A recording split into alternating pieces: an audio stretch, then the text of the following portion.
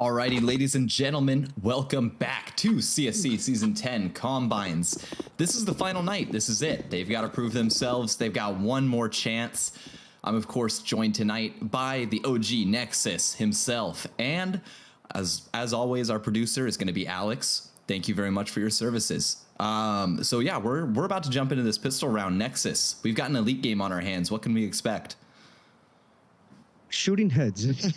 These elite players are known to just, be strong aimers and heavy aimers. And also the game sense on some of these players are just immaculate. As we look at the utility here, a smoke and a flash, so not as much utility as you would normally see, but these elite players definitely should have a plan for this. And yeah, it's fast outside here. Yeah, and I mean, here we go already. Bullets being traded. Hookshot already a kill on to Clunkers there. Kills going back and forth. We have Jarts cleaning up the site. Getting in here. This mini player Dink down low. Hookshot just trying to play hooky with this Heaven player here. Trying to hide himself away. Sanity cleaning that up. And Hookshot finally takes the fight and takes the head of Bobby Dukes. Bringing that to a 1-round lead. That's pistol round confirmed. Yeah, and also just to note, Jarts committing the cardinal sin of Counter-Strike, buying an AK on the second round after winning pistol. Sanity doubling up with that. So a bit hectic, a bit, chaotic and crazy, but, like I said, these elite players know how to work with it. But yeah, that pistol round, just a smoke and a flash gets him that round. Yeah, and I don't even know if that smoke was even thrown, but I do hear some util coming out already. We do have the CTs on a buy, but Jarts is already through, and that's the A-site cracked wide open, but Bobby Dukes has something to say about it. Gino getting in as well. Now it's a 2v1. Hookshot unfavored here. You have Gino coming in. Oh, huge nade. Hookshot, he just has to try and play time here, but he's not going to be able to get it. Elemental closing him out. And that's a force buy confirmed. Both the AKs turned over to the CT hands. What a mess for the T's there. Yeah, just a really big mess. The the fast pace on Nuke, early on in the half here, should normally work out. But if they force back and you don't clear the proper angles, top put is definitely very potent, especially with a 5-7 or even an MP9. It'll get you maybe a double kill, maybe even a triple kill, and without a trade, it just screams badness for Team Away here. As they are really getting to the eco, and yeah, That's already taken out by Wolfen. Yeah, already it's a 4v5, and that was actually somebody who had bought fully into this round. Sanity, I remember he had a Deagle in armor going into this, so I mean, a little bit of a weird buy here. And I think Gino is going to be able to clean this up with a little help from his friends here.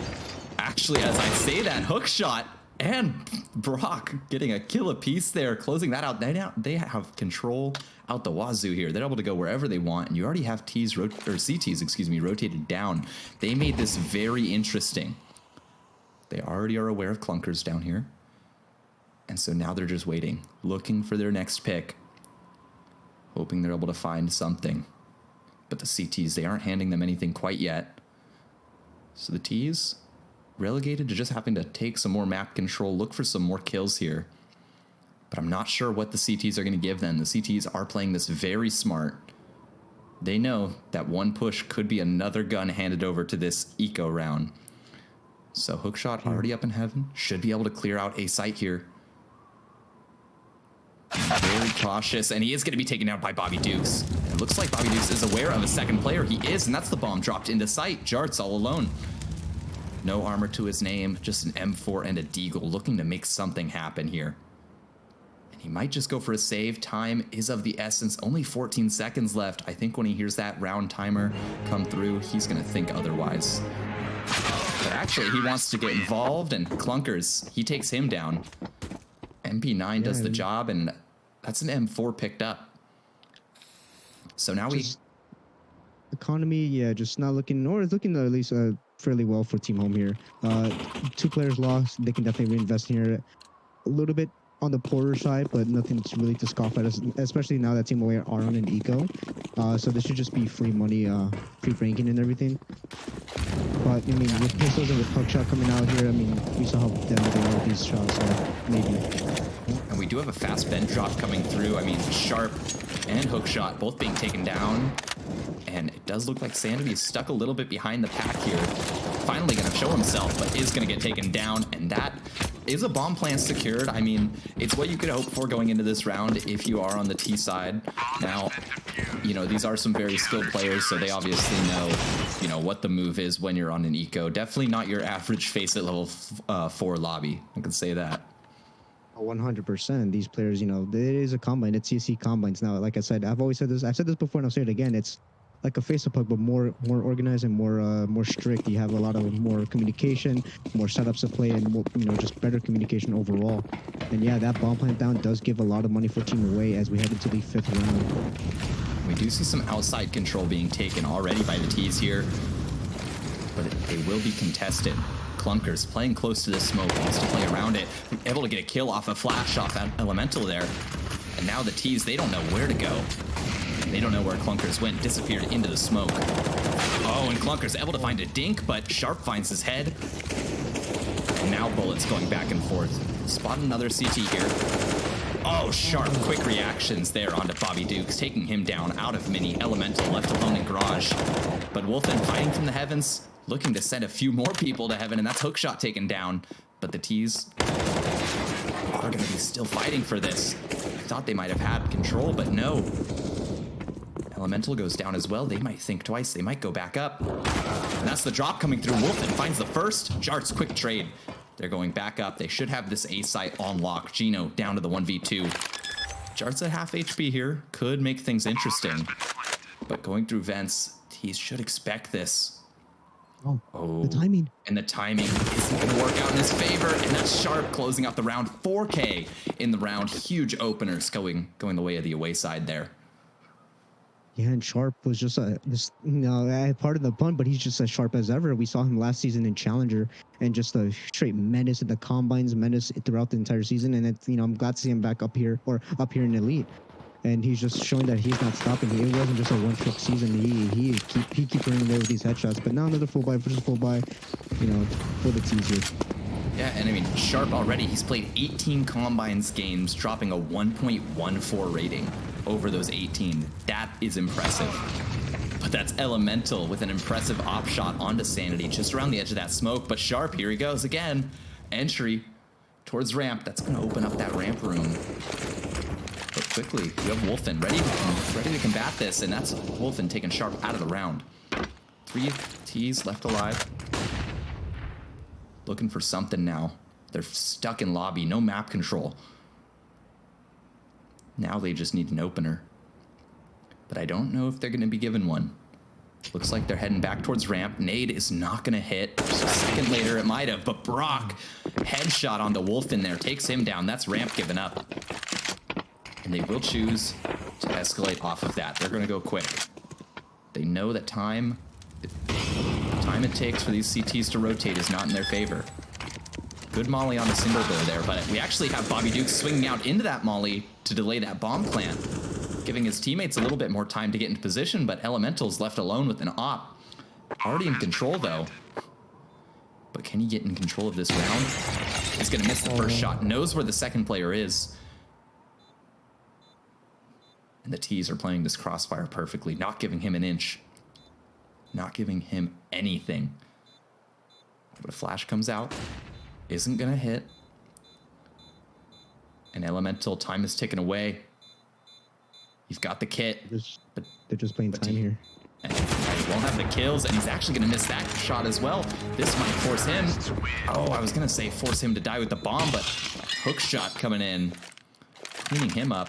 Getting the op over to this away side. Now we have a 3-3 scoreline, but the home team does look like they'll be stuck on pistols here. This should be pretty straightforward.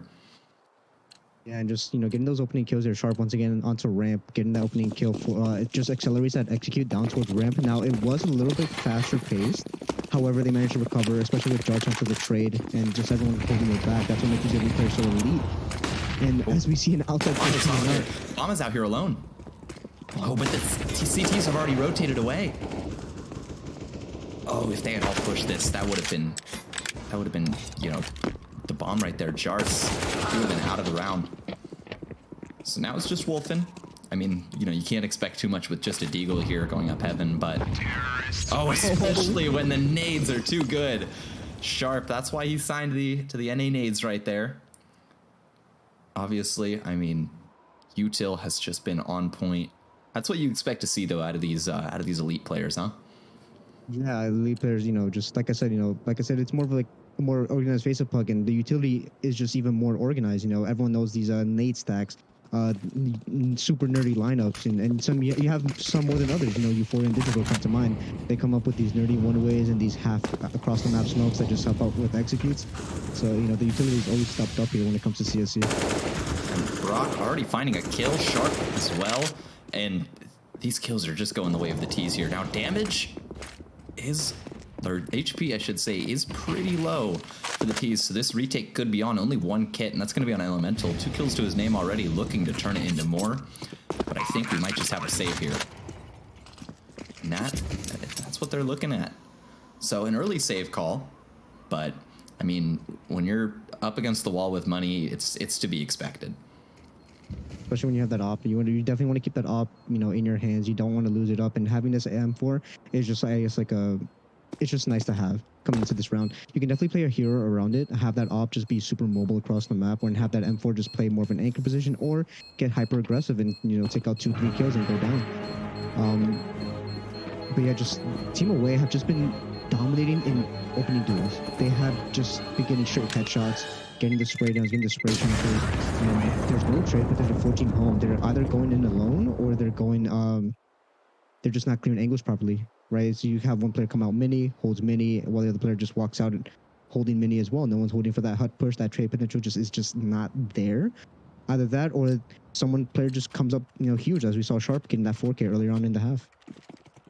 And I mean, as we get into this, we do see Gino. He's going to have that op. Now, Clunkers is actually going to be picking up the op. A little bit of an interesting, I mean, they're late now, so fumbling around with their guns puts them into a pretty poor position to be able to stop this take. Hook shot on the entry, and so is Jarts now.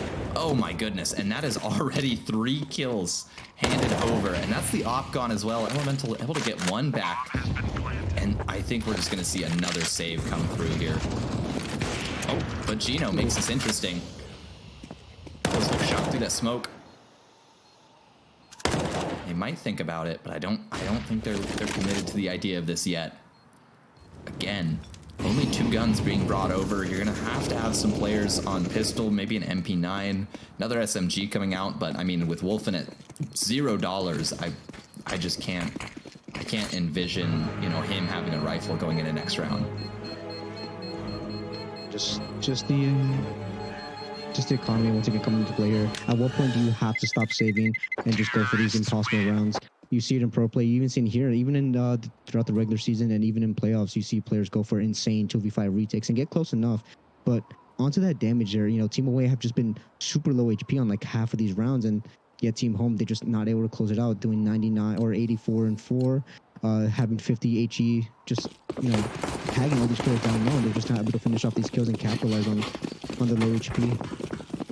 And I mean, the MP9 could be perfect for that. We do see Wolfen, he is going to have that MP9, so maybe he's able to make something happen, but players are already out of putt. That's Jarts. Oh, finally, kills maybe going the way of the CTs, but Sharp double entry isn't going to let it happen, but we do have a 2v2. I wouldn't imagine a save call coming out yet.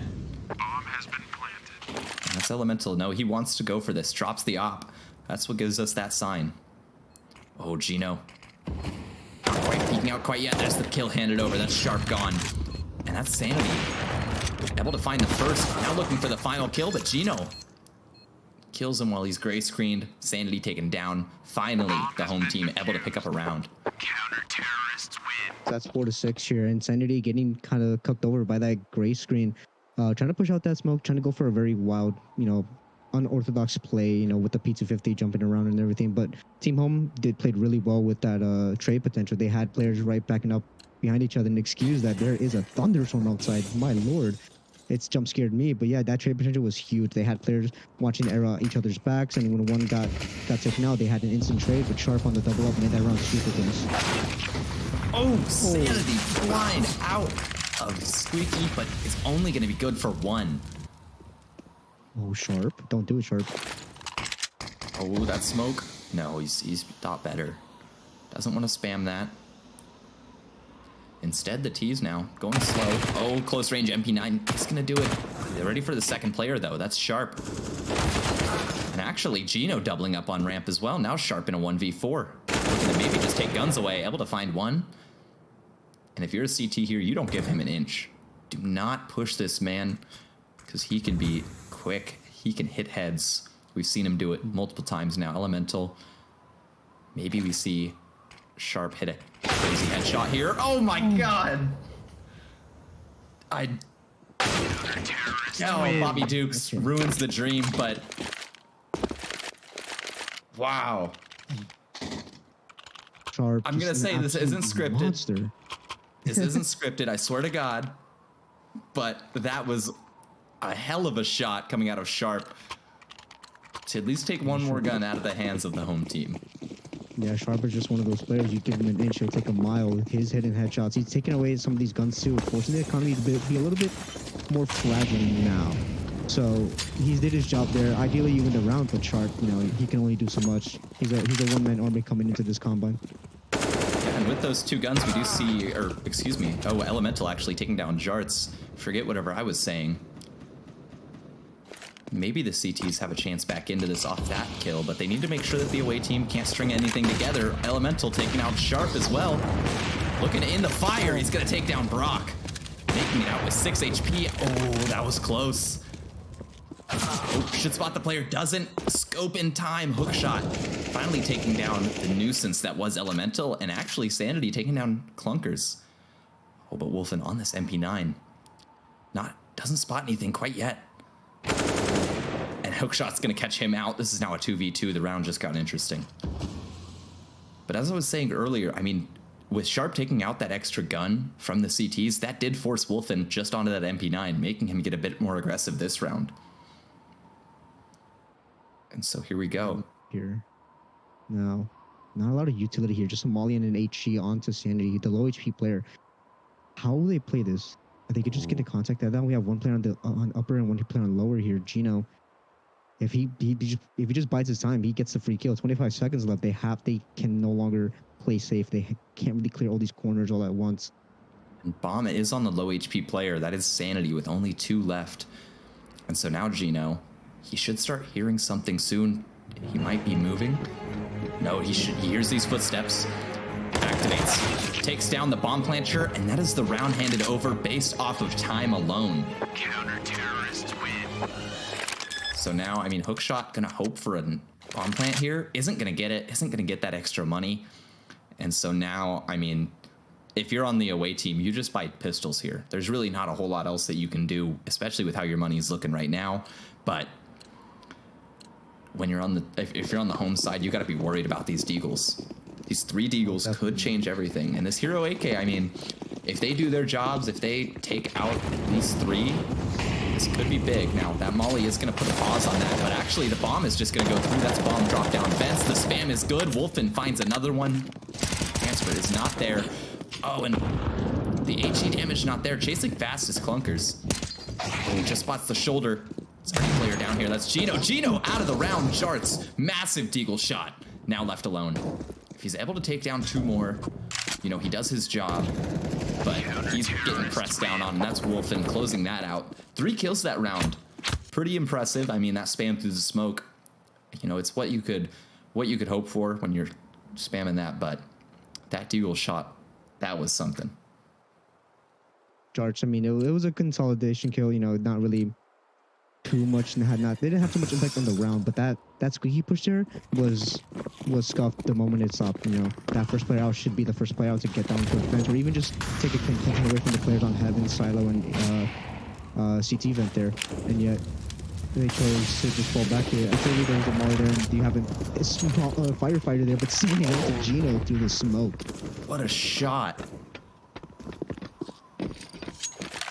And now we are going to have the T's scaling down. Here they go. Able to find 2 kills apiece. That's Sanity taking out Elemental with that op. And Jarts also picking up a kill of his own. So now just 2 left. Bomb has been planted. T's are hunting Wolfen out of this round. And now it's just down to Clunkers. Just needs to hold on to his gun. Isn't going to be able to. That's Brock. Too quick with it. Yeah, look at the scoreboard here, though. Hookshot and Sharp, you know, Sharp, we did talk a lot about him throughout this combines, but Hookshot's been slowly creeping up there. Hookshot's been getting, you know, a couple of Nice double kill, single kills. So not the flashiest player, but definitely one that you can definitely rely on, at least for this combine. As we come into the last round of the half and 3 MP9s for Team Home here. It's not looking too good, especially utility-wise, and almost no kits. Yeah, I don't see any kits at all. So they can't afford to play retakes. They have to play for these kills, and Elemental should hear all these footsteps outside. Hunters, he has the tall task of trying to cancel or trying to stop this, but I don't know if the comms were there. Hookshot already making his way to heaven. Actually, Elemental swinging out of me there, able to find one, but Brock with a big trade. Now Clunkers activates, only good for one as well. Insanity. He's been pretty good with that off, pretty consistent. Bobby Dukes just trying to make something happen with this MP9 while this rotate comes through from Bobby. Oh, and that flash is just spreading.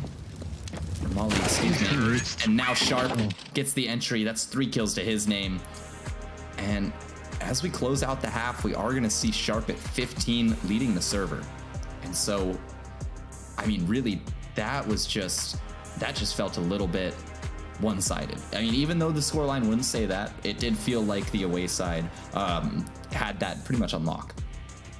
Most definitely did, especially early on in the half. You know, Sharp and Hookshot, George, Sanity, all these players getting some nice entries and getting the trades there. And just Team Home just looked like a fish out of water. They didn't have an answer or any reply until they slowly started bringing their rounds back. Now they started getting aggressive. They started winning these trade duels and having everyone watch their back. And they managed to make a comeback. You know, 8-7 scoreline is definitely, you know, a good scoreline to see if you're T. But now, you know, Team away onto the easier side of CTO League. We will have to see what they're able to do with it. Now, we are going to see, it does look like a fast 8-pop coming out, but they're not committing to it quite yet. Nades being thrown. Oh, and Gino is just chasing down. And the player in heaven is spotted, but the player in Mustang, Sharp, tucking in. Prom's not there. Sharp still able to find one somehow. Gino gets a kill of his own, and now it's a 2v2, but low HP for the home team could mean trouble. No armor on Brock. That could come into play against these Glocks. Or against the one Glock, I should say. Gino switched over to that USP, but the dualies could do it all. But so far, no telltale sign that he knows about Clunkers coming in late.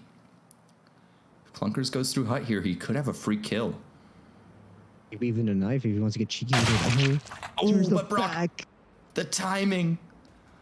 And that's Bomb. Oh, but Gino making this interesting. Only 4 HP. I mean, these dualies could do it all. Oh, but they're not going to. Brock caught looking at the boxes. And that is 8 now. So now is your chance, if you're on the home team, to start picking up some rounds of your own, hold a lead. I mean, I think it would be the first or maybe the second time that they've held a lead this entire game. And so this is their chance, but, you know, we do see an MP9 coming out on the side of the away team, and a little bit of an interesting run boost there. Isn't going to amount to anything as they go fast out of Squeaky. Already dropping, and Elemental cleaning up charts there. Now Pistols not doing the work that they wanted to. Hookshot, though, he's able to find one, able to find a second as well. Just trying to build up his money here. But there's still a player in lobby that he might not know about. And that is going to be Wolfen closing that out. Finally, we see the home team putting up more numbers on the board than the away side. A bit of a lead here as well. Now comes the full buy. Now, I do want to note that might have been a miscommunication on team away side. They might not have wanted to save. Maybe someone wanted to force. It's, you know, sometimes it happens, especially now with A1S kind of falling out of the meta. But nonetheless, they can also buy, albeit not as much utility, and Sanity onto a glass cannon up here. Now, I'm pretty sure we've seen Sanity here in these combines before, and he does like to go for these glass cannon buys. So maybe Sanity just pops off here. We do see a timeout coming out here, so I can speak a little bit longer. But Clunkers and Bobby Dukes here with SMGs, it might come into play onto, you know, these 3 players. Now, Sanity, his HP will just get shredded, whereas Sharp and Hookshot, they just need to get headshotted with these SMGs, and they're done. You know, that aim punch will really mess them up, and it is a difference between having all players on every point of contact, every choke point, or having one player play passive and having a retake.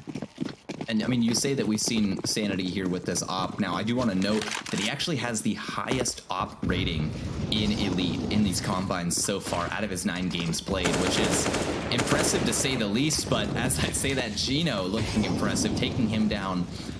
I mean, maybe just caught out on the timing there. Just not looking great from Sanity, and Gino able to find another one as well. But Sharp, he's waiting. He knows that they're outside, that he knows that they're close. Isn't going to be able to catch off Bobby Dukes, and all of a sudden, the home team here just cleaning out the away team, and that's a round handed over. Gino, 3K in the round. That's the round MVP right there. He opened that up with that kill against Sanity. So dropped an op over to Elemental. Now we did see Elemental on the CT side. He has been pretty dominant with it. So T side opping is a bit harder, but you know, for a player of the, you know, for elite player, excuse me, they know how to work with it. They know how to get aggressive. They know how to also how to play passive. And you know, just to note there, Sharp without the head armor did come with the play where he did get first try that MP9 as you see Wolfen get a double kill onto Ramp. And a little bit of team damage there as well, but Shard's not able to pick up the kill onto Gino here. Now you're just down to Sharp and Sanity, but don't count out Sharp Steagle. I can tell you that much. Oh, but Clunkers, count him out of the round. Or excuse me, count him in the round. He takes down Sanity and Sharp. Round there from Team Home. They didn't want to give up any guns. They didn't want to give Team Away any chance. And albeit it might not have affected them that much, you can never really count out these players when it comes to picking up a stray gun and just popping off, getting a 4K, 3K, maybe even in an ace. But now Team Away now have full utility, full guns across the board, and an op with Sanity having some armor, so no need to worry about Sanity getting tagged through the wall and getting the aim punch down. He should be alive, or should stay alive for the remainder of this entire round. Util already doing some damage as well. Oh, and a leg though onto hookshot towards Ramp. Oh, Sanity, what a shot. That is why he's the highest rated opper out of these combines so far. And Wolfen looking to get the trade. I don't know if it's going to come through though. Sanity playing very smart, and here comes Clunkers. He's actually out of Squeaky here. Not a whole lot of A defense. Spots the toes. Not able to take down Brock. Brock tucking in. Now looking for the kill. Jart's getting a kill of his own though. That mini smoke fading. That makes things a lot more interesting. Oh, damage traded. That's Clunkers taking down Sharp. Quick trade from Sanity with that op. That's a second kill in the round so far. Elemental though kills Hookshot, and here we are, an open B bomb site. And Elemental looking to get aggressive with this op, looking to get down here, hold the vent, hold the cross. Really be able to find anything though, but Sanity comes out of the door swinging, and now knows that this op is somewhere. Oh my god, no scope from Elemental. What a shot. Hoping to keep this round alive. Isn't aware that Sanity is still creeping, still lurking in this single door. Not even looking at it. Sanity now lets his position be known, but Brock comes in to clean it up. And, I mean, those were just some shots to be seen. Double op now. Scope really did put that play into here. And yeah, as you mentioned, the double op here. Sanity with the 3K. Just want to note that Sanity has been popping off now. Now has the you know, the big green in his hands. Popping off 3K into the round. Double ops on CT side nuke is definitely super potent. But yeah, just these, you know, elite players, Elemental with that no scope, you know, securing that round just a little bit further. But to mention Brock, you know, Brock was there with Hookshot. Hookshot didn't necessarily need to push past that smoke. And he knew it. He didn't do it. He trusted Brock, his teammate, and Brock got the kill. They sucked that bomb, got that bomb point money, but they didn't get the round. If we head into the 21st, scoreline is now 11-9. It does look like they want to stay away from Sanity's op. They know that he's outside, but now they have to deal with hook shots. Down at bottom ramp. Oh, but Wolfen actually with an op of his own, able to take down Sanity. He's going to decide to scale up. The CTs, they are rotating all over the place. The Clunker's taking out Sharp. And now, this A site left to Brock. He spots the first player, not able to get any damage off though. Clunkers should activate here soon. You do have Hookshot in heaven, holding Squeaky. Misses the shot. Oh, but Brock, he's able to find one, but I don't know if they know that that was a different player. So now, you have a 2v3 for these Ts. Oh, no damage, keeping it over. Hookshot down to 15 though, and now that's actually both players going down at the same time. Now Jart's left alone. Jarts might just want to try to get to heaven, maybe save that op, but do you want to give them any more rounds? Do you want to let them get up to 12? I don't think he does. He decides he's going to go for this. Not able to find anything. Just a little bit of damage onto Bobby Dukes there, but Jarts losing his M4 there and losing the round. Yeah, Twilight is now 12-9 now in favor of Team Home. And they've just been shut down on all these attempts. You know, Gino has been getting some nice openers. Clunkers has been getting at least one kill into that lobby. Squeaky push there. Elemental dominant on that op. And Wolfen 24K actually dominated the op now for this round. These players have just not been able to just win these aim duels as we did see in the last half. They were dominant on one part. And, missed shot. Already the HEs. But Wolfen not able to look down in time and actually hookshot doubling up. Oh, but Clunkers lines them up, knocks them down. This is still a 2v2, though. Things could still get interesting. Elemental, no, he wants to close out this round. He doesn't want anything left to chance. Taking a little bit of damage. The AK has been passed over. So now you have Jarts, armor, and AK, and an A-site take. So a miss mini smoke could give Jarts the entrance he wants. And he is going to push past that. Able to isolate the first. Now just down to Elemental. 2 bullets should do it. There's always backside though. Elemental slowly pushing out here. Jarts, going for the wraparound. Going for a good reposition here and trying to catch Elemental off guard. And Elemental just tucked into CT vent. But Jarts take it. Oh, he checks it, but he's not quick enough. That is Elemental winning off of 29 HP. And these rounds, I mean, considering that was an eco round, for it to come down to a 1v1, it's good, but it's not rounds on the board. And as you're facing, a 13 now, you really have to start getting some numbers up. Especially with the economy coming to play now, you've been having a couple of force buys, or at least a couple of, like you said, eco buys, and you've gotten so close. But if you can't convert the gun rounds, then there really is no point in having to wait for these force round buys. You're just giving Team Home 3 rounds to work with. Sanity, though. He gets a kill, but quickly traded. Clunker is taking down Sharp, who has been somewhat of a shining star for this away side. Glimmer of hope for them. And actually, kills going the way of the CTs here, down to a 3v1. Bobby Dukes left alone. He's put up a 0.98 rating so far across his 6 matches. He wants to get his numbers up. He wants to go for this. No saving in his books. They've got money. He can make something happen. Maybe take some more guns away, but Sanity, he doesn't want to let that happen. That's now 10 picked up. And so double digits for the away team, but still the guns are not looking that great. Sharp, maybe going to be able to get an A1S if Sanity has it equipped, but it doesn't look like that's going to happen. Actually, as I say that, Sharp somehow finds an A1S from somewhere. Not sure if that was just dropped on the ground, but he's also looking AFK here. He needs to wake up. Yeah, maybe a bit of internet issues? Not sure, but they are actually already down. And now, Hookshot able to find one. That's Gino out of the round. Oh, and Jarts caught looking the wrong way. And now bomb plant is going down. And Elemental still fighting on this A site. Bomb has already been planted. Spray does connect. That's Sanity out. That's an op out now, too. And so now it's just down to Sharp, who isn't able to find anything. Came into the round a bit late. I don't know if he was able to buy armor either. And so now he's looking pretty well with money. This should still be another buy up against going into match point.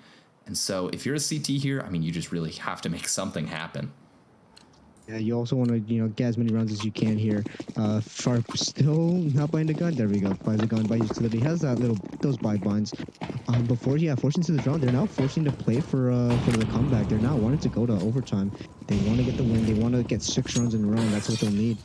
They'll need to get these opening duels. And Wolfen kind of dominant here. Slowly pushing out. But Brock with the MP9. It's a perfect position for it. Here's that op. He confirms that it isn't Squeaky. So now they just have to wait.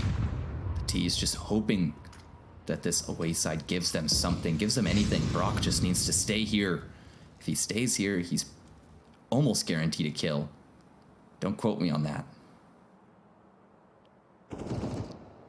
Oh, Brock taking actually some action over there. Takes some damage. Sanity finding a kill of his own. Oh, and now Brock, he knows he just has to play around, but Bobby Dukes, he's able to open up ramp, and that's ramp gone. Brock getting a kill on the Wolfen there. knows that he just has to drop. 4v3 retake. And he's already here.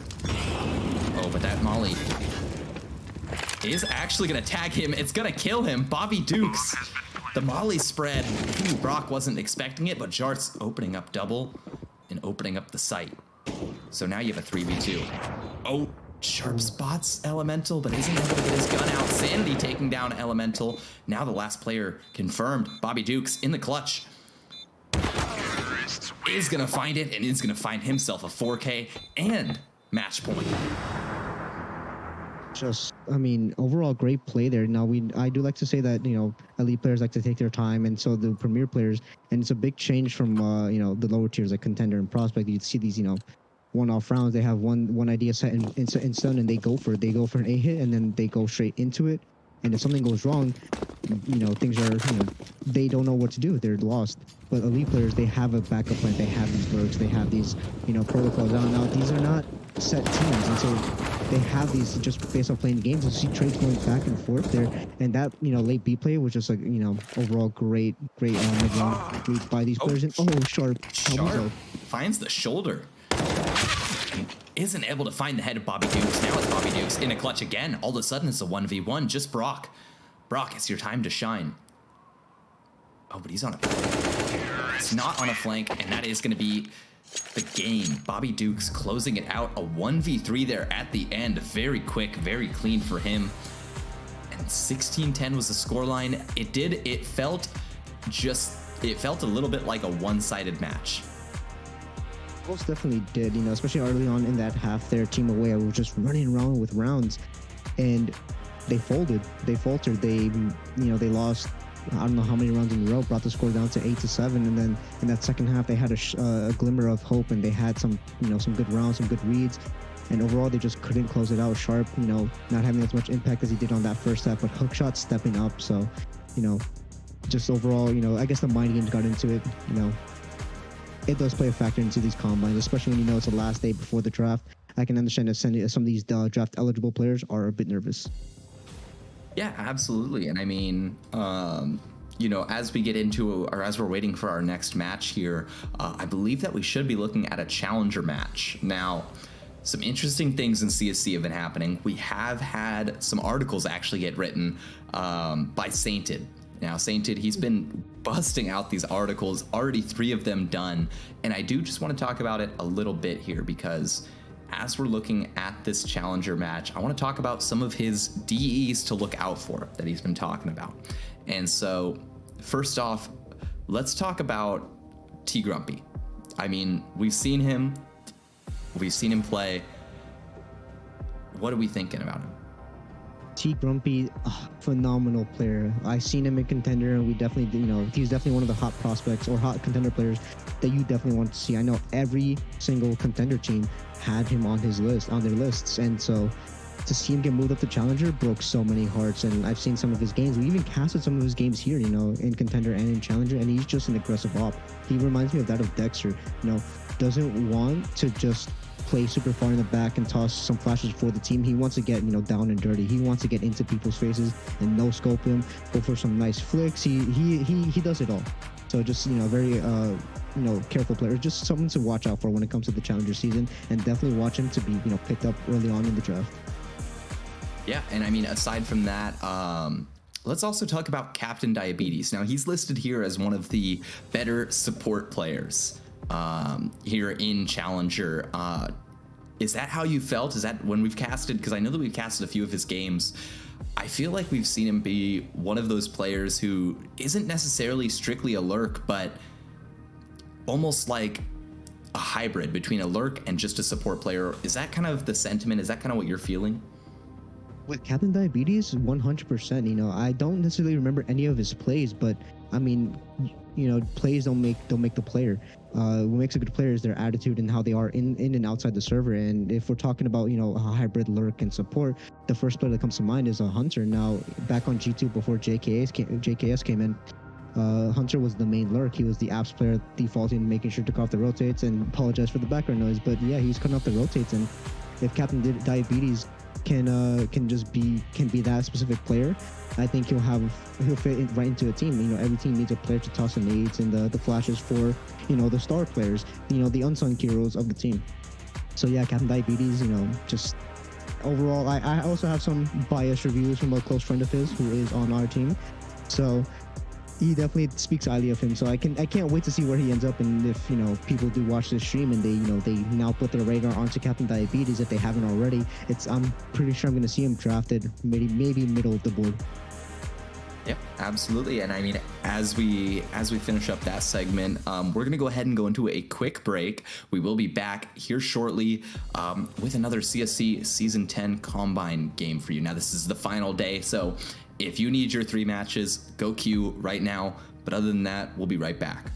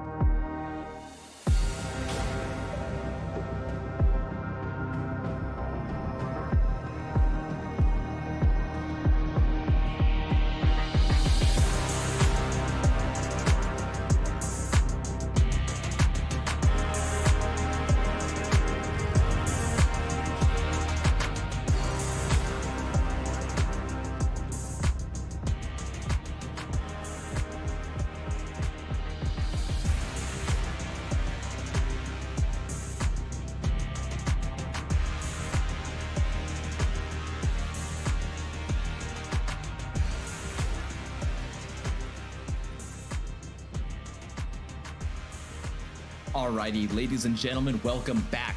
We're here. We're live. We got CSC Season 10 Combines. It's the final night. And it's not our final game. It's only our second game so far. We've got a challenger game coming in at you. We've got, and I mean, I'm obviously joined by Nexus. Same people, same crew, Alex as the observer, and we're here. So we're getting into the pistol really quick here. We've already got, it looks like just a standard setup here. I mean, armor all around, no util, no upgraded pistols. So we'll see what these teams have to show for it. Can Challenger be better than Elite? It's back on Nuke. And already, bullets being traded. Fuffy and Hyper picking up a kill apiece. And they are looking to make this a quick one. Now, Bomb Plant does go down. Crunch looking to make this round interesting. Buffy, though, charging through. And so is Samaj. And that is a round completed. I mean, geez, you just saw so many kills going back and forth there. It was hard to talk about. But Fuffy picking up 3 that round, that's something. Buffy did his job there, you know, playing on that as that A-side anchor there. You want to stay alive as long as you can while also taking away all the attention. You want all the T's to be focused on you. But when it comes to higher level play, you know, they have the protocols in. One player will focus on site, one player will focus on whatever else needs to be held. And Fuffy just dominated it. Got 1, got 2, got 3, made sure that they were all still looking at him. But you know, Bomb Plant did go down, so we were able to see a force by 4 team away. But SMGs all around and for Samaj. Samaj already picking up 1, and now Cash chiming in with kill of his own. Now Dre, wow, 2 quick shots. That's 2 kills now, and now it's just the SMGs and this FAMAS's. So maybe we can see some magic happen, but that FAMAS doing some good damage. Dre down to 34 now. Oh, and Hyper actually picking up only 1 before looking away. Redondo, quick trade, 2v2. They need to pick this site wisely, but just let it happen. Doesn't want to let this happen. He's going to be flanking. Maybe going to switch up to a Galil? No. Chooses to stay with this MP9. With this SMG, close range, could do massive damage. Confirms the positions as well. Knows that they're leaving out onto this A site. Could catch a huge timing here. Able to find 1, but isn't able to get the kill. Dre's too quick. And that's the Bomb Plant. But sneaking up Vents is Fuffy. Spots the first. Playing around these boxes. Just looking to line up till both, but he isn't able to do it. Dre taking down Fuffy. 4 kills for him in that second round. And that, I mean, we've seen this. This is now the second time we've seen this. This is going to be a second round conversion for the team that lost the pistol. And I mean, that was clean too. Very clean, but Hyper, no armor now. You know, I like to talk about it. Please buy armor. I mean, definitely, you know, might have been a misbuy. Maybe Hyper just didn't need to buy anything right, but all comes in, gets taken out. But actually, the pistol's doing work. And Tropom just trying to get that wild spray and actually has just enough bullets left to kill. Just let it happen. And they were looking convincing there. Those pistols coming in to clean it up, that almost made it work. But Tropom late from outside makes it interesting. And now we see Triton, Glass Cannon.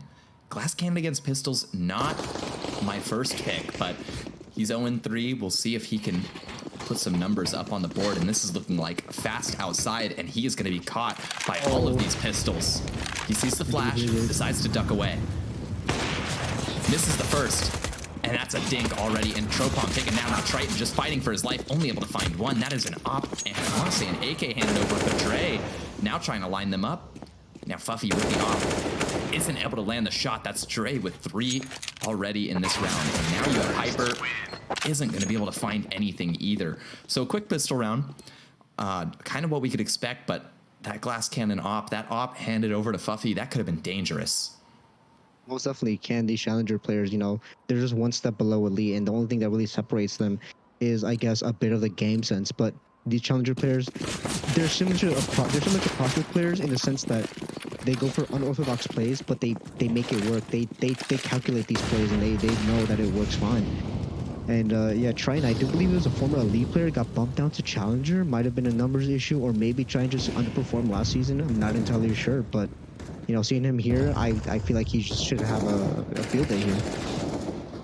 Dre, he's having a field day. 9-2 so far, but Hyper wants to shut that down. But Tropom, dink down. He's only on 2 HP now. Triton, close range opping. Dink down to 10. Now, it doesn't doesn't matter with this big green. He is able to pick up a second kill as well. Now it's just Fuffy alone on the A site, confirmed where this last player position is. You're going to have all of these players going down to B now.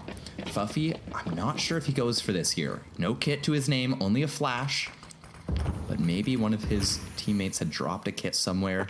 Maybe some more util, but I think he's just going to end up saving here. They definitely should save, you know, like you mentioned before, if Willie here. No kit does speak, just straight up save, and yeah, does opt to just fall back here. Going towards CT spawn, doesn't want to give up any aggressive angles, doesn't want to go for any fights, wants to keep as much, you know, as much stuff as he can here, you know. One flashbang. Also wants to keep the armor up, excuse me. And yeah, he just wants to keep everything here. But to note, try and, you know, close range opping, combat opping right there, just going right into his face. And as you mentioned, Dre having a field day of his own. Now, Dre was signed to a team last season. I'm not entirely sure what happens, but Dre is now an FA, so any GM's looking to pick him up. I mean, he's popping off here. It might have been a one-off game, or he just might have just improved throughout the offseason. A lot of players do take the offseasons to just grind face of pugs. They get, you know, they go from level 3 to level 8, and they just have a field day. They get put into elite, and then they pop off. So it's not too strange to see players in the offseason just get so much better. As we do come into the 6th round with Deagles and M4 out for Fuffy.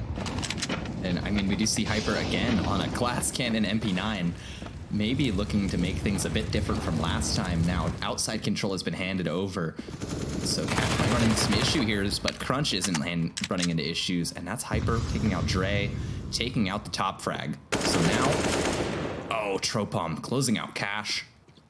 And so now you have no real mini presence. Hyper needs to be worried, but you do have Samaj holding for it.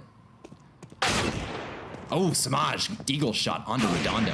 Oh, but not ready for Triton. Triton takes out one with the op. So now we're into a 2v3. Now you do have both of the guns. That's Fuffy and Hyper. They're both still alive, so maybe they'll be able to make something out of this round. Still no kit. As they prod through lobby, make their way through. Oh, but it is going to end up being an A hit. And I don't know if the T's are going to be ready for this. Hyper just needs to tuck in here, doesn't need to show himself, doesn't need to take any kills. Should hear that molly. And now he knows that this could end up right at his doorstep. Smoke coming out, blocking his vision. So now Fuffy's responsible for this. He needs to stop this plant as best as he can. Should hear the drop. Is going to hear it, and Smoke's still coming out. Oh, and that molly is going to start burning Fuffy. He's down to 9 HP. That's a save call and a half. But actually, Hyper, he's still working his way through. He's still looking for kills. And maybe even a round win. I mean, he's through. Back sight. Tropon doesn't expect it. Oh, Hyper. Maybe just looking for this Heaven player.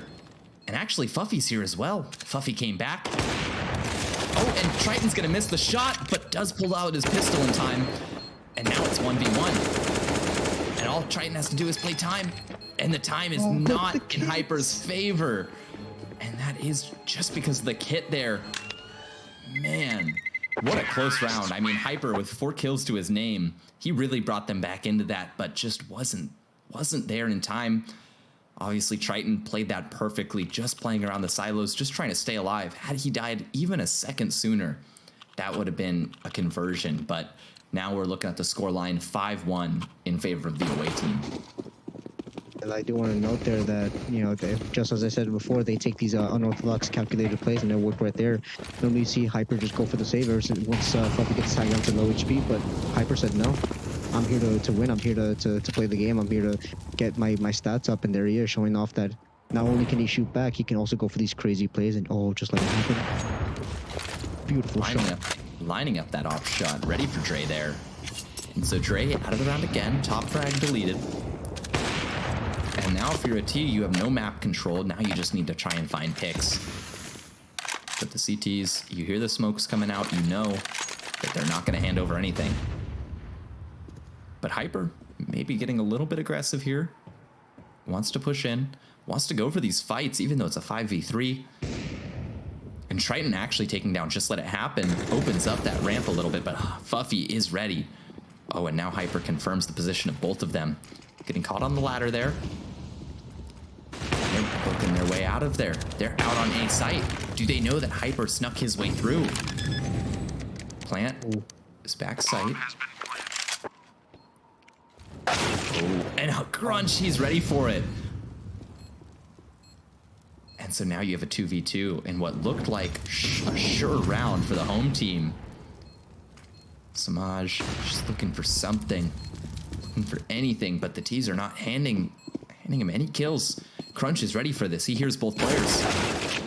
Not ready for Fuffy though. And so now you have Tropom. He's alone against Samaj here.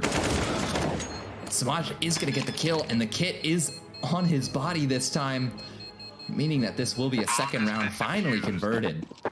Finally putting some more numbers up on the board. Now he's just looking for that op. He isn't able to find it either, so no op. Actually, Hyper can drop one over, so we should see a CT op. Never mind. Interesting choices here. Interesting as well. Hyper, I guess, is not really necessarily feeling that any of his teammates might be able to op, or maybe he did offer. You never really know. We can only tell if we look at the comms here. Unfortunately, we can't. Maybe he did offer, hey, would anyone like an op? And someone said, no, let's just all full 5-man rifle it. Especially now with Team Away having a little bit of a weird buy. They do have a Galil and an op, so not too normal, but that Galil definitely going to play a bit into the round here. But Trey on the op instead of Triton.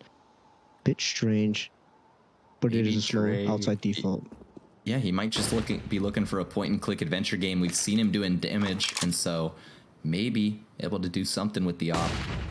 Flash comes through. No swing yet. There's Samaj doing a little bit of damage onto Dre. Another flash comes through, and now Samaj takes down Dre. And there he goes, doubling up. That is Triton out of the round, and this is a closed-out round. Hyper over on the A site, taking down 3. And so there we go. Third round forces the T's to make a decision here. Do they force off of the back of that $3,200 and $3,400 that Triton and Tropom have? They won't. Pistols, it looks like. Play Tech 9 should be coming out here. Maybe a bit of half armor. Maybe even a smoke, a nade, and a couple of flashes if they want to go for a vent rush or even a squeaky rush or a ramp rush. And yeah, we see here no smokes coming out though, and yeah, just gonna eat that utility damage and just let it happen. You're gonna have a field day here. Oh, but as you say that, Crunch takes him down. Now Fuffy, great spray down onto 3. Good round Just from let it him. happen. I mean, he had the round in the palm of his hands. He had the spray down going on, but that lack of head armor definitely played a huge factor into it, and that's what you have to focus on. You have to be able to read the economy. Will they be on pistols? If not, there's no need for head armor. And even if you have Kevlar tagged down, just buy the head armor anyway. It's only $1,000. It might come to bite you in the ass, but I'd rather you'd rather live on a Glock rush than die. Crunch and Tropom, they're opening up this A site. The Opto with the collateral, Samaj! Collateral through the wall there. Bit of missed util, maybe a bit of shaky aim. After that, Redondo able to take him down, not letting this get out of control. Now it's a 2v2. But that collateral, that could have been everything. And that was through a wall too. I don't know if Samaj saw any of them.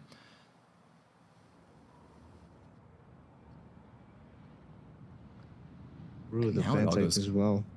It all goes quiet. Fuffy just barely missing the timing. This is going to end up being a ramp, and Triton, he's pushing through. Here's the Heaven player, spots him, takes down, just let it happen.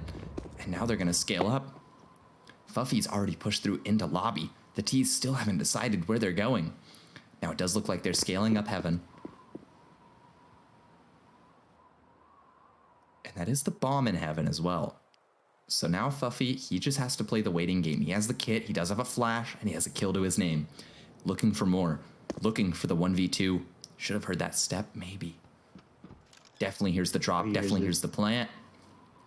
And so now, you have a lone planter on site. Not able to find it. Redondo, quick flick over to Fuffy's head. Takes him out, that's 6. Preventing Team Home from equalizing. Yeah, that kill onto I do believe that was just what happened there. I was in Heaven. Once they get the kill on him falling down towards ramp, normally you would see them go down towards B there.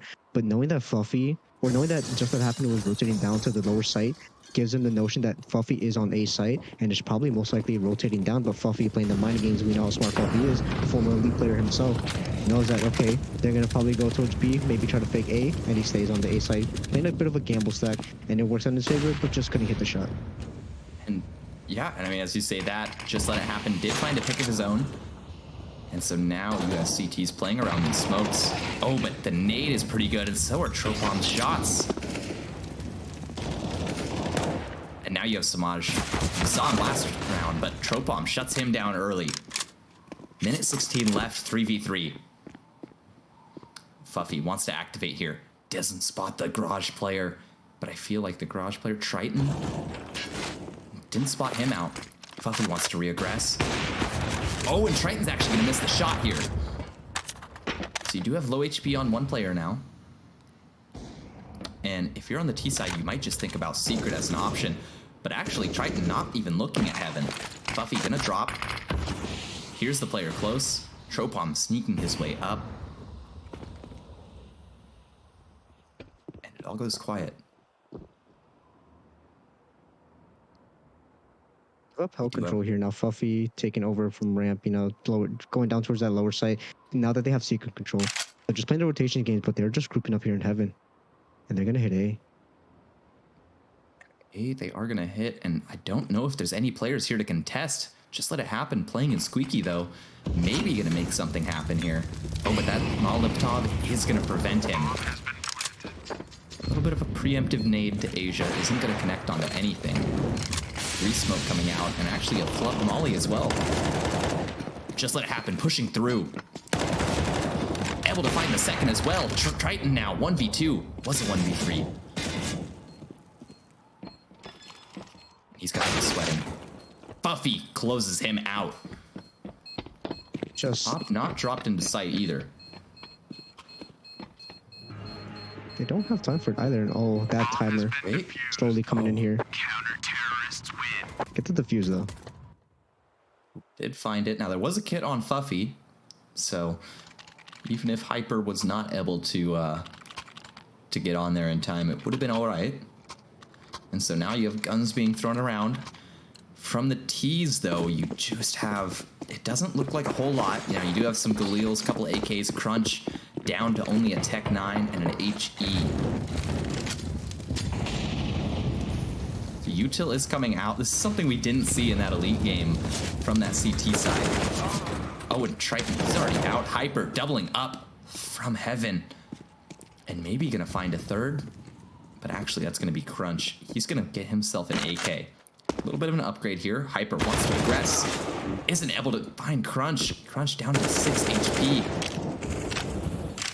And just let it happen. Now, oh, actually, as I say that, we just have Crunch left alone.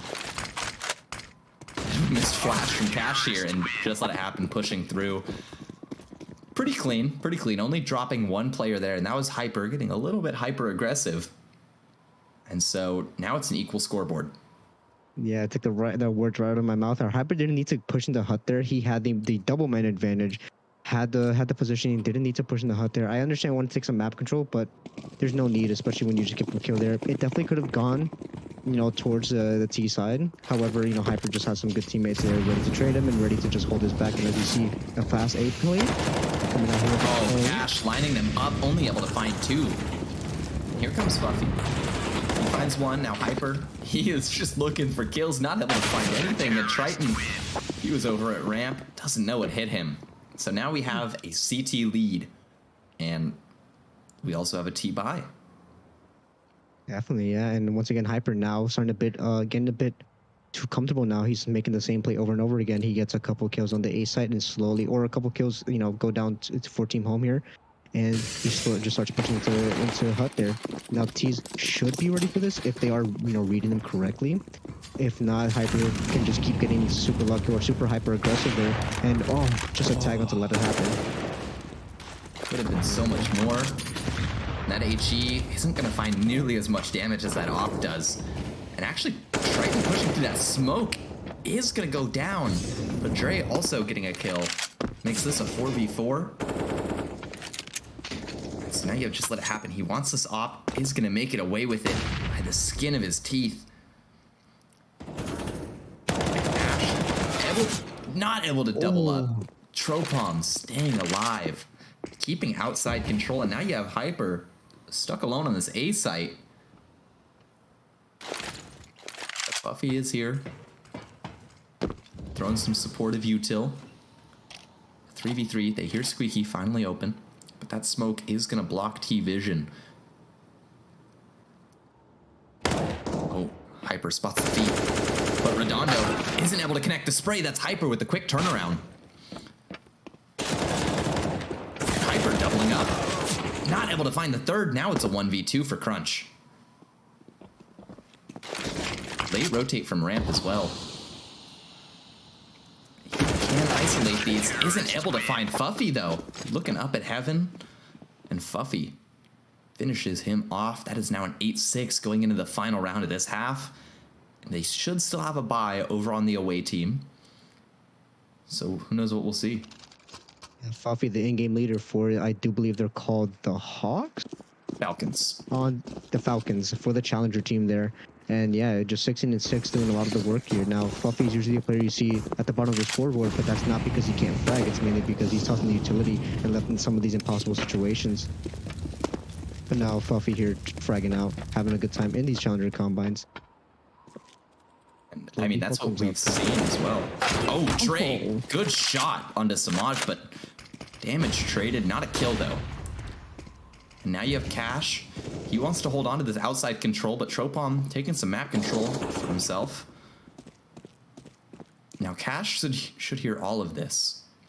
So he doesn't exactly know what's going on, not able to make those clear comms, but is able to get that clear kill. No bomb spotted yet, but Redondo not spotting Fuffy, but Tropom, what a shot. And now you have players on site, and Just Let It Happen is able to close that out. And so now you have a 1v2 Crunch looking to make it happen. Oh, spots the leg. I don't know if Cash is ready for this. Could we see a knife? We're gonna see a knife come out, and that is gonna be it. Crunch stabs Cash in the back. So now from Mini, looks for the 1v2, gets it with a knife to start it out. Closing out our half, we have an 8-7. Now Fuffy, I mean 17-7 in that half. That is impressive. 17-7 definitely, but it is also the CT side now. Definitely a much easier side, especially for an in-game leader such as Fuffy. But coming into the T side, we should see Fuffy, I guess, play a little bit more further back, being a little bit more vocal. But coming into switching sides here, Redondo is such a superstar player, so it's weird to see him on the bottom of that scoreboard. But we still have the CT side to play. You know, if Fuffy can do it, and so can Redondo. And I know these players go way back. They're good friends, if I do recall correctly. And I can assure you they're having a little bit of banter, especially once the match ends. But we do see Doolies come out for Crunch and a Kit come out, so you know they can definitely play retake here. And a smoke and 2 flashes. It's looking similar to that of the elite play. I think they're gonna go all fast out A here. That they will. Here they come. Redondo holding his gun, and actually a team dink coming through as well. And so now you have a 3v2, or 4v2, excuse me, but these Doolies coming through, only able to find one. Triton finding one of his own, finding 2 now. Oh, this just got interesting. Oh, but the flash gives away his position, but blinds Samaj. Still no kill handed over. And Triton maybe peeking before he was fully able to shoot there. Obviously that reload gave away so much info to Samaj, and also gave away the round. Definitely did. You know, tossing that flash, you know, James doesn't know where he is. Triton gave away his position, and if he just slowly peeked around that corner, he definitely would have had James in the palm of his hand. And so, you know, the round definitely could have gone towards Team Away's side, but, you know, Team Home took it up, you know, James stepping up, and a whole bit of missed movement there as they are pushing into ramp. Is Samaj... James is Samaj. Okay, wait. Yes, Samaj is James backwards. I just put 2 and 2 together on that one. Willie is the kind of player to say Nosrak instead of Carson. Who is it? Relics instead of Skylar. I think we should poke a bit of fun at Willie for the remainder of the stream. I had no idea. Oh, but Triton, he's looking for a cheeky knife here. He's gonna actually back out, but secret control for these CTs here, and Fuffy is ready for it. Spots at least 2. Maybe thinking otherwise about going for that, and little does he know, there's far more than 2 players out there, but he's actually able to find 2 right there, able to find a 3rd through the smoke. Here's Dre reload, and now wants to get aggressive. That's Fuffy with 4. Yeah, I know. I did say that Fuffy might slow down here a little bit, and he definitely did. He definitely, opted to buy the MAC-10, which, I said it before and I'll say it again, the Cardinal Sin, never buy an AK-47 second round after winning pistol. But that MAC-10 does form some money, and Fuffy just getting aggressive wants to make sure that he can bring in as much money as possible to either drop that op over to another player or just be able to drop a couple of AKs over, maybe even a Galil in the subsequent rounds. But now full buy coming out for Team Away, so these MAC-10s should not be as dangerous, but we never know what can happen. Full buy, but only 1 Molotov, and that's already been expensed over at ramp, and so you've just let it happen. Scaling up after that molly faded. Crunch looking for his footing, looking for a frag. But they are playing so slow. Just let it happen. He's waiting. He hears the sound cue. Here's all of this. And actually, in the meantime, we do have Samaj trading out cash there onto Tropom. But Dre, he's ready for a drop if it comes. Flash, no good. That angle on that box always makes things interesting. And actually, Redondo now coming through. He's able to find a kill of his own. So you have the T's. They do have some map control over towards outside, and they're actually backing out. They want to go all and hit ramp. So we should see a flash come through, but Crunch with this jiggle peek, I don't know if this is going to hit him. Actually spots the first. Now the flash comes out. Crunch not expecting them to swing wide like that, but still able to find at least 2 there. Now Samaj into the 1v3, but isn't going to happen. Triton closing him out. Smoke was a little bit too shallow. Leaves a bit of a gap there, but either way, they pick up the round, and now that's a round for Team Away. The gun round converted. They lose a couple of guns, but it's not going to do too much to the economy. They like I said, as a CT, you want to keep at least 3 alive to make sure you don't get eco broken. But now the real guns come out. This is the unofficial gun round. After the bonus here, AK's coming out. No ops yet, so I'm curious to see how or when we will see them come out and how potent they will be as Tropom onto cash outside. That starts out our round. I mean, already a quick kill for the CTs. Getting a little bit aggressive there, and now you have some damage being traded. Crunch taking out Just Let It Happen. Smoking it off, decides to go ahead and run back down to B. Smoke's fading though. Samaj is gonna play around this, isn't ready for Tropom. And Garage though, late flash coming through, isn't gonna do any favors for the T's here. Now it's a 2v5. I mean, what can they do? Now a 1v5. What can Fuffy do here? He needs to come up huge. Damage done, but no kill yet. And so maybe you have some aggression come out. Dre, he's ready for this, but Fuffy, he wants that kill and he takes it for his own. Spots the flash. Good turnaround. Does he know about the player in secret? That is Crunch. Looking to ruin Fuffy's day, but it is going to end up being Triton. Yeah, some good aggression there from Team Away there. They got a couple kills, and Team Home decided to play it slowly towards the mid round, and they didn't want to give the T's that much space to work with. Especially when the top windows are broken. That's just an easy A-side exec late into the round that'll happen to you, and that's just how you can just lose rounds. But half buy coming out, maybe even a bit of a force buy. Cash is now relegated to no money at all, and it's looking like a ramp rush here. So we should see Crunch on here. Oh, Crunch! Able to find 2 there, able to find a 3rd. Now looking to pull out his molly. And Triton, he cleans that up, picks up the final 2 there. Crunch switching over to his molly rather than to his pistol. And that's a 10-10 scoreline. Indeed, Crunch. A bit of a messy spray. It was definitely labored, but managed to get 3 into the round and had some stats, get some utility damage up, and get that ADR up. Get to see the round. Overall, you can't be too upset with what happened with what happened there. Pulling out the pistol was definitely a better idea, but Triton was there to help him. Crunch knew it, and a bit of a cap in that garage smoke, or that's an outside smoke. It's just a regular outside smoke. Dre, what a flick! Oh, you would think that Cash made it out of that, but swings just a little bit early, and Crunch also getting a kill. So now with that secret molly fading, they should be able to make it down. That is bomb included in that. And so now here comes the B take. as of now, don't really have a whole lot of defense over there. And Crunch trying to make something happen here. Samaj, is that a flash? Triton's in front of it, and Triton swings, able to pick up 2 there. Now it's just down to Fuffy. Isn't gonna happen. Just got off planting the bomb, so that's 11 rounds now for the away team. So if you're on the home side, maybe it's time to start getting worried. Maybe it's time to start pulling out the big brain strats. I know Fuffy definitely doesn't want to give away too much of his strategy, so he just wants to run around and shoot guns. But Fuffy is a team player, always has been, always will be. He will gladly just kind of just start in-game leading, going, hey guys, let's do this, this isn't working. He's very vocal when it comes to just even playing in pugs with him. He's very vocal about what we should and shouldn't be doing. So it's good to have him here, but since it's a combines, he doesn't want to give away too much. So just, you know, some basic strats of, hey, let's just eco here, let's just rotate, let's pause and whatnot. Get some James out there, and Molly could be good. Redondo looking for more, finds 2, and Tropom actually finding 1 in the Molly. Redondo gets his 3rd. So now it's just down to Fuffy. No chance. No chance for him in that round. That is all Redondo and Tropom.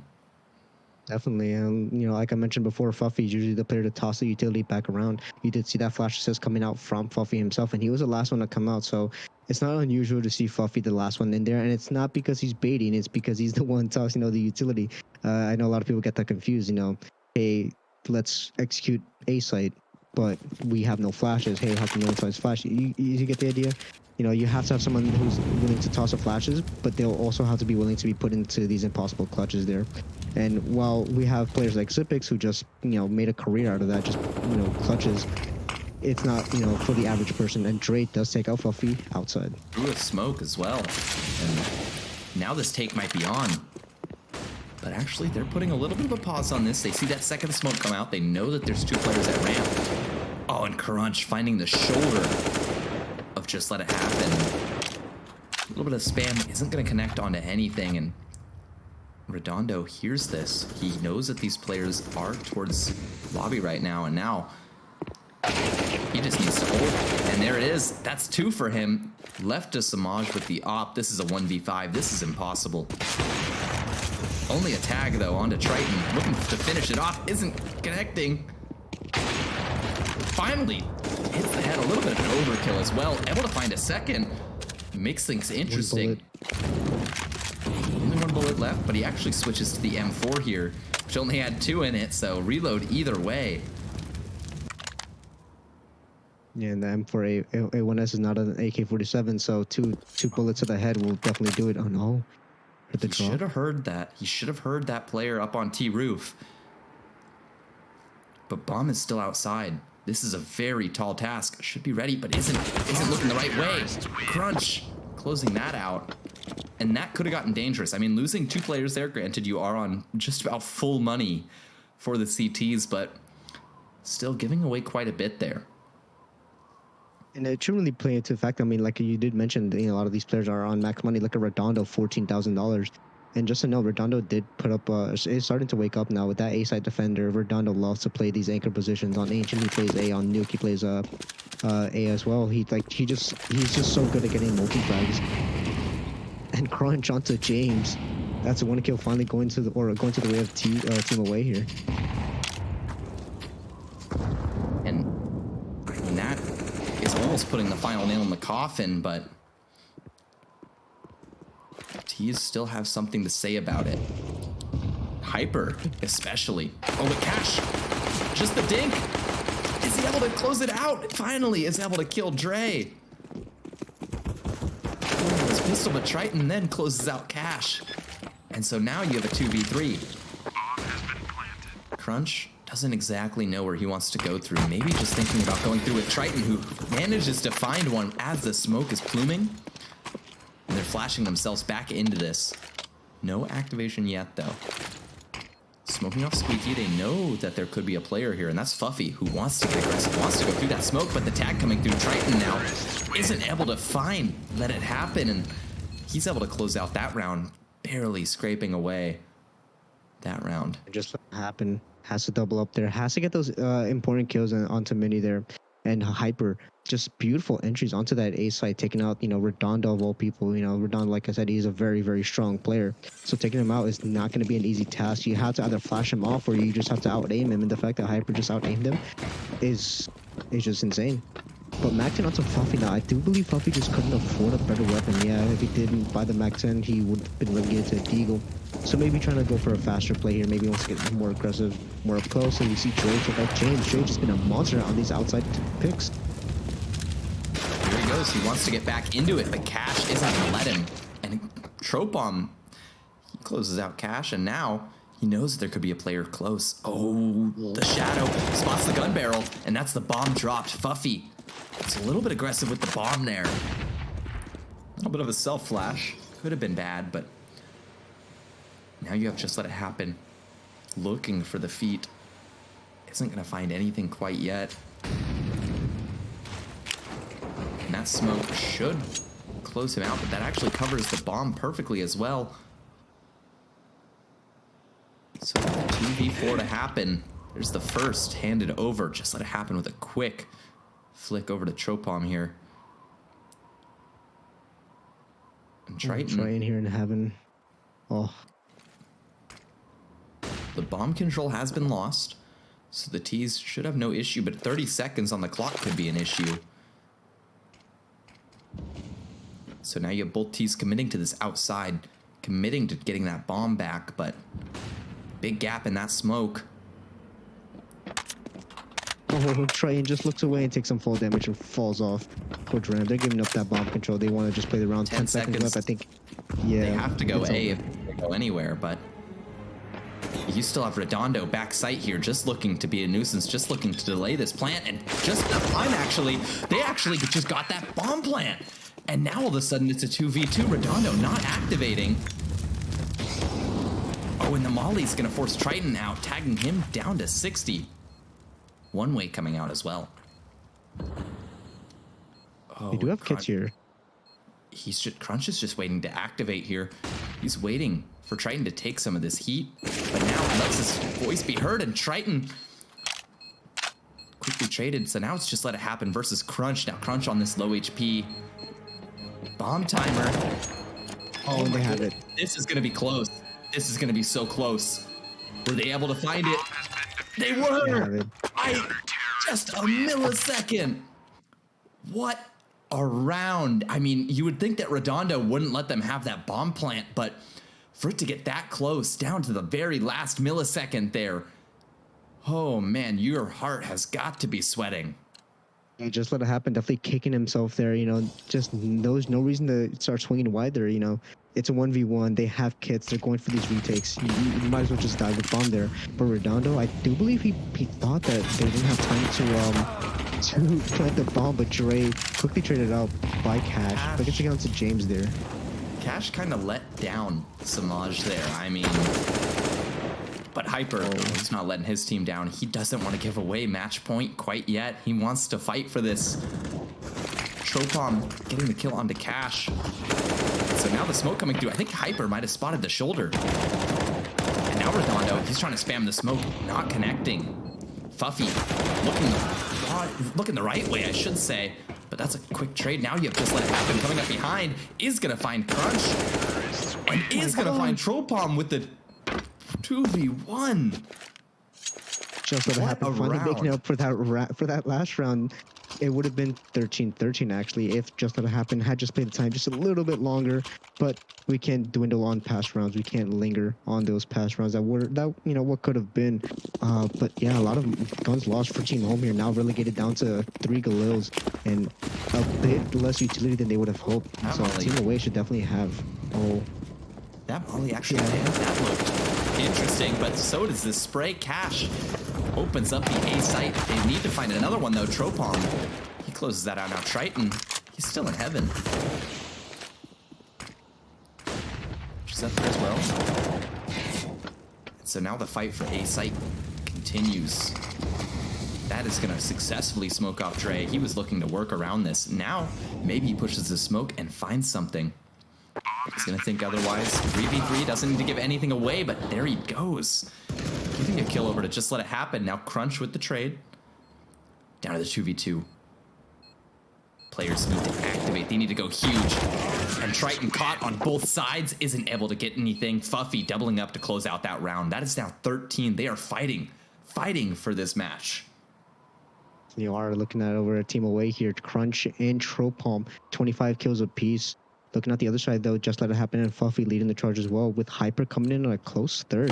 And Ryan slowly stepping up as well. They are really relegated down to pistols here for the CT side. So this should be just a free round, and I'm okay with this. I think this is a good play. They don't get match point, and you get full weapons coming into the next round to fight for match point. So maybe, just maybe we'll see some heroics coming out from these P250s. And even the 5.7 coming out. I just peeped. I mean, that's really what you've got to hope for, but I feel like Team Home, they're in the zone right now. They might be expecting this with how slow they're going. They're clearing every angle. Cash, what a shot!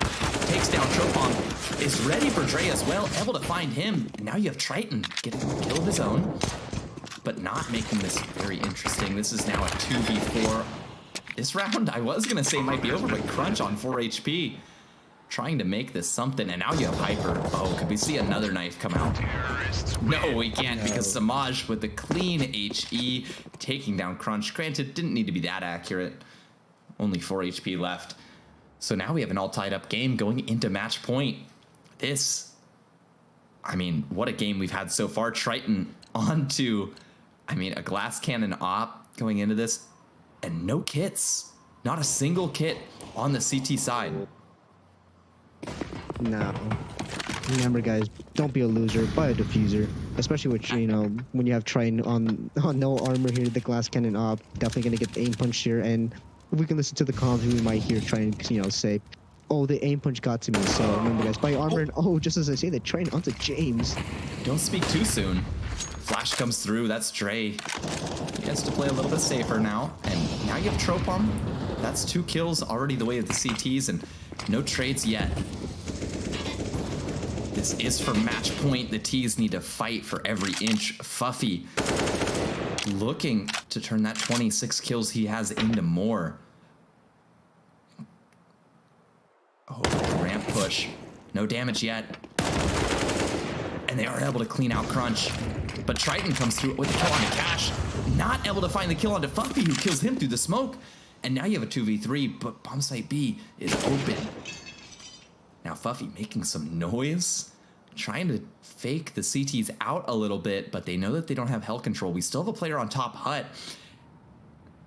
That is going to be Redondo. He's still on A site, and he's going to kill Just Let It Happen. So now you have Fuffy alone in the 1v3. This would be a 4K. But you do have 2 players down frags towards B right now. He's got to make it happen. 20 seconds left on the clock. Plant comes through, but the smoke doesn't plume in time. That is Dre putting his team onto match point. And now, I mean, you just don't really have the money, except on Fuffy. Except on Fuffy for AKs. He is able to drop over 1, so you do have 4 AKs and a Galil coming out. Now, still only 2 kits on the side of the away team. This is the last round, but Dre still has 2,400 and no kit. Good molly from him. Dre playing for the frags here, but no kit doesn't necessarily mean the end of the world, especially when you have one on Crunch and one on Triton. These players are definitely rotator players. They can definitely just drop them if you have to retake a site. And Samaj not able to turn in time, but actually Just Let It Happen, doubling up, taking down 2 heads. Oh, and there's Fuffy. They want this overtime to happen. Hyper through the smoke, looking for the kill. Isn't able to connect. 1 HP left onto Redondo. 1 shot will do it. 2v3 now. 1 kit, and that's on Crunch. Oh, this is a ramp player as well, so he definitely should be ready here for this fight, and he doesn't come out. He doesn't commit to it yet. He wants to play this smart. He's actually all the way outside. Now this is to stop overtime for these CTs. They want to close out this match. They want to make it just a 16-14 game, but Fuffy thinks otherwise. He's looking for 30. Peeks his head up. Crunch, though, closes him out. That 30 bomb isn't going to happen yet. And now you have a 1v2. Hyper, they're fighting over the door. They're panicking. There's Hyper. Just needs to find a second. Needs to play time. Gets him through the smoke. That's Hyper closing out Redondo. Now we're in overtime, ladies and gentlemen. That round got way too close for comfort there. Just Fluffy giving up that kill there. He had the space, there was no need to close the double doors there. Yeah, you might want to fake it out, but I just have one of your teammates fake it out and just you keep your own position there. But he just got way too close for comfort there. They definitely, just threw away a couple of kills and, Hyper managed to bring his team back, got a double and they were clean as well. It wasn't a labored spray. It wasn't, just, a whiffed aim. Aim flick. Oh my lord, I can't speak. Just like that clutch just got me all over the place. But Hyper, yeah, just putting the team on his back. Finally, getting that clutch, and now we're into overtime. Now here, the money doesn't necessarily play a factor, but it will maybe towards the third round. Absolutely, and I mean, I would just love to hear the away side's comms right now, but already 48 damage taken on, or excuse me, 52 damage, but that's 100 damage from Dre. Onto Samaj there. And so now they just need to try and stop this cross, but we do have a player already making it down. That is just let it happen. And Hyper finding a kill. We're now into a 4v4. Hyper extending out into ramp here. Triton spots the foot and spots the kill. That's Hyper out of the round. But Cash makes a lot of noise. Oh, Dre is ready for it though. Fast with it. Just a monster on this op on the outside. Now Fluffy and just let it happen onto the 2v4. Two top frags. Looking to show why, but Tropom drops the bomb, doesn't drop the ball. Just let it happen. I mean, he's still hanging around in lower. Going back out through secret now. I mean, a 1v4, it isn't off the table completely. He knows that there's a player in garage. He hears this. And so maybe he'll be able to isolate these duels. But when you get into A site, it's going to be a little bit tricky. Oh, and just let it happen. He knows that there's a player tucked into garage here. So now he's just waiting to activate. But Dre, he's somehow ready for that. Yeah, Dre is just a cerebral player. He plays a lot of these Facebook plugs, and he's definitely very well known around the CSU community. So definitely a player to look out for. He thinks a lot. He thinks well, and he's just ready for some of these weird team timings that normally you yourself wouldn't be ready for. And sometimes he just goes off of feel. He just assumes that, hey, I feel like there's going to be a player here, even though he has no info whatsoever. He essentially has a wall hack in his brain at times. Oh, the rampers coming in here. It feels like, but oh, the nade misses Crunch now. He's got to back out. He knows that he has to give this up. He's still playing behind that smoke, so could find one, but the molly is going to do the job. Spam no good. When you hear 5 AKs ringing back at you, and the mollies are just, the util has been so good to keep these players out of position. Now Crunch with everything to do. Able to find that kill with the help of Tropom. And now the T's note there are 2 CTs down here. They might not want any part of this. Samaj opening up a kill as well. Triton gone. So Cash trying to prod his way out. Maybe just trying to keep selling this fake.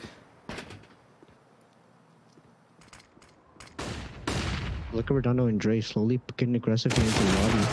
Oh, and Dre must look onto Fluffy. But Redondo, though. Redondo with the quick trade. I mean, that was the other player that you were looking for. Now the plant is coming through. Samaj in heaven. Just down to Tropom now. This would be for 30. Elusive 30 bomb. It has evaded every player in the server thus far. And I think Tropom might just be saving here. I mean, already half of this bomb timer ticked down. And not any info to show for it either. Has to clear all these angles, CT, vent, just under heaven behind silo. There's not enough time here. Oh, Tropom onto just let it happen. Consolidated kill. Just, a little bit of extra money there, but I did for a second assume Tropom was going to die, but I've failed to realize that Nuke has not gotten the bomb radius update that has infected Inferno and Ancient, and I hate those updates. I hate them so much.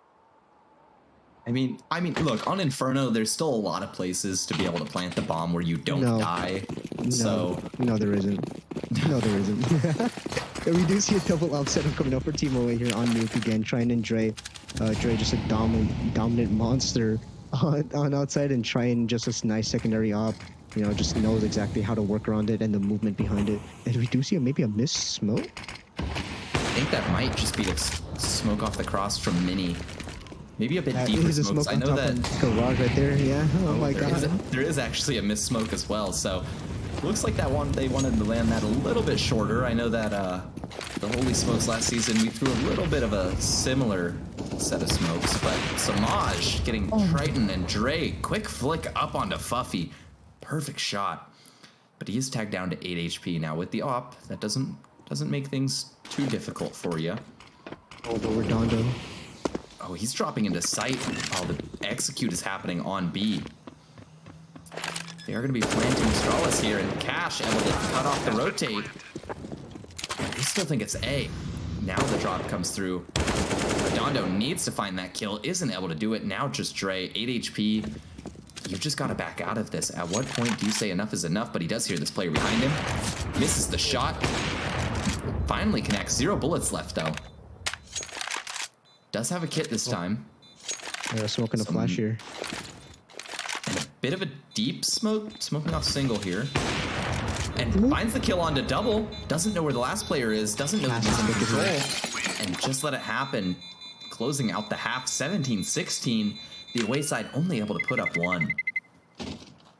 Yeah, and just Fuffy has just had their number now. These mid rounds have just been super well. They take a lot of map control across, maybe towards outside, maybe even towards ramp there, and then they can maybe get a couple kills. And they always have one on the lurk, so they have like a backup plan to hit the opposite side there. And so it's just cerebral mind games. They these challenger players, elite players, even sometimes contender players, they like to play a lot of mind games when it comes to this, but none do it better than premier players. As we do head into the second half of OT, Team Away have had a bit of a struggle here. They did, I think they started off the first half, or at least the first quarter of the half, with just superstar entries coming out. And maybe we'll see some of that coming out here. And James tags down to 25 HP. Ash looking to make this swing. Spots the first player. Doesn't spot the second. Now spots him. Dre out of the round. Oh, and Cash not able to find it. Hyper not able to find the spray either. Now it's Tropom and Triton. Tropom on 1 HP. So 2v3 for them. I mean, we've seen it happen before. We've seen it happen many times now. That's what got us here. That's what got us to overtime here on Nuke. But just let it happen. He's posted up. He knows that this could end up at ramp. They do have a couple of smokes. There's the flash. He's going to force just let it happen off of the angle for just a second. Shot out of the air. Now 1 HP in a dream is Tropom. And not a player down here on B site quite yet. You can't plant there, Tropom. You can't plant there. Nah, there you go. So a little bit of a missed smoke. This is to stop match point now. Nuke. Oh, he was 1 able to tuck HP. in. Oh, this Molly they have it. is going to be good, and that's going to do it. I'm surprised the Molotov itself didn't kill him right there, but it does the job either way, so now we have match point. 2 chances. Two chances is for the away side to extend this into a double overtime. Now, correct me if I'm wrong, Willie, but on stream, we've only had maybe 1 overtime game. You might not have been there, but we did have an overtime game. I do believe it was last Combines night. Have we seen a double OT on stream? I don't know about this season. I don't know about this season. Now, I do know that once ago, last season, we did have a 60-round game in regular season. And so, I mean, that could be something. But I don't know if it's likely the way that these rounds are looking. I mean, the util coming out. Now, I mean, there's another Molly that the T's just aren't ready for, and the spam is coming through as well. Triton tagged down to 1 HP. 1 nade could do it, but it doesn't come through. And Cash, he's posted up, he's ready. Able to find the first, but Tropom with the quick trade. And that is the low player out of the round, so almost what you want if you're on the T side. Now, obviously, you don't want to lose anyone, and Samaj with the no-scope. Crunch, he's able to bring 1 back, so now we have a 2v3 for the game. Say taken. But yeah, that is A site gone. Finally, you have a rotate from heaven, looks like. So the Molly should confirm it. Fuffy Does he want to go through this? He does. He is going to give away his position, and he actually might die to the molly. He's actually going to get tagged down to 4 HP. That is damage that you did not need to take. So now 2 players in heaven. Dre, he needs to be good for these. Spray is wild, isn't gonna happen. So now you'd have Crunch in a 1v3, finds the first. And actually just let happen is sticking this. He's able to isolate it. Fuffy down to 4 HP for the game. He taps it. Now Crunch knows that he's off the bomb. This is Fuffy with it. And he has the kit. That is gonna be game, ladies and gentlemen. 1916, 4 HP left on Fuffy for the clutch, 31 kills to his name. And he was just a rock star tonight. Now you do have Tropong, he had 32, and Crunch with 31 as well. So that was just an outstanding game from both sides. It's part of the reason we went to OT. Yeah, just some stellar plays there, and I do want to note that Fuffy, unnecessary damage taken, but I do believe it was a bit of hesitation. Fuffy went to, assume that they were going for a fake, and once he realized that maybe it wasn't a fake, decides to push past that molly and maybe try to get the, kill the bomb puncher, maybe even get the insane spray transfer over. But once that bomb goes down and you're slowly starting to take damage from that molly, he hesitates and almost dies for it. Now, if he stayed in the fire a little bit longer, that clutch does not come to fruition, and we do head into 18-17 scoreline, almost heading into double OT. But yeah, just phenomenal plays from all these players. Everyone's stepping up. Not a single player, just not a single player sandbagging. Everyone had their shining moments. Everyone had their clutches. Everyone had their multi kills, and I'm glad to see that these challenger players are so hungry to win these games. Absolutely, and I did just message Fuffy. We're gonna see if we can get an interview with him. I would love to know his thinking going into that final round. Pushing through that molly was something. So we'll see if we can manage to get him in here. Now, we are going to go to a quick break while we're waiting on a response, and we will either be back with you with Fuffy or another game. Don't go anywhere, sit tight, we'll be right back.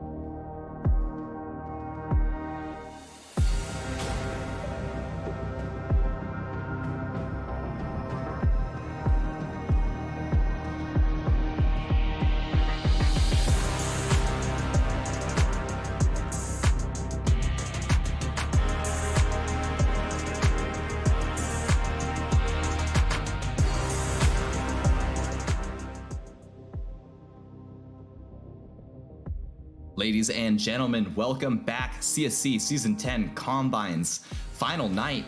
And we're here joined by Fuffy, the man, the myth, the OT finisher. Fuffy, the first question I have for you, all right, that final round, why on earth would you push that molly in heaven? Okay, What was the thinking? From my perspective, the molly was behind the ladder. I went up the ladder, saw that it was behind, went down a little bit. I went up again to come out. The molly spread all the way. I'm like, oh God, oh God, oh God. I smoke it. And then I'm like, all right, we're playing on 4 HP. It's hard mode now. That was, I could not understand the thinking there, but I mean, after no hearing you say thinking. it, that does make sense. I mean, obviously you are in the moment, you're in OT, you're looking for closing out the game right there. Yeah. If I got up Now- and the molly didn't spread forward, like they were free kills on site. I mean, absolutely. Now, it was a bit tough at the end. We almost saw the 1v3 handed over.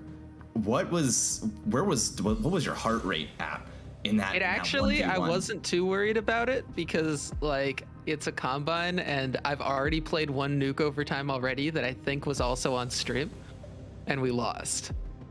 And like, I don't know why my teammate was sticking it when I couldn't cover them. I tried to go left and then I realized, shoot, I have to go right to cover him. And then apparently the guy was on site the whole time. I thought he died from like squeaky side. So I tapped right side, went to go left to catch him swinging out. And then I thought to myself, what if he's in hut? And so then I swung and found the guy on site. Okay. Now Nexus, do you have any other questions for Fuffy here? Yeah, so just your overall performance there. First I want to talk about, the OT round, right? You almost lost it. You almost just, how are you like feeling after they got like 2-3 kills coming into that retake there? I was feeling like we can retake this, but this is a terrible spot. I thought to myself, I need to go out first and let my team bait me. And then I ran out and the last guy, it's like, where is he? What's going on? And then my 2 teammates suddenly die. And then I was in that clutch and in the 1v1, just shoot him faster. Overall, just like your overall performance though, you did drop 30 frags within overtime. You almost dropped it in regulation. Maybe if we saw 30 in regulation, you wouldn't have gone to overtime. That's all I'm gonna say. Maybe. But just overall, maybe if like, Dre didn't shoot me in the side so many times with an op, But That would help. I do want to touch on this. You are the in-game leader for the Falcons. Willie, can you confirm the team name? Yes, Falcons. Yeah, we're the Falcons. That makes sense. Yeah. So you are you are the in-game leader for that, and I do want to note that normally we see you towards the bottom of the scoreboard. Tossing the utility, being the last one in, left in these impossible 1v5, 1v4 clutches when things go wrong. So how did it feel to be at the top of the mountain for once? I mean, last season I was the second highest rated player on the team until he made some changes and I sort of took a step back and took some worse roles. And then I ended up being the second lowest rated player on the team, I believe. Yeah. I ended up with like a 0.97, which is still okay. But like, because I was just giving up some of those roles, obviously, when you're playing with a full team, there's a lot more that goes into it, and I personally want to set up my teammates as much as possible. But when I don't know what's going on with my team, I tend to, not make the same kind of selfless plays and play a little bit more selfish, because if I run out, I don't know if they're expecting me to to run out in a bad situation because it's helping the team. Where, I will do it if I'm like saying, we're going on an exec. But just in order to create space, that space can't be utilized as well by randoms as it could be by my team. So it doesn't make sense for me to be doing that. And so I end up playing a little bit more passive. I end up in a lot more of those late round situations. And when you don't have to think, you just sort of shoot them, and it's not too hard. I have like a 1.08. It might go up a little bit more now. I think that's going to be my one combine for tonight because I'm kind of tired. But yeah. In this season, maybe I'll bait even more. Maybe I'll bait even more. Wise words from Fuffy there. Now, Willie, do you have any other questions here to ask for Mr. Fuffy here, the head media? This is totally not a biased interview. He totally didn't ask. Oh this yeah. interview. If you ask me any tough questions, I definitely won't just kick you off the stream right now. I do actually have a couple of questions, all right? Because Okay. you're also AGM for AVI. Mm-hmm. Now, with this being the final night of Combines, and as far as I'm aware, transactions are also closing on Saturday, can we expect any big moves from AVI prior to the draft that could shake things up, maybe throw a couple of wrenches in a couple of plans? I think that Hawkish might be aiming for some more picks in Contender and Prospect. If any GMs are looking to make those trades, hit us up. But in Challenger, we are entirely set. And in Elite, we're in a really good spot. But in Challenger, we have first overall pick. So I'm playing in these combines thinking, who's going to carry me? Because I want to draft them first overall. And then I start carrying, and I'm like, well, I mean, I guess that's a good sign if I'm feeling good and fragging. But we want somebody who's the best in the tier to be able to draft. So that's what I'm keeping an eye out for. And I don't know if it'll be the person that everybody expects when draft night comes around. Can you give us any, maybe prior intel? Maybe let us know who you might be thinking of? Obviously, this is a stream. We're trying to keep it juicy. I have no idea. If you literally just sort stats and look at the players with top stats, you'll be like, oh, okay, maybe one of them. But really, I just need to play with them and get to know them better. And then when it comes around to the draft, we'll have our decision. But until that point, I'm keeping my options open and I'm playing with as many of them as possible and just sort of taking mental notes along the way. Alrighty, well, ladies and gentlemen, unless Nexus, you had anything else, that was Fuffy, and that was the top frag of the server from that nuke overtime game. Fuffy, always a pleasure. Thank you so much for joining in with us. Yeah, thanks, guys. Have fun on the cast. Will do. And with that, we're going to go into a quick break while we're waiting on this contender game to start up. So don't go anywhere. It is the final night of Combines. This might be one of the final games of the stream for tonight we'll end up seeing. But don't go anywhere. Sit tight. We'll be right back.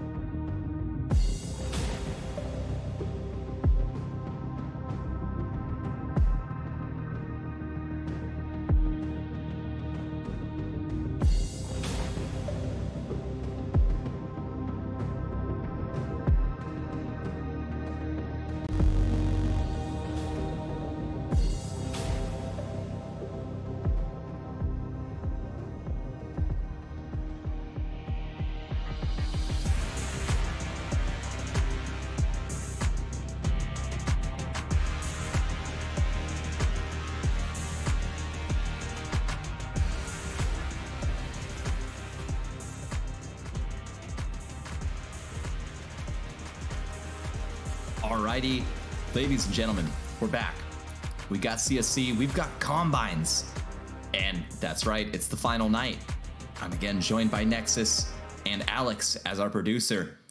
And we've got ourselves a pistol round in Contender on Overpass. So we're gonna go ahead and hop into this. We do have, it looks like quite a bit of util already being thrown. Interesting that we're seeing that Fountain Molly already come out. Does look like it misses because we do have some players able to make it pass, but Justin, he's being chased down. He's got to get out. Meanwhile, they are going to chase him down. Tugglebub taking him down. And so that's A-Site in the open. Kuhn stuck alone, gets caught out. Thief, he now has to make this work. It's a 2v4, excuse me. Bomb's going to be going down. Thief able to find one. That's Gator. And so now we have a 2v3, but Konotaki, he wants to get in there, but Thief, he wants to shut this down. He does have the kit, no armor, 3 kills to his name. This would be for an ace in the pistol round. I want to say one of our first aces we've seen here in Combines on stream, but it's not to be. As Omi Nomi, we've seen him on stream before, but he's going to close out that round, 3 kills to his name. A bit strange to see that much utility bought on the pistol round for the CTs here. Normally you see maybe 1 or 2 players opting to buy, maybe a smoke, an HG, and maybe 1 player with a kit, but to see only 1 kit and 2 mollies, a smoke, double flashbangs, it's just a bit strange. That those Glocks do shred through no armored players, and so to see that, kind of come in is not really good to see. We saw Firehawk take off the suppressor of their USPS. And Tugglebub spots one out. Oh, but this long take could make things dangerous, and that is going to be it. Thief goes down with the Deagle. And that was the only upgraded pistol they had. And so now it just has to be raw aim, and Justin, he's able to find the first. Omi Nomi, though, he's there.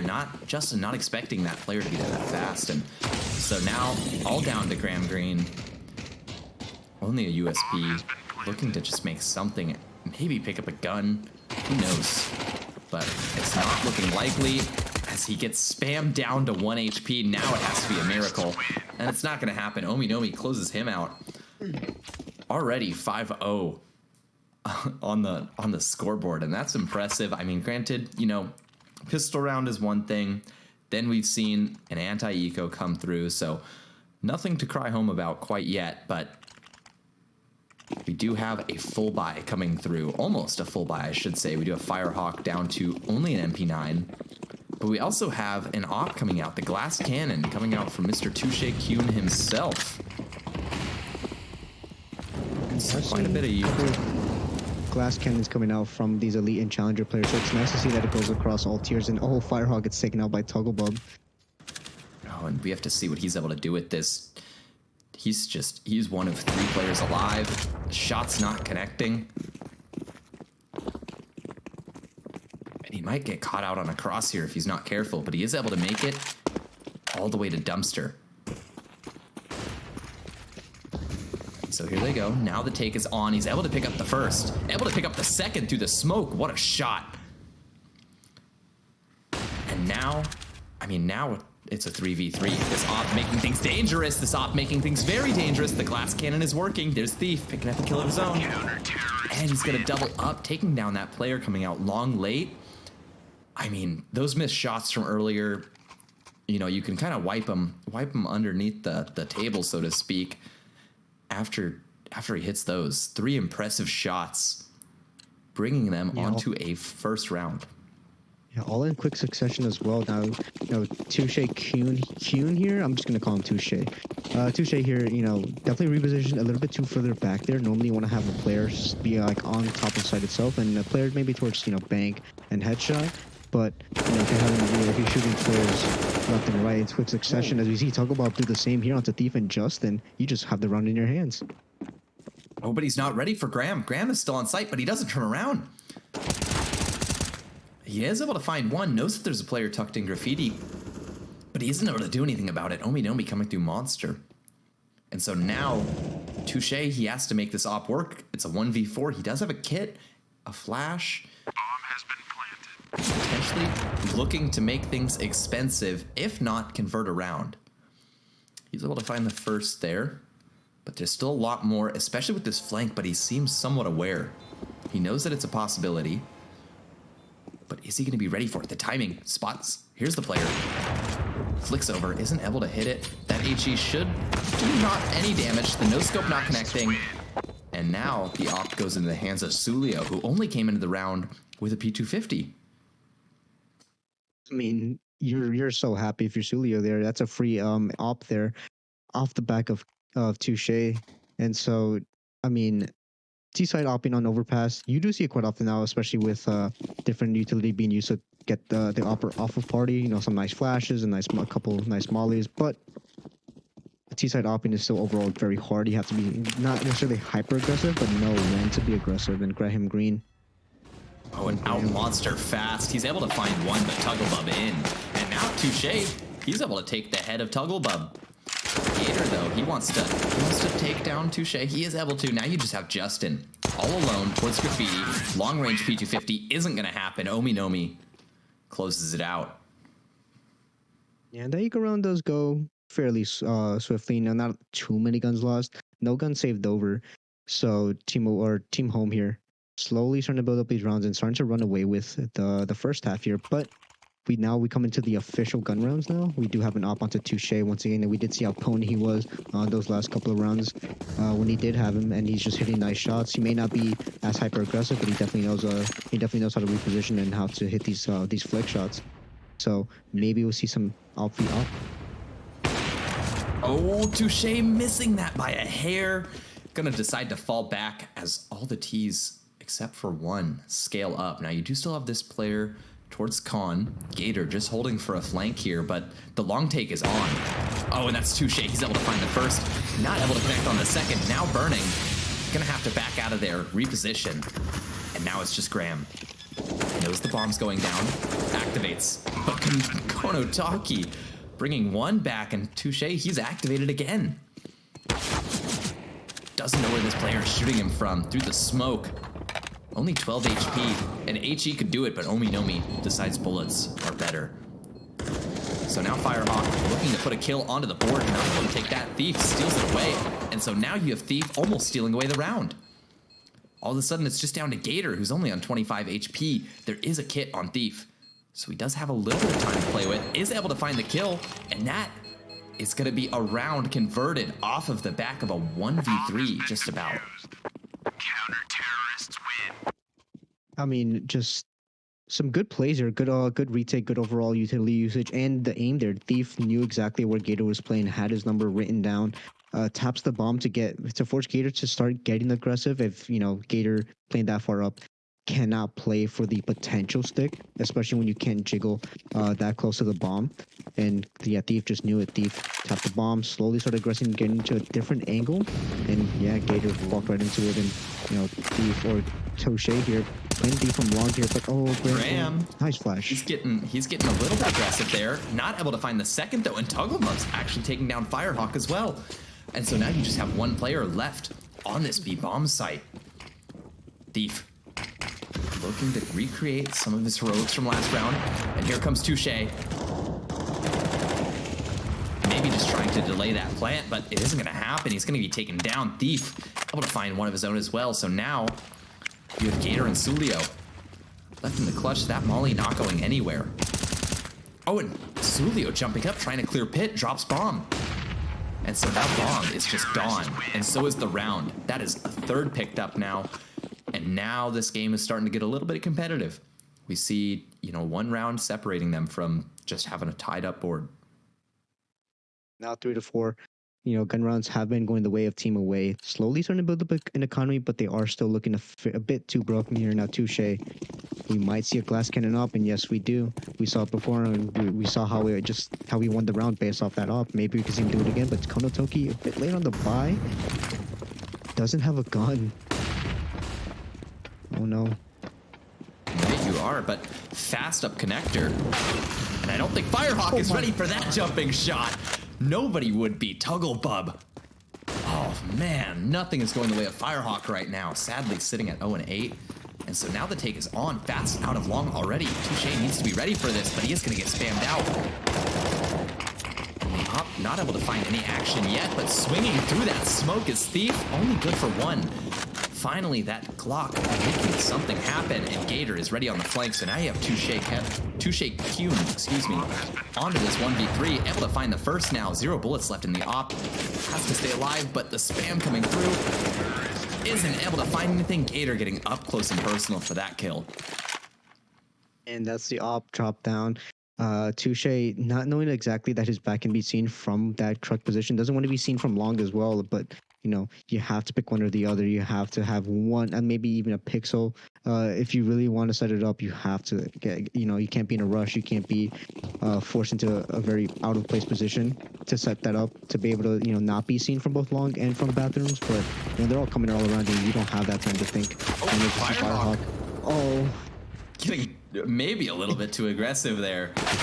And here we go. I mean, that's just the round. I mean, Thief is able to claw back an AK, but that's just a save right there. Now, Contender, it's a bit interesting to watch because you do have some very strong aimers, but at the same time, you also start to see maybe where some weaknesses come through for these players. Now, we do have quite a bit of DEs in this game, and so I am interested to see where these people might go. And actually, the only person who's signed right now is Togglebub.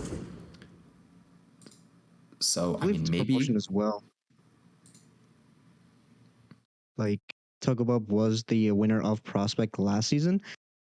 He was on the winning team. Now, correct me if I'm wrong, really. So, but I do believe he was promoted. And yeah, some of these top tier Prospect players are just, you know, just as good as Contender players, if not better. Now, you did say that, you know, Contender does have a lot of strong aimers, and that goes well for almost any tier. Now, I said this before, you know, Challenger and Elite are only separated by games, and the same thing applies here as Thief takes out Konotoki, and they are now onto the hunt here. But back to finishing my point, it's literally just the game sense that separates all these tiers. Partially due to aim, partially due to game sense. You know, the aggression, the initiative to take certain map control, and when it comes down to clutches, right? What timings do you have? Can you safely make it to a different position without being caught out? And that really is just what makes, you know, what separates these players in each tier. But playing against, you know, high level opposition, whether it's in face of pugs and whatnot, it's also the utility. You know, in face of bugs, you see not a lot, you know, a lot of nice flashes, a lot of nice smokes, but it's how you use them, right? It's one thing to know how to God flash a sight. It's another thing to know how to use it in an execute. And that's what these Contender players are here to learn: how to use these kinds of utility in an execute, and also how to, you know, get the timings down as you do run into the beast stack. The beast stack is not going as he wanted. Now, Thief does have this AK down here, so that could put the T's onto a pause as they decide whether they want to commit to this. Now, there is a dink going through that wood, but Thief now activating. Finds the first, looking for the head, is able to find it. Now all of a sudden it's 2v3. And they have all the guns they want, but they don't have a sight. Now, Thief does have a kit, but they might just run into Gator, or excuse me, Sulio here. He's waiting for them. There's the first. There's the second. Sulio looking for a third. It's just Justin left with the op. That HE can do almost all of the work. So now he knows he just needs to drop. Doesn't exactly know where he went, but Justin with the no scope, 1 HP now, into the 1v1, has the kit in hand. And now it's just down to Gator. Oh, and I think Justin knows. Oh, and with this op, I mean, he can just stick this, and he is. Oh no, this is the round gone. Off of 1 HP in a dream, Justin stealing that away for a 4th round. Gator's definitely kicking himself in that one. You know, didn't know that Justin was so low, and I don't think it was calmed over. It may not have been known that they did tag Justin to like low HP, but even so, with that smoke coming out there, Gator didn't need to, or should not have missed that shot as he was coming out from dumpster. But even then, just spamming the smoke with the Glock, you know, having an op and trying to go for spamming the smoke is just, it's never gonna work out. It only works out on super certain situations, and even sometimes it, you know, you see the pros go for it, and even then they kind of make the same mistake. They whiff a lot of these shots, and so you have to, you know, be able to recognize when to use the Glock. Even though, as much as we like to call it a pea shooter, sometimes it's usually the most effective. Firehawk being tested. Still not able to find their first kill quite yet. Good damage onto Sulio, but Just been a rough game. And so now, Touche gonna be tested. Isn't able to find Gator, who's downrange. That op putting in numbers, putting in work. Miss Smoke, though, gives Justin a bit of room to work with, and he's going to work with it all he can. Now runs into that op, but actually runs into the bomb planter, and that's bomb plant delayed. Justin anchoring the site, just trying to hold it down. Knows that there's a player getting close here. Isn't able to flick over, and Ominomi's going to line up too.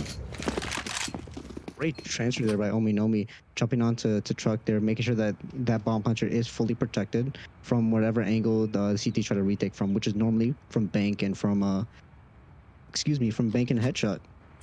And yeah, just like I said, these contender players, they're just as good as challenger players, and just in the same right that challenger players are just good at elite players, and it's always about the game sense that really separates the tiers. As we do see a double op here for Team Home here now. Double op on T side, we've seen that plenty of times before, and it's just always like so unique to me.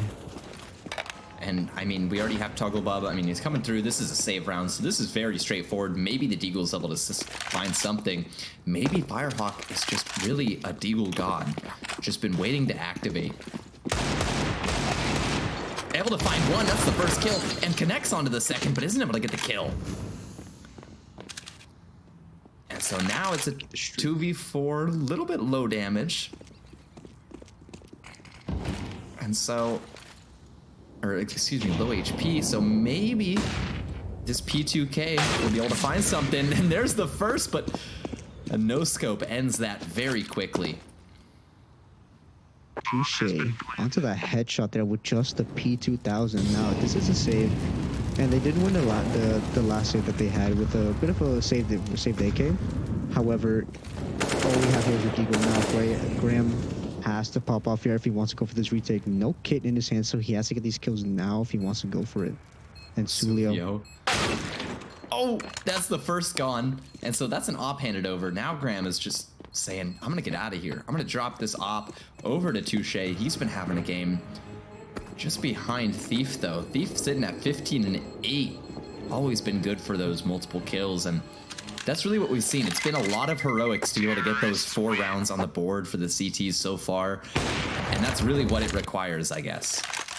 Yeah, and just as you say that, you know, we saw, I believe, Konotoki and Ominomi fall down, you know, Konotoki to the bomb and Ominomi not necessarily expecting Justin, or I do believe it was Graham, excuse me, hiding in jail and just gets the frag there. Now, that is going to put a little bit of a strain on the T-side economy, but they can definitely easily recover it with, you know, bomb plants and just splitting up that loss bonus, or even just winning the round straight up.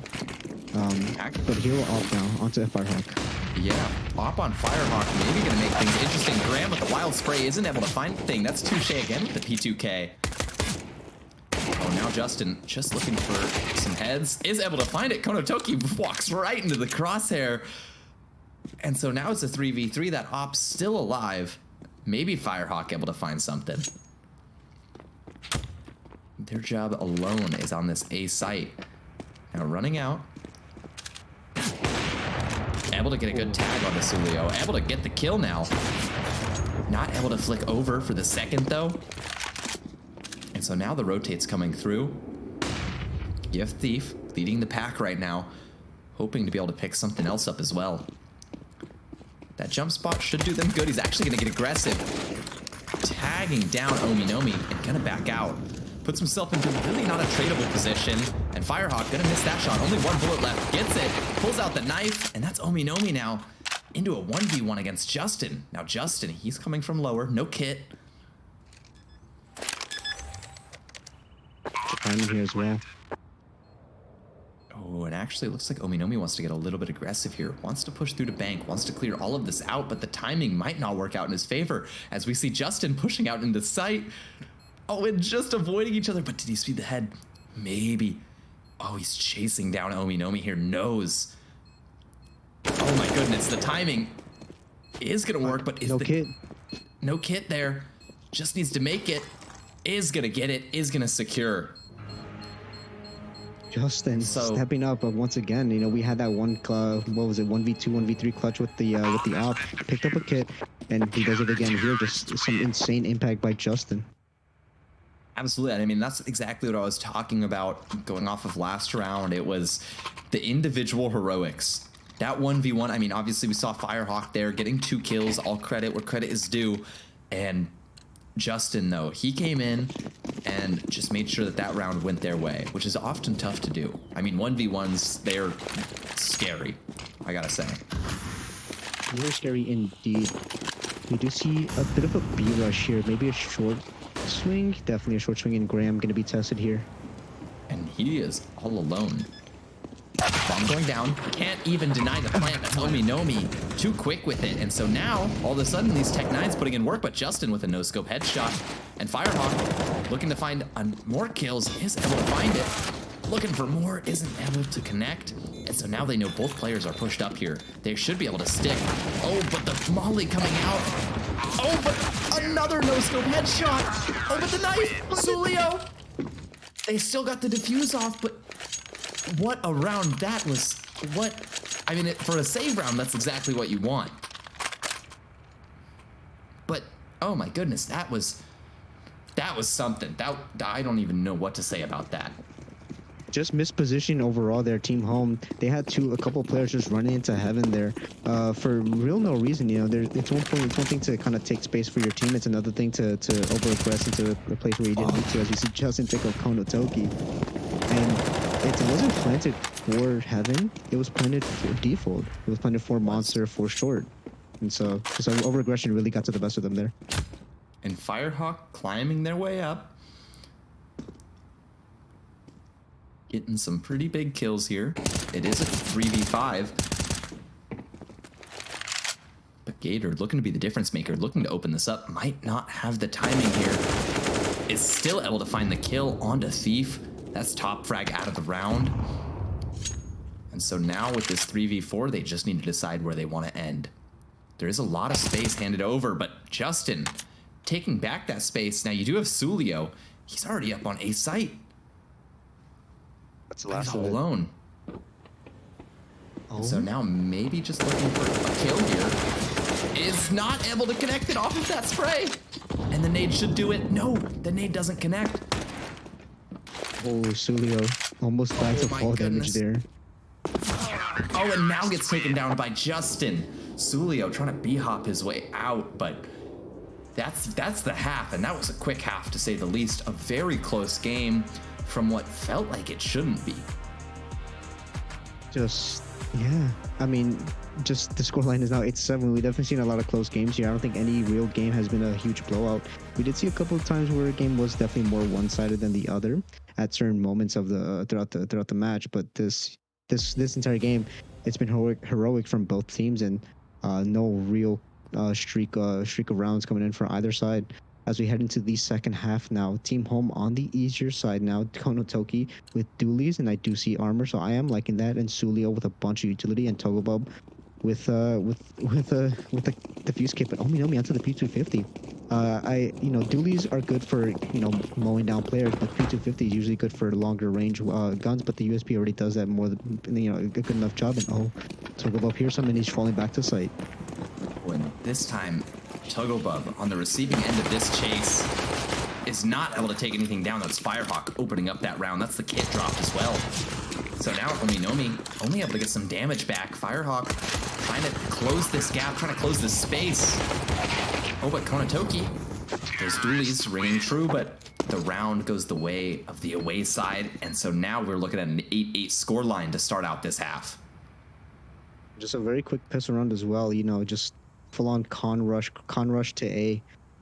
Just fully holding W, and Willie, if you see what I see, 3 AKs into the second round after winning pistol, the Cardinals sin. I will point out all of these players, and if all 3 of these players die, I mentioned give away these AKs to team home, I will call them out for sure. But they are on safe, so Firehawk only able to find one. And so now you have an AK passed over and a MAC-10 now. Now all of a sudden 4v3 favoring the CTs. And they decide to slow it down. They don't know where these CTs are 100% because they have all of con control. But you do have all 3 Ts towards Fountain right now. Maybe looking at taking long here. Boucher doesn't have any armor. Touche has no armor. Touche does not have armor. That's correct. Maybe just looking to farm up some money with this. Why am I forgetting? P90. Thank you. I couldn't remember the name of this gun, but the stack not looking good. Gator only one on this A site, and I think the CTs might have gambled wrong. As here comes the take. Now they don't know about Gator, and he's going to be able to swing off of this, able to delay the bomb. Now they don't know where this player's at. Now they have to scramble. Now they have to figure out, where's Gator hiding? Where could he be tucked in? Oh, and now they hear all three players here. Plant coming through. But actually, it's going to be Gator left alone. The only one that was on this bomb site. And he is going to end up going down to Justin. But a little bit of a dangerous round there. 2 AKs left alive. Not an AK handed over. So, you know, your worries can be put to rest. But that is still putting Thief into a bit of a tough position when it comes to a buy. He is going to scrape out an AK there, though. So are we going to see the op come through on maybe a glass cannon? No. Touche. Gonna go ahead and pick up the AK there. We do have 5 AKs across the board. Meanwhile, we do have just 3 M4s and then a scout on a Sulio. Oh, and Togglebuck gets aggressive. Togglebuck able to find one. Not able to connect on the second, though. That's Thief. And if you're taking short control there, you really need to get more than one. But now, to be tested. Making his way back to the top of the scoreboard there. And Konotoki doubling up with the B-side defender. Gets the there it is. It's third. Finds the fourth, but isn't able to get the shots off. Now it's down to Firehawk in the 1v2. Has a lot to do here. Has to clutch up. Has to come up big here. And Sulio onto the scout here. Now, a bit of a weaker weapon, but still deadly if the headshot is hit. And Firehawk. Potson. Playing very smart here, but there is a player coming up short. Oh, and this short player is now activating. Gator is not going to be behind the kills. Actually going to be Sulio there with the scout.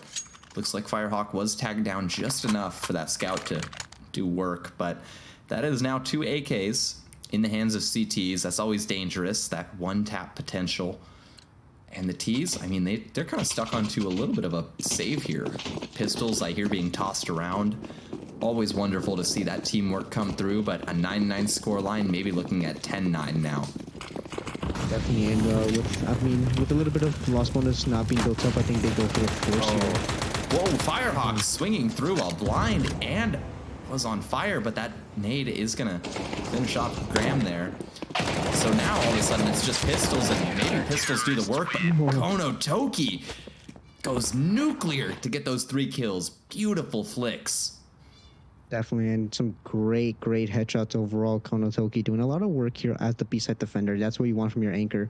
The multi-frag potential is definitely super important. But Gator done in the op, and now an op onto Touche here with the max and onto Graham.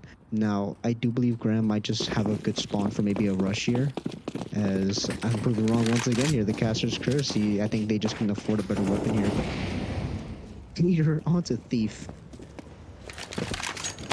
Takes him out, and Gator or Firehawk onto the trade there. Now Firehawk slowly pushing up here, but is she ready for the connector push?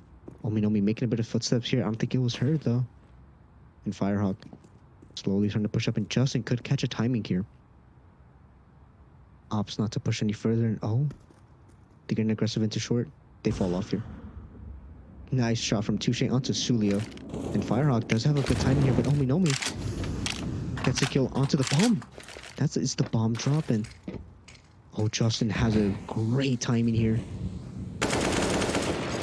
Ooh, Ominomi almost comes around. Almost gets a flick here, and Konotoki and Togglebuck, but Togglebuck isn't top connector. Spots up there crossing over, and that's Touche down. Justin and Firehawk all left up to back here, 2v2.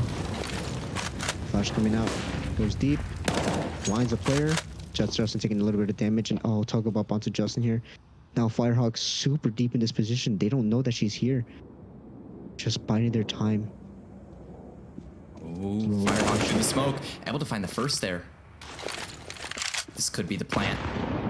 This could be everything, but the bomb has been dropped.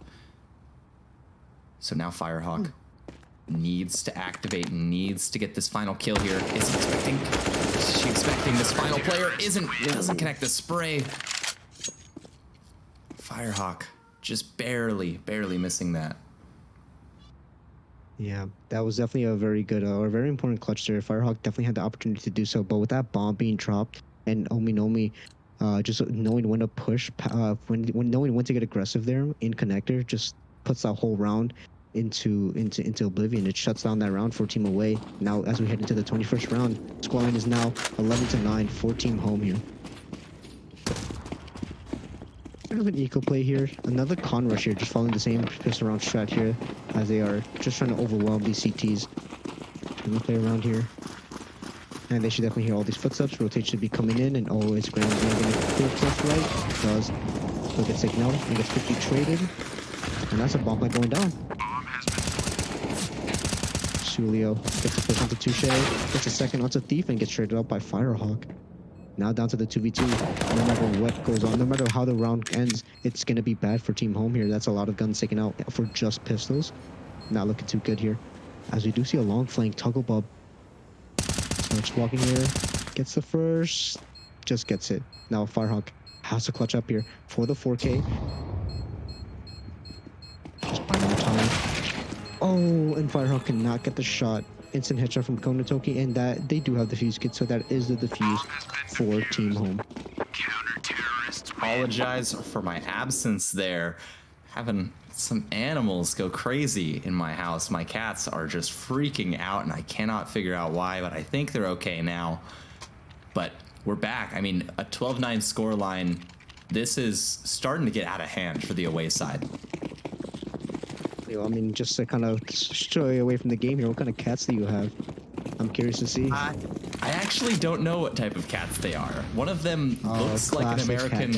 Yeah, they look like an American bobtail, which is what one of my old cats was. But that nade is actually going to do some good damage. But the kills are going the way of the away team here, and all of a sudden it's a 1v4. Gator, the only one left, able to claw one back, but still 3 kills to find. So now, Gator is not able to connect on that shot. That is Firehawk down to 2 HP. Closing out that round. Yeah. Praise going out back and forth, man. That's really what you like to see if you're playing a very fast-paced and aggressive T side.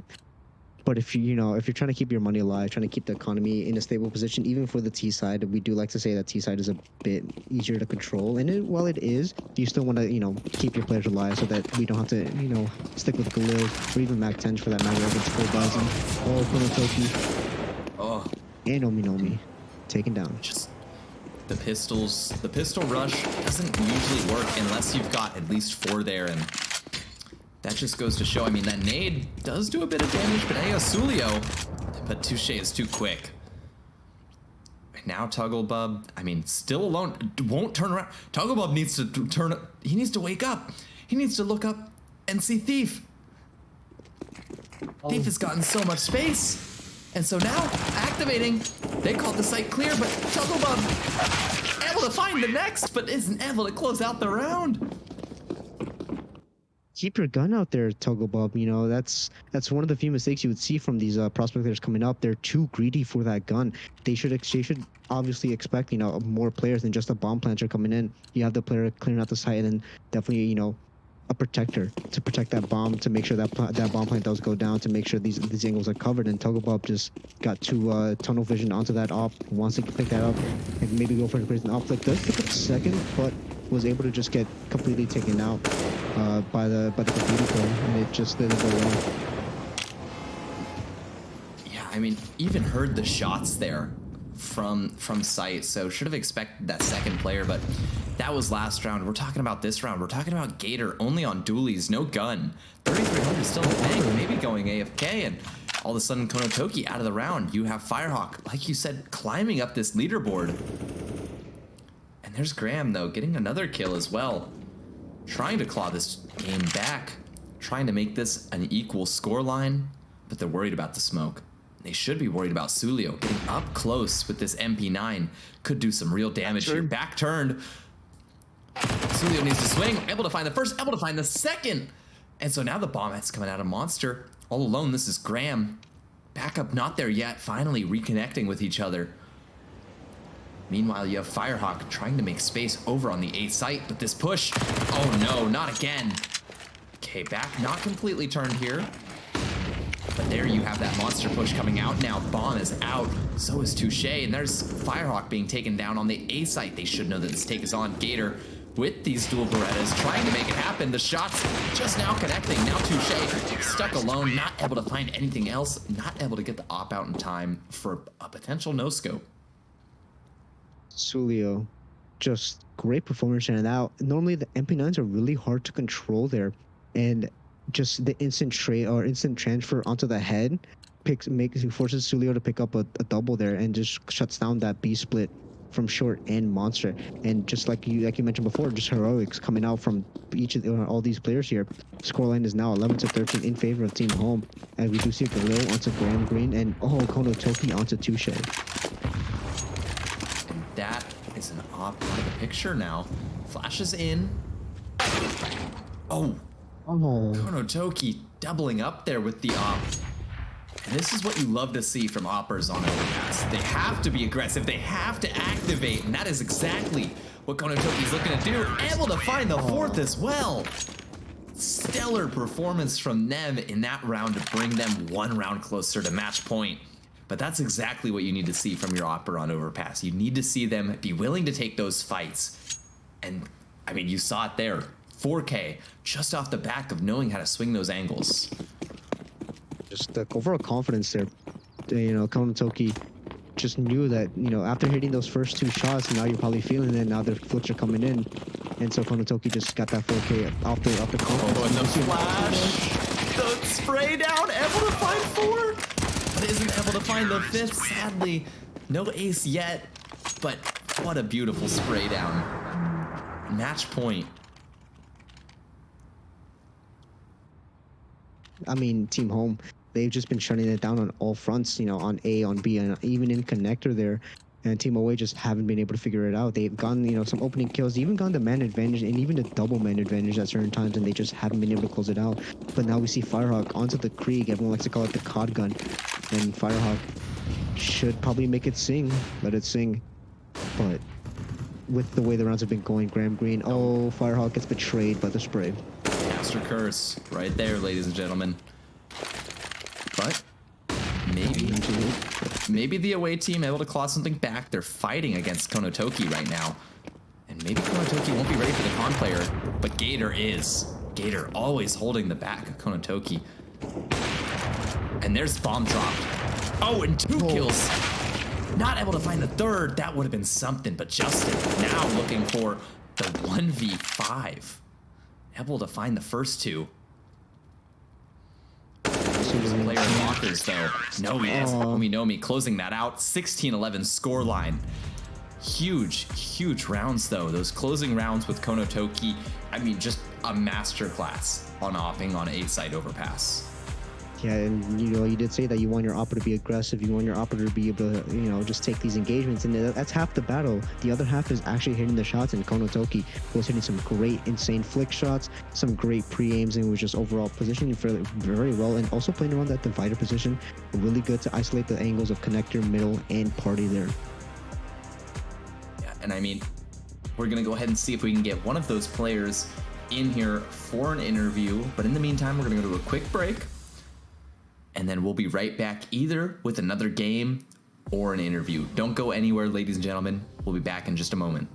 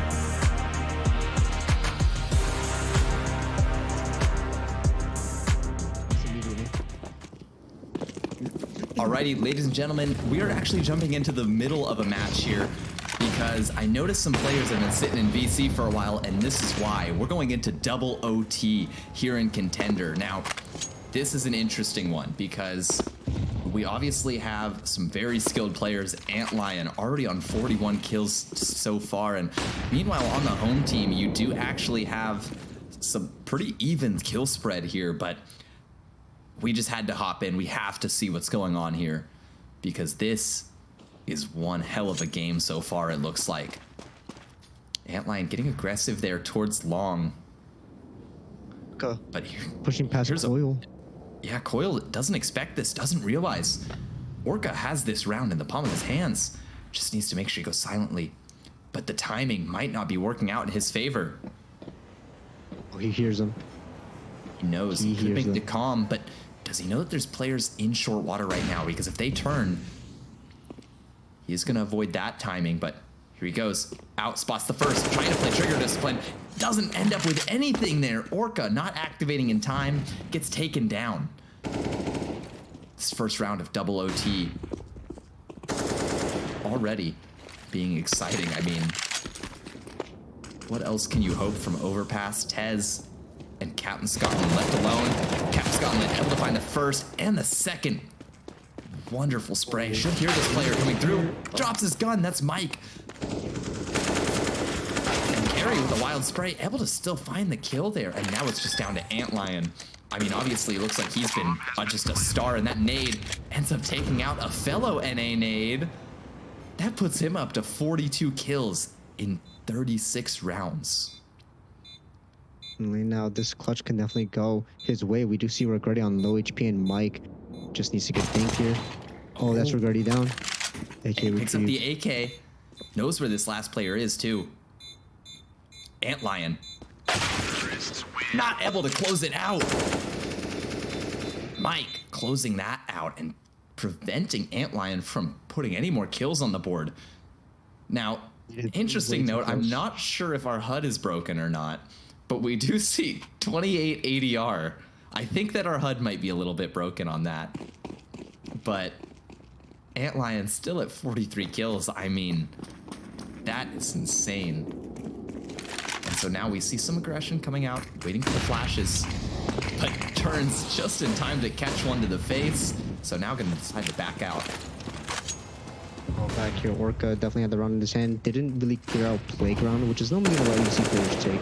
And so he gets caught out by in that last round. But coming into this round here, Cam Scotland was very strong in this position and gets called out. Now Orca doesn't know that he's behind a player quite yet, but maybe knows that there's still a player hanging around in party. Coil, he was very strong. He did take a break last season, if I recall. But he was strong when he was playing, and there it is. Opening up that round. There's Tez with the trade. Now Regretti taking down Orca as well. So now, I mean, a 2v4, but it is Antlion, so I wouldn't call that a weak A site. Definitely not, but the T's can definitely overrun him, and that's That the is first where the one. action is, and Antlion already taking down Coil. And so now here comes the take. Oh, but he's burning. And now they're actually redirecting. They're going all the way back down to bomb site B. And they don't know that they have this wide open. Mike Now, is still Mike here. maybe asleep at the wheel. So here comes Tez and Antlion on for the retake. No kid on Ant, just a kid on Tez. Oh, nade goes good. Oh, and Tez able to find the first, not able to turn for the second. So now it's just Antlion, but knows where both players are based off those shots. Finds the first, knows this player's on site, but Mike again closing out Antlion. All of a sudden, this is getting a little bit out of hand. Yeah, now the Willie. I mean, I feel like this game might end the moment we joined in. I think this is a done deal. I'm not entirely sure who will end it, but I do feel like this game will end right here. But yeah, Mike has just had Antlion's number all the way through for the last two clutches. And Tez getting betrayed by the A1S there. I always tell him to swap to the A4 and he says no. And granted, he is a better player than me. I will let him rock his fun. As we see Antlion onto the scout, he likes to call himself Scout Line. So let's see what he can do. And oh, Caster skirts once again. He had to say something, and that's Coil with a double entry. open A site. And he's gonna decide to go down Con a little bit here, actually redirecting all of them going up towards A. Tez alone on A. Has to make this work, has to have an anchor hold of a lifetime. Played with Tez before, and Tez is just a phenomenal anchor. He's always like just a wild card. Especially in the stat sheets, you see him probably lower on the lower end of the stat sheets, but he's always good for a multi-frag when it comes to holding down these sites. And sometimes those are all the frags that he gets when it comes to the CT side. And the overall just a great player to have. He got some good work ethic and a good attitude. And not much you can say about, or that you can't really say that about a lot of players here.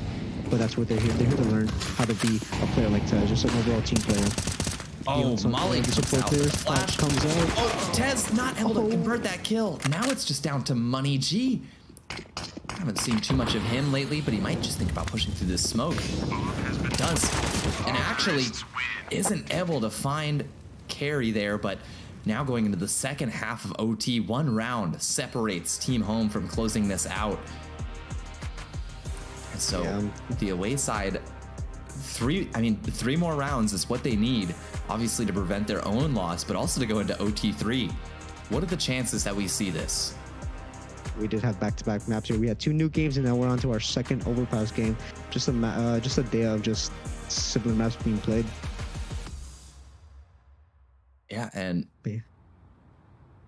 I mean, obviously we don't know exactly when Ant was hitting all of those shots with the op, but he is switching it up. He is going with the AK. Maybe it wasn't even the op that was doing the job.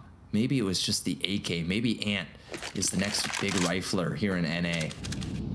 Definitely. But I know we've seen this a lot here on Overpass, just player or operators being swapped out, and Tez disconnecting. I know he talked about a bit of an internet issue here, so maybe that's what's going on. And oh, Regretti already putting them 1 kill closer to ending off this night, and that's Carrie getting another kill onto her fellow NA nade. Antlion, he's out of the round now, and so now you're down to essentially what is a 2v5.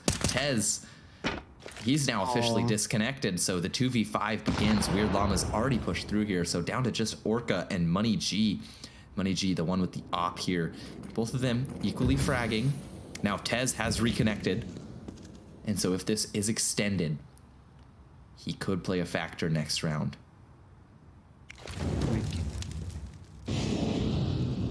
Molly down Con. Everything is quiet except for the TU till. Carry hears all of this. Could line them up. Isn't able to get a single kill there, but good damage done.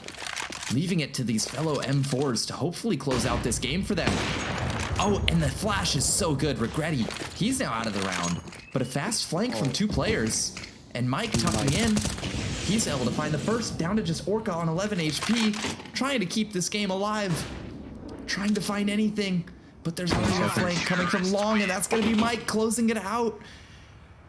Home team for 22. So a double OT game for us tonight, and I mean, I don't know exactly what we were expecting hopping into that, but that was that must have been a very long and exhausting game for these contender players. Sure. I'm glad that we were able to catch the end of that. Definitely, and just Tez disconnecting in that final round, I know for a fact is the reason why that round went as dominant as it did for the CTs there. And I know Tez is a bit upset, but we all have to realize that it's combines, right? Combines are for us to have fun, and also to gauge how these new DEs will handle pressure and how they handle games. So nothing really lost there. With that, we're gonna go ahead and wait for another game for you guys. Now, it is getting a little bit late. I know that we're already past midnight there on the East Coast, so Q is slowing down a little bit. So we'll end up seeing what we get. But don't go anywhere. We'll either be back with another game or to say our goodbyes for our final night of Combines. Sit tight.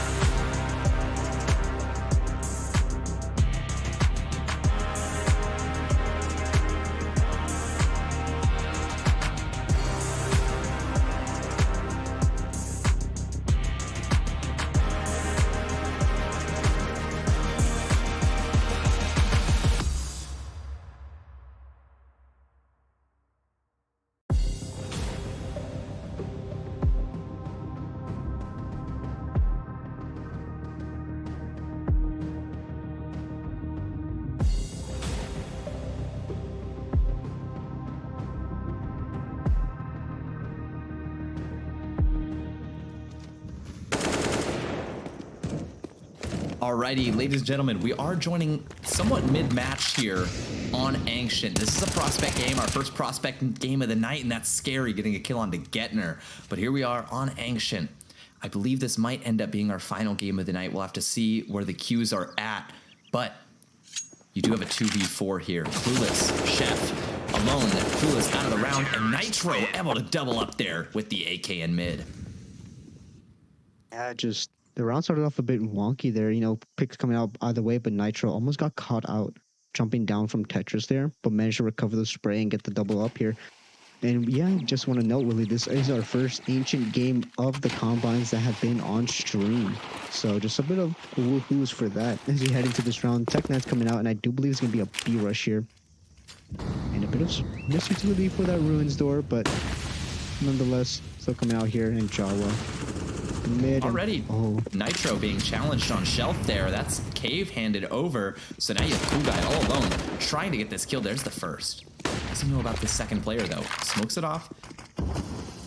And now all of a sudden, 3 players getting onto site here. Dragon Boy confirms the position, but misses the shot. Cool Guy swinging out.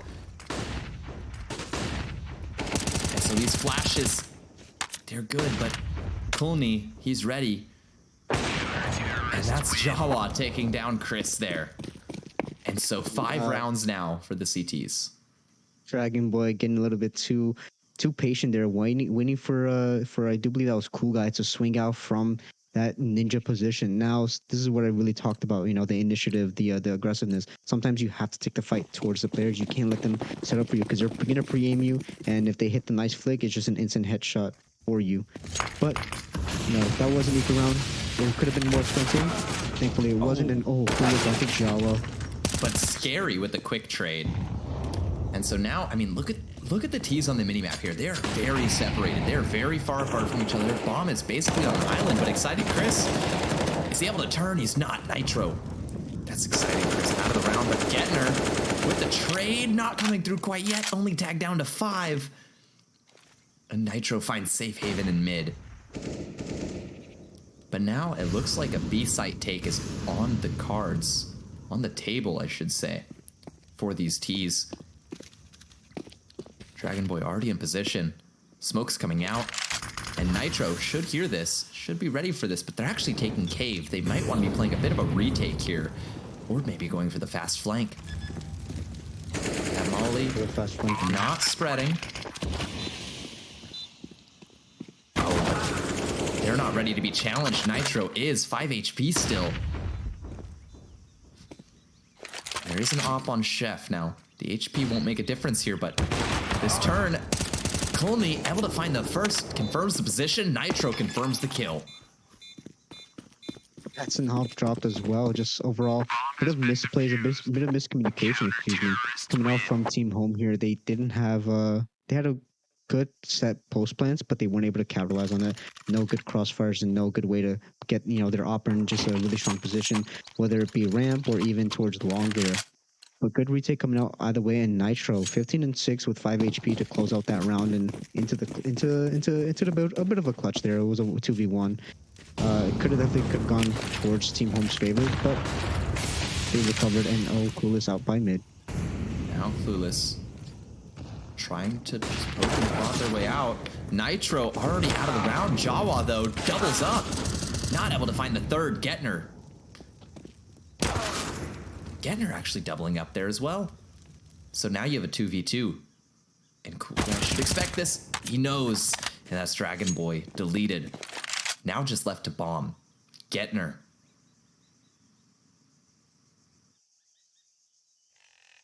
We've seen him with these entries. But it does look like Kulni's expecting this turning.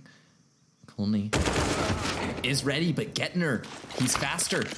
Throws the smoke. And he's bolted. He's on his way. That's a site.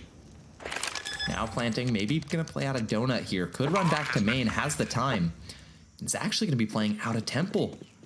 So Cool Guy might not expect this. And he won't. Getner getting very aggressive there. Finding that 4K. Huge round from him. Putting the team up to 5. Great play there by Getner. The reposition The utility usage and then just overall the shooting there was just really good. They managed to get the first kill onto the CT player there, and then smokes himself off a little bit early onto the molly there, but was just too worried about them pushing past that smoke. So I can understand it. As you see, Macton coming out for Dragon Boy. Now I do believe Dragon Boy should be going out very fast here, and Getner probably on a hot streak from last round. Ooh, Nitro, he wants to get more aggressive, but isn't able to find the kill. Now the nade could do it, but just too short. Cool Guy getting aggressive as well, but not able to find anything. Aiming at the toes there. That's the bomb dropped as well. And now Nitro sees the smoke, confirms the position, confirms the kill. Dragon Boy, he needs to get this. He needs to activate, but he switches to his gun, to an AK, and Nitro, he takes advantage. So now a 2v2, bomb handed over. Last two Ts are just now coming out of Donut. They're out of this round, basically. But Util being dropped, Clueless, throwing it all, knows that he's low HP, knows that he can't take it with him when he's gone. However, Excited Chris only able to pick up really one of those pieces, and I believe that was the smoke. So now, Molly coming through, actually just kind of mulling off his teammate there, but he's still plenty of time for Clueless to get through. And the smoke doing many favors, but Excited Chris able to find the first. Oh, now Jawa trying to finish this off. Doesn't know where the last player is coming from. 20 seconds left. Just needs to go for kills now. Clueless. Oh, the timing. Jawa and Clueless. Nan members up in the 1v1. The bomb needs to be picked up fast. Needs to be picked up fast. He manages to get it, and now he's running. Should have plant here. Oh, but it goes too far into sight. Doesn't have the plant. If he had just planted closer to the 3-point line there, he would have had it. Definitely would have had it. Clueless, a bit too nervous there onto that flank. Trying to pick up bomb by pressing E. Now, you can't pick up bomb by pressing E. You have to walk over it. And that just wasted precious milliseconds even. It did come down to milliseconds there. He got the bomb plant down just as the timer ended. We do see a timeout called out. And I'm hoping it's a bit of a tactical timeout. I'd hate to see another player leave the server due to technical issues that is out of our hands here. But nonetheless, Clueless, excuse me, wasn't able to save any money, but they managed to get the bomb plant down, get some bomb money, just, maybe give himself an extra smoke or something to use for the next round. And Dragon Boy onto Galil. Now, team away, trying to figure out their buy. Jawa could definitely drop over a couple of Famosas, maybe even just buy an AWP for himself if he wants to get a bit too greedy here. But knowing Jawa, or not knowing Jawa, but assuming that he's a good player, and by good I mean good in the heart, is he willing to drop over a couple of guns for his teammates here? He absolutely should be. I mean, I've played with Jawa before. I've played a lot of Face It Pugs with him, but it actually looks like Scary's just down to the MP9 here, but a lot of util now. Util is important, and we do actually see Jawa heading towards mid here. That molly already being put to use. Obviously, mid on Ancient is one of the most important parts of the map, as it is on any map, but Shelf is actually where they should be worried about. Now, Scary taking that long-range fight, able to find the dink onto Getner. Not able to find a kill yet. And that's actually Jawa now, taking down Clueless, taking down Getner on the jump shot. Pushing through the smoke is Excited Chris, only good for one though. And Jawa not able to confirm that final kill. Is Chef able to turn for this? He is. And all of a sudden it's a 1v1 Kulni. Oh, but Chef doesn't hear the rotate. 6 HP. Now they hear each other. Oh, and Chef actually planting out in the open. Is going to be spotted out. Kulni closing out that round. That's 8 for them now. And obviously CT side, that's where you want to stack up these rounds. T side on Ancient, much harder, even after they changed the map a little bit. I would say that it's definitely still CT sided.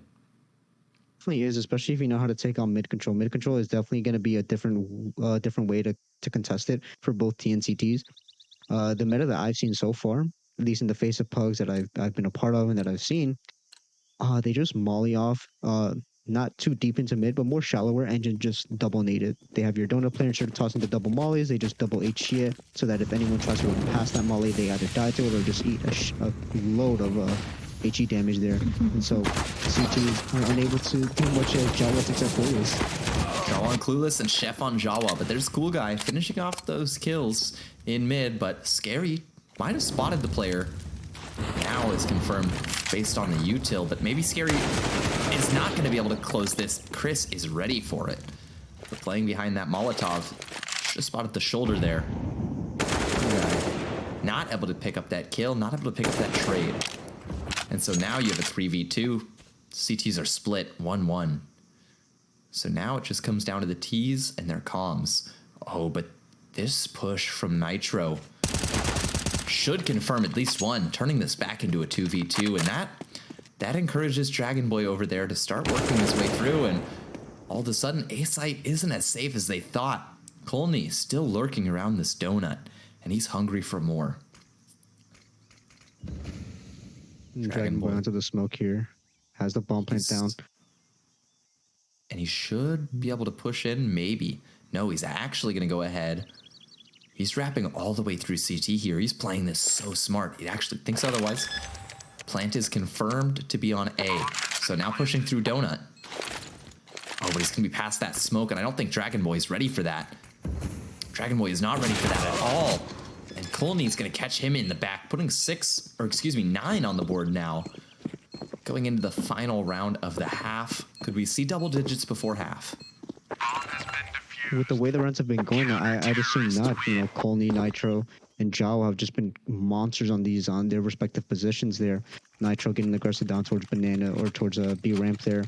That's what I'm talking about, the initiative. You know, once again, just, you know, knowing when to get aggressive is just crucial when it comes to winning mid rounds. Can't give the T's here any space to work with to late exec onto you, especially if you're down a couple of players. And getting to the last round, just, you know, a B rush here with guns. Unorthodox, but, you know, it's a short. This Nitro's gone. Clueless taking him down. It looks like we have 3 members of NAN, actually. Jawa, Nitro, and Clueless. Which, hey, it's not biased, I swear. Here comes Clueless. Speaking of bias, that AK not very biased towards him. The spray not being favorable, but that Molly's going to force the CTs back. And so now we could have a 9-6 half, but Jawa has something to say. And Getner is going to close his mouth. Clueless also getting one. Now Scary left alone. 1v4 was a 1v5, but the time not in his favor. Not able to line them up there in cave. 9-6 half. So not extremely favored, but still looking good going on to their T side. Most definitely, and we like to meme around here in CSC that prospects like to just hold W and just run around the map. And Ancient, especially with the new update, is definitely one of the maps that we're gonna see, you know, prospect players just have a field day on. The timings there, not everyone understands the timing, not everyone knows the timings like the back of their palm, and sometimes things just might slip the mind there. And so we might see it come out here, especially with, you know, players like Nitro on. I do believe he is a bit of an aggressive entry when it comes to his team. I know he likes to get down and dirty and likes to just make the space for his team, but he always gets, you know, the headshots. He always opens up these sites. We do see 2 smokes here for the CT side, and 1 smoke and a flash onto Scary here, so it is A execute. Unorthodox, you usually see a mid push, maybe even a B rush, but oh, they're gonna walk it out here. There is really no contest on site. That temple smoke is going to land perfectly. All of a sudden, A site is actually completely open. They have no one opposing them, maybe from CT now, but Jawa looking to get aggressive maybe. And there's Clueless denying Plant from Donut. And so Plant should still be going down. Chef getting a kill of his own. And Clueless still able to find kills. Now it's just down to Jawa. Not able to close out the kill there. Oh, and the reloads are coming through. Clueless looking for the knife, isn't going to find it. Chef going to steal that away. Chef didn't get that kill. You know, Clueless just dies to the Glock there. Very ambitious for the knife, but wants to get as much money as possible. As you saw him just instantly stick that defuse. Getting had the kit, but Clueless felt robbed of that $1,500 and wanted that extra $300 from the defuse. But, you know, with bomb plant going down, we should see Team Away buying up here. You know, just some Galeos and maybe a couple of Mac 10s. And I swear, if I see an AK-47 Willie, I'm just gonna get up and leave. Thankfully, believe it or not, the only tier to not buy an AK after winning pistol is gonna be this prospect tier. But fast out mid, Clueless might get caught out because of the reload. And actually, as I say that, there's kills going all types of ways for the CTs. Now Clueless able to find one, but they now know his position. He's able to double up. Nitro caught looking the wrong way. And Clueless just playing around this pillar perfectly, but still gets taken down. And there's Getner on the flank. They have them locked in right now. But actually coming through CT spawn, that's Jawa. I don't think they'll expect this. Chef, he's gonna be blindsided. And there it is. All of a sudden, A site open. But coming through CT is Getner. Jawa, very low. Getner could push this smoke, and he is going to. He's gonna push through and find the first. Now Jawa, very low. He is able to confirm that second kill. And a wonderful round from him. Playing his life, playing passive. But that flank from Jawa, I mean, that was perfect. That was perfect for them to be able to get that bomb plant there. Jawa just hit a really nice timing there. Managed to get behind and drop a couple of guns here. Now, Team Home, while they did win the round, they are low on money here. Getner has a bunch of money left over to drop over, but the economy is now looking weak after they all decide to buy. Whereas Team Away, they have enough money to buy here, and they should be buying here. And it's okay to buy an AK now, as we have, M4s all around. And it's inevitable that they will get an AK. The CTs will get an AK, but at least you prolong it for as long as you can. As mid is taken by Team Away. Oh, and already trades going back and forth, but now it's the CTs on with the upper hand here. Nitro and Colney, the two AKs, they're left alone. A missed flash from Chris here gives away his position. Maybe looking to try it again. Misses that one too. This is the prospect you usually expect. And Colney opening up shelf, but there's a player bottom ramp here. Getner could be ready for this. Could be ready to line them up and knock them down, but so far nothing. I'm worried that he might look away. There's the first. Is able to confirm it. Colney gone. Now it's just down to Nitro into the 1v3, into the clutch. And he's good. Nitro. He's definitely one of the better prospect players. Not biased at all, but as I say that, Chef, I mean, he's good as well. Headshot M4 wraps it up. Long range, definitely something to watch out for there, especially with the A1S there. But I do want to note, these prospect players, while they do miss a bit of utility, they're also very ambitious and very creative, right? Normally, you wouldn't expect someone to be able to toss a flash or those little gaps in Jaguar there. But prospect players, they don't care. They will toss one out there to see how it works, and if they find one that lines up, guess what? Now they're famous on nades out here. So you can't really knock them. Absolutely, and I mean, we are getting back into this. It's 9-9. We do have a lot of deagles, 3 of them to be exact, going out onto this A site. Chef, fully blind, backs out into Donut, has to relinquish A site. Oh, and maybe the T's getting a bit aggressive, but the CT is not hitting their shots. Now they are. Oh, Colney definitely hitting his. Looking for that next deagle shot, isn't able to find it, so just down to Scary. Trying to find that lineup, but the counter strikes are not there, and that is it. That is a 10th now, but they should have enough to buy going into this round. We should see AKs, potentially an op, and so, I'm honestly not a huge fan of opping on Ancient T side. I think it's one of the more challenging. It's one of the more challenging maps to op on if you're on the T side.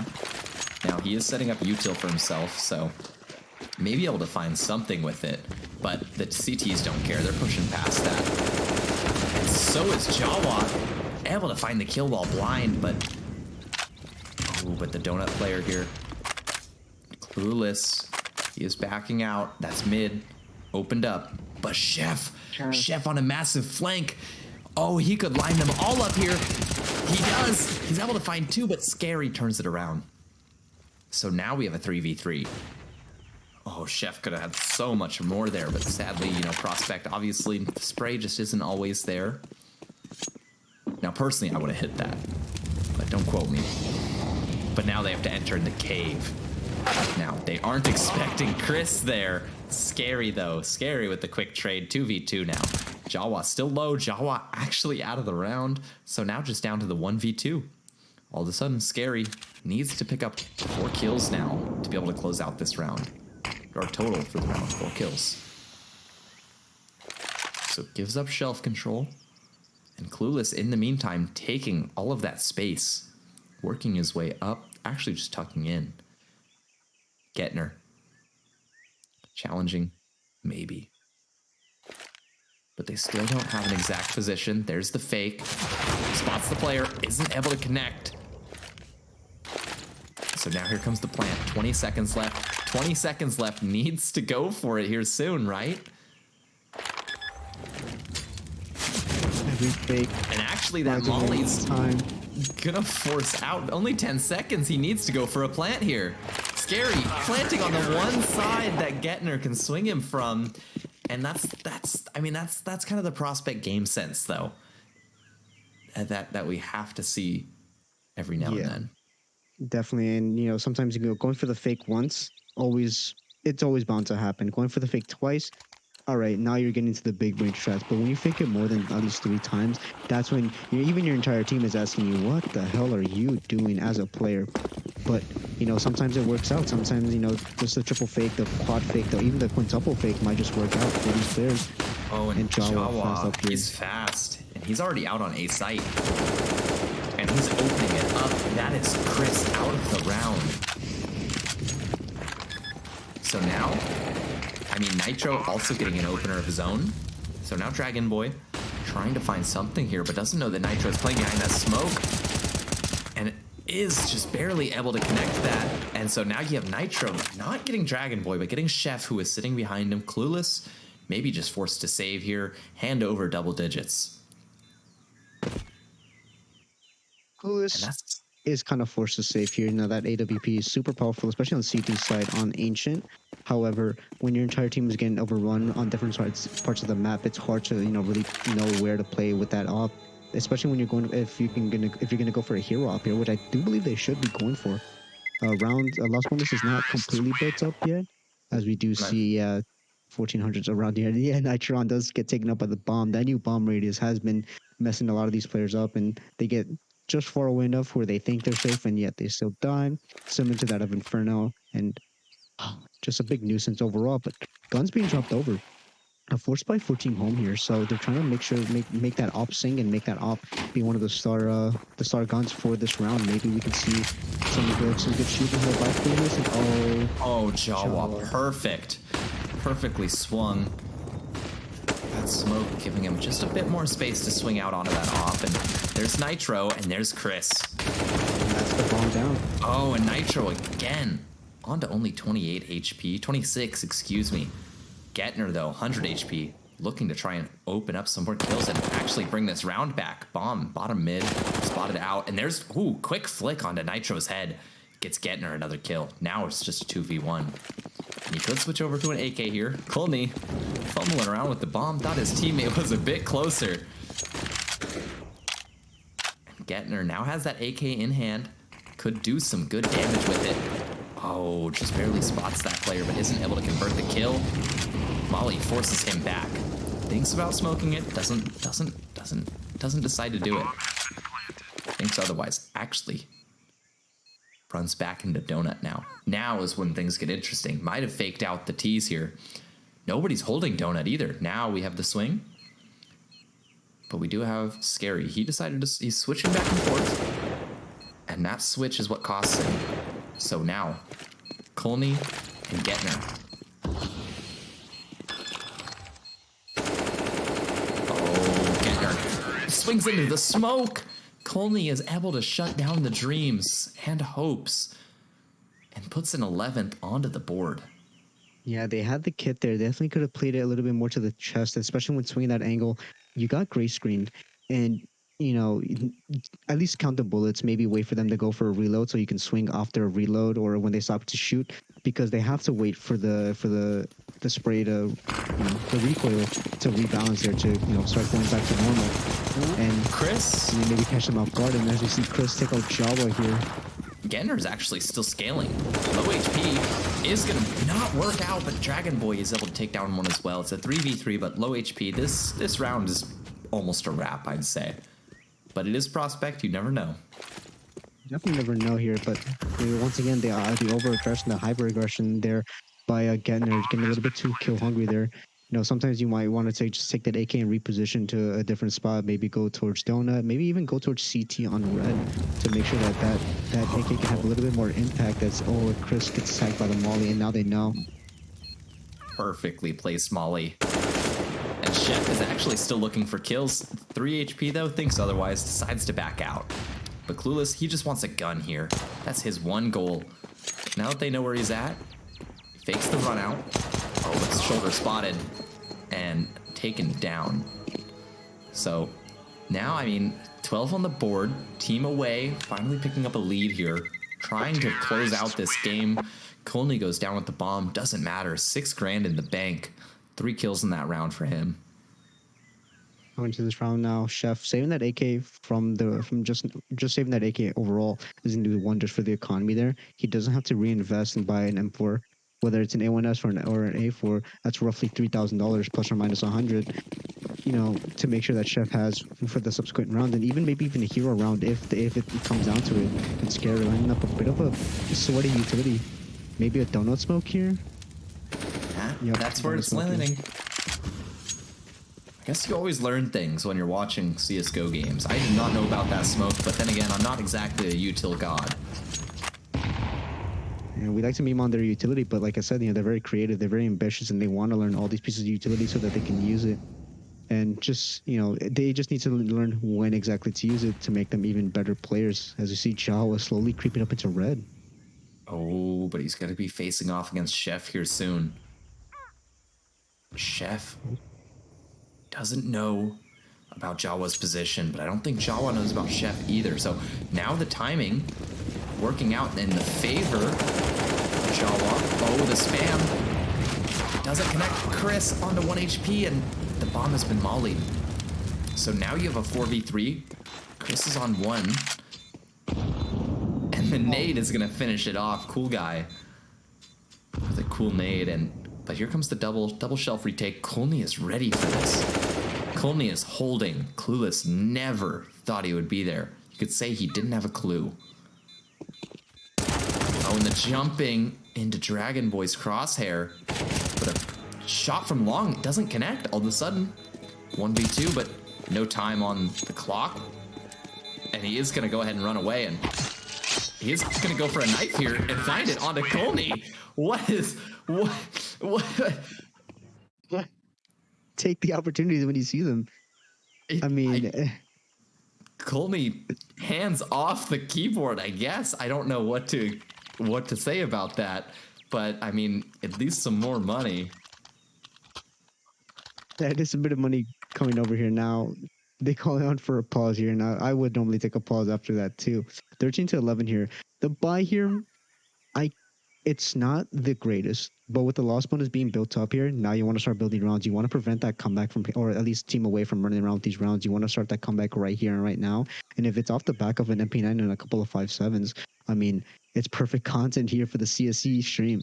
But also just some good confidence booster and some good attitude for GMs to see when it comes to these combine games. They'll see hey, these players understand that maybe we have to go for a buy here, and they're okay with taking a bit of a risk here.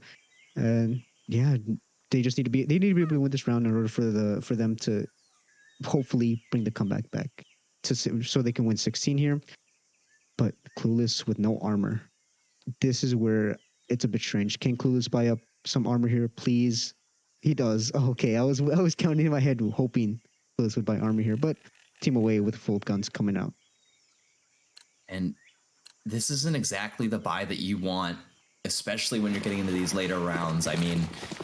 Now as a CT, you're essentially forcing yourself to buy for the rest of the game.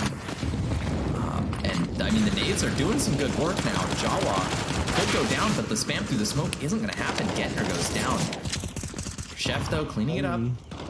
But Nitro could ruin this, but decides not to activate yet. Clueless getting aggressive, spots him. Confirms that kill. Oh, but isn't able to grab the gun. And so now you just have Dragon Boy. He survived last round. He had the knife. And now he has to have the kills. But Bit of a self flash coming through. Scary's gonna retry that. There's that one landing. So smokes are still available, and they are gonna choose to smoke off CT. That is the last of their smokes, but still one Molotov left on Coleman. Pushing through the smoke though, Dragon Boy catches the perfect timing. So now Scary, all alone. Oh, but the spam just doesn't work. Dragon Boy barely missing those shots, leaving Scary on a 3 HP for that. And that's 14 now. And I mean, if you're on the CT side, your money, it's looking okay, but the util isn't going to be there. They have to sacrifice some guns here. They are going to have to either stick with MP9s or FAMASas here, but I do see a couple of M4s, so not a lot of utility. They're going to play for the kills here now. That's Clueless not necessarily AFK. a bad play. Clueless, oh my god, Clueless is AFK. Is This this is an Quincy important round. again? Is this Tez part 2? No, he comes back. That's part 2. But, oh, buys up just enough. Oh, Chawa going down, but Cool Guy with the trade. So, I mean, all things considered, it could be worse, but that speed site somewhat open now, and Nitro able to find that kill. Get Stink down, though. That could come into play. And there it is, Chef trading it. Meanwhile, Scary picking off Chef. Okay, now the kills are going the way of the T's. Oh, Colney, what a shot on the Getner, putting them up on the match point. Ladies and gentlemen, we are one round away from closing this out. Closing out potentially the final combine of Season 10. But maybe, just maybe, the home team has something to say about it. Maybe they bring this back, force us into OT. The Cinderella story still alive, at least for one Most more definitely round. is. Bomb is still in spawn as well. That could be dangerous. Oh, and actually, No utility A-Main, here as well. A-Main is getting dangerous. There's Chef with double. Chef trying to hold this together, trying to keep his team from falling apart. Great heroics by there by Chef. I was going to say, oh, Dragon Boy. Dragon Boy, he's pushed through in mid. Oh, this aggression has been perfect from them. But can he replicate what Chef did? There's the first, there's the second. Not able to find the third yet. Switches over to an AK Nitro. Able to find it with the op, but now it's Nitro all alone. This would be a 1v5. Nitro. 3 bullets left, 4 kills to find. And you still have a player actually boosted up on A site. This is Chef. Chef could ruin this. He opened up the round. Can he close it? But Nitro's smart. Nitro clears this, right? He knows. It's one of the harder He angles knows to that- clear as well. Oh, he doesn't clear it though. Chef! There's 3 kills for him, keeping the hopes alive, bringing us one round closer to overtime, but there's still a lot of chances for the away side to close here. That's 4 rounds to be exact if they want to close it here. Now, I did want to mention that, the lack of utility the last couple of rounds is what's, it was Team Home's detriment there. They're going for a lot of aim duels in Team Away. They've just been winning these aim duels. Nitro, On, Cool Guy, Scary, Jawa, all of them just have been dominant when it comes to the aim duels, but they finally were able to win one off the back of Chef's aggression here in Dragon the Ball. flash. The smoke. Dragon Boy pulling out a nade rather than his gun costs him his life. And so now you have all the T's redirect. It's only Deagles and 1 hero AK. Chef finds the first. Good kill. Smokes himself off. Just wants to escape here. The tag's coming through. This is now a 4v4 retake. Nitro already tagged down. Cool Guy through the smoke. And oh no. The Glocks could do it. The Glocks could close this game. Off the back of a hero AK. This is not what they want. This is not how they want to go out. Chris doubling up makes this a bit interesting. Nitro's still very low. He needs to come up massive here with the Deagle. Spots the first player out. Not able to connect a shot. Just down to Cool Guy, who's been mollied out. And all of a sudden, it's 13 to 15. We're 1 round closer. Our 3rd potential overtime of the night. Here's where it gets crazy though. Now Team Away have, they have the opportunity to close it right here, right now if they go for a full buy, and it looks like they are. But with, the YouTube or money looking a little bit bleak there onto Cool Guy and a couple of these players, maybe a Tech 9.5 or a half by just rushing B to get it over with. But full guns coming out. And good util too. I mean, the util could be the difference maker, but even better from the CT side already. Molly's being thrown. Clueless has has to run back. Nitro through the smoke, gets aggressive. Is able to find the kill. Dragon Boy's on 1, and Nitro's on 3, but Chris is only good for 1. So now you have a 3v3 and 2 players low. Dragon Boy on 1 HP, Nitro on 3. Oh, and this just keeps getting crazier. Oh, and Dragon Boy, he's in the position to at least get 1 here on his 1 HP, but he's not gonna fire Nitro, the other low player. Oh no, and now it's just down to Chef again. This op, I mean, late though. this op needs to be everything. Now 2 players low, I mean, an M4 would do the job, but does he switch over? So now the plant comes through. Oh, and you do have Nitro staying aggressive. If he gets this kill, it's 30. And does he have his knife out? I think he's going for a bit of a cheeky knife. Nitro. Nitro has his knife out here. The smoke fades. Oh, is Chef ready for this? Chef misses the no-scope. Oh no, with the knife! Nitro closes it with the knife! And the miss no-scope. That's team away. Closing it out, shutting down the hopes of the home team. 16-13, it was almost there, but Nitro with the BM. Yeah, Chef just What? a little bit too aggressive there, too ambitious there for the no-scope. Wants to get that no-scope, maybe deny Nitro that 30, but you have to be able to see the body. You can't just see the shoulder, especially when, even if you tag them through the box, you're not guaranteed a kill there. How many knives did we see tonight on stream? At least 3. I'm gonna at least say at least 3. At least 3 knives. That is something. Now, ladies and gentlemen, this was the final night of Combines. So we do have one more game that popped, but I know that it is getting late for some of you guys. Now, Nexus, Alex, what are you thinking? Alex, the producer, is good to go. So I think I'm gonna be a bit of a party pooper here. I am getting a bit hungry, and I have some Dunster chicken nuggets waiting for me in the fridge. So unfortunately, I am opting to head off here. Okay, that is no problem. Now, Nexus, these Combines have been great. Unfortunately, I don't think we'll be casting any regular season games, so thank you for joining me and casting these Combines with me. Now, I think if Alex is okay with it, I'm down to run this up solo for this next game. Oh. All right, we're doing it. It sounds then. like we've got ourselves another game coming at you in just a moment. So, Nexus, thank you for joining me. You've been a champ. I mean, really, I couldn't have done this without you. You know what? Because of that, I think we'll stay for one more game. We'll get the dynamic, or the terrible trio for one more game. We've got another game on our hands. Nexus and King Willie, we're back. We're going. We've got another game, but don't go anywhere. We're waiting for everyone to boot into the server, and we'll be right back. Sit tight, ladies and gentlemen. One more game.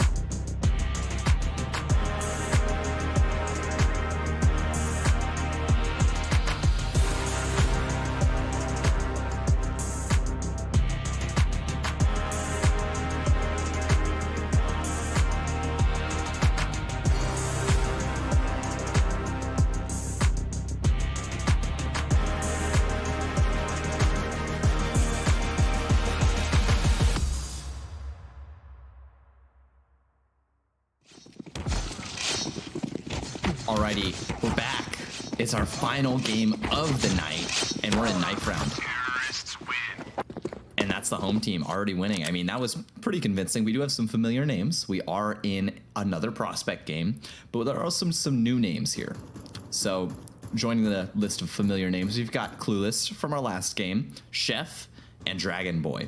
However, here we go. We've got some new people that we actually haven't seen on stream before. Now, Jediski, I think that's how you say that. We'll call him He's a TJ. new face. Haven't seen him around. Chicken, Sep Gamer, and then on the other side we've got Berserk, Parrish, Tim the Big One, and then Razor 20. Yeah, I mean, some of these names we've definitely seen before in a couple of past streams. But yeah, like the familiar faces of TJ, I do believe Chicken might be somewhat new. Dragon Boy, I know for a fact is definitely new. I haven't seen them around here, but we're on Mirage, one of the most basic maps, but also one of the most fun maps. Yeah, I mean, Mirage, honestly, this is how I want to end off the night. Obviously, it's every Face It game that I play, and now it's going to be the final Combine that we cast. And already we do see, it looks like a smoke's being set up. I see a CT and a stairs smoke getting ready to be thrown. Now, that jungle smoke could pose an issue if it's not thrown, but 3 out of Palace here. And actually, the jungle smoke is going to be thrown. It's just going to be CT missing, so potentially just a front sight plant here while there are only 2 CTs on site. I don't know why the rotate was called, but here we are. Smoke's out. People out of Palace. There's Chicken in. And CT, they should have made the comm. There's the player. So now Chicken looking to get a bit more aggressive here. Runs out of bullets. And Clueless, he's alone. Oh, but Parrish, he's able to find 2 there. 2 off the back of low HP players. Now it's just Dragon Boy and Chef. Now it's just Dragon Boy. Needs to come up big for this clutch. Able to dink down the first. Not able to connect any more shots, though. Now the plant, or the stick, excuse me, is coming through. And he's not able to swing out. Tim, the Big One, closes that out. And honestly, a very interesting round. Yeah, very interesting. Just the lack of flashes there to get the players out of Palace. Now, if you're going to go for a Palace pop, ideally you just smoke off CT and just kind of have them come out of Palace, let them waterfall out so you can take the fights and just get the plan out. If you're going to go for, jungle stairs, then it's fully okay to just rush out a ramp and just flash, deep CT as often as you can so you get CT control and then plant, maybe behind triple there. So just a bit of a weird, I guess, way to set up that Palace pop. But coming into this round, they got the bomb plant down and we should see guns coming up. Yeah, and that we do. I mean, Chef onto the scout has already put that to work against Parrish there. And now Chicken with his Galil, trying to make it sing, spamming through that smoke. And Tim, he just needs to back out. That scout at chair can be dangerous. But the cross still able to come through. That HE could be huge. It is 35 HP left. Oh, but the tag. So now we do have Tim, the Big One, backing out. But Clueless should be ready for this. Able to find the first, not able to find anything else. That is Jediski picking up one there. Oh, but Sep Gamer not ready for Berserk, still on site. And so now it's just down to Dragon Boy and Chef, 2 familiar names. They were in a clutch last round. Maybe things can go differently for them, but Razor on this Galil makes me feel not so confident in this clutch. But maybe Chef will prove me wrong. All it takes is a couple of well-placed scout shots to make this round possible. Tim, perfect activation there. So now it's just down to Chef, who's on 4 HP. I mean, it would take a miracle here. I don't see this happening. And so, I mean, T-side on Mirage. Oh. Drops. Tim knows. Oh, but another tag. Tim closes. Huge round from him. I mean, that's 2 3Ks in a row for Tim there, and he builds up quite a bit of money off the back of that MP7. Yeah, that's what you really want to see when it comes to these second round conversions. The MP9s, the SMGs coming out to farm as much money as you can. As you see Tim, oh my God, he got me choking on my breath here. Buys the op, 2 ops.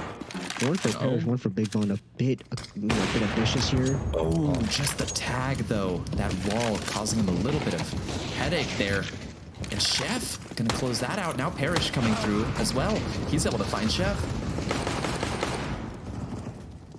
That's a bomb So drop now, as well. Oh, wait, this just got interesting. It's a 3v3. Oh, and Berserk never saw that jungle flank coming, so Parrish is ready for it. Parrish so ready for it. Bomb drop. Now it's just down to Sep with the op. The op Worm God. This is actually my first op skin I ever owned. So it's nice to see that maybe it'll be used in a clutch. 2 bullets, 2 players, and all it takes is 1. He has to scope in and go for a cheeky no scope. And oh, heard the smoke. Or heard the scope, excuse me. But didn't spot the player there. Oh, and Parrish is so ready for this. He spots it. Oh, it's so tense. Oh, just jumps over it, knows, is able to close it as well. But the last player is on site. I don't know if he knows about this. Runs straight into his gun. That's Razor, able to pick that up. Oh my goodness, that had my heart going. Sep Gamer. That was almost such a good clutch there. That first jump around the ops, so smart. I mean, at that point, I knew for a fact they just accepted their death there. Bomb out, no way to recover already in the sights. I mean, Razor did take a bit of time to get the kill, so maybe the no-scope could have been supreme, but unfortunately not. Oh my god, Tim! What a shot! That was so fast! Sep Gamer not having a good game right now. And unlucky for him, but the rest of his team is setting up these A smokes again. We're gonna see front sight smokes coming out. Actually, CT smoke does look. No, CT smoke is not being lined up. It is. All 3, actually. I don't know what I'm talking about, but all 3 smokes are being lined up and they are gonna be thrown. That's that nice 3-2-1 throw. And here they come. Oh, that CT smoke. They do have a player, though, sitting up top palace. That's Berserk. He is going to actually be mollied out, but Tim rushing through a smoke, able to find 2 now. Looking for a third, not able to connect. That's Chef. Chef now. 1v3. Still a player coming out of ramp late, though. And that's Parrish. Parrish closing out Chef and closing a 4th round now. Just great plays overall. They're pushing past the smokes, and sometimes that's all you have to do. You have to, come up with a play that'll help set up your team for success, even if you don't need to. Now, granted, you have to be aware of, how will this play affect your teammates. But when you're feeling it like Tim is, sometimes it doesn't matter. You just run in there 9-2 right now with the AK, just doing a lot of the work here. And we are seeing a B rush. Tech9s and Mac 10s coming out. Smoke already. Tim's ready for this. Here we go, Tim. It's your time to shine. That nade is huge, but Razor's actually on the receiving end. Good damage, but not any more kills going his way. Now Tim, he's actually not able to find anything. And all of a sudden, there's a 3v2 and no kits. Bomb has been planted. No kits left. And so now, I mean, if you're a CT, you really have to speed things up here. But Chef, he's holding for this late flank. Clueless, about to be on the receiving end of a bunch of bullets, and that he is. And so now it's just down to Berserk. No kit. Low HP. Isn't gonna happen. Chef closing that out with both kills there. The flank and the market player. Great round from him. Rounds overall, and just a bit of missed kills there by Razor. It definitely had the 4K spray down there. Just couldn't control and tame the M4A4 Beast. It's not a gun that should be used by everyone, but I highly recommend learning how to use it. Definitely one of the better guns. Screw the A1S. This is the one. This is the gun that you guys should be using here. But Berserk getting up close here with the 250 and gets his head clean. Chef. Oh, and Chef looking for more as well, and Chef finding it. And there's Sep Gamer. Chef, what the hell was that from Chef? 4 kills. Quick, granted eco, but oh my goodness. That's just how Chef is. Chef was feeling it. Now it's good to have that, to see that there's 2 players on opposite sides of the teams knowing, how they're feeling it. And Chef, that's all. Sometimes, even though it was an eco, sometimes all you need is a bit of confidence to start popping off in the game, as you do see a window smoke flying through the sky here. And it is going to land. That's something you don't usually see window smokes land in Prospect, if I'm being honest here. Now, Cat is going to end up swinging out. Those are 2 deagles. Parrish not able to connect. That deagle not working out in his favor. But now that rotate is coming through. It's going to be a full rotate almost. You actually still have Razor posting up.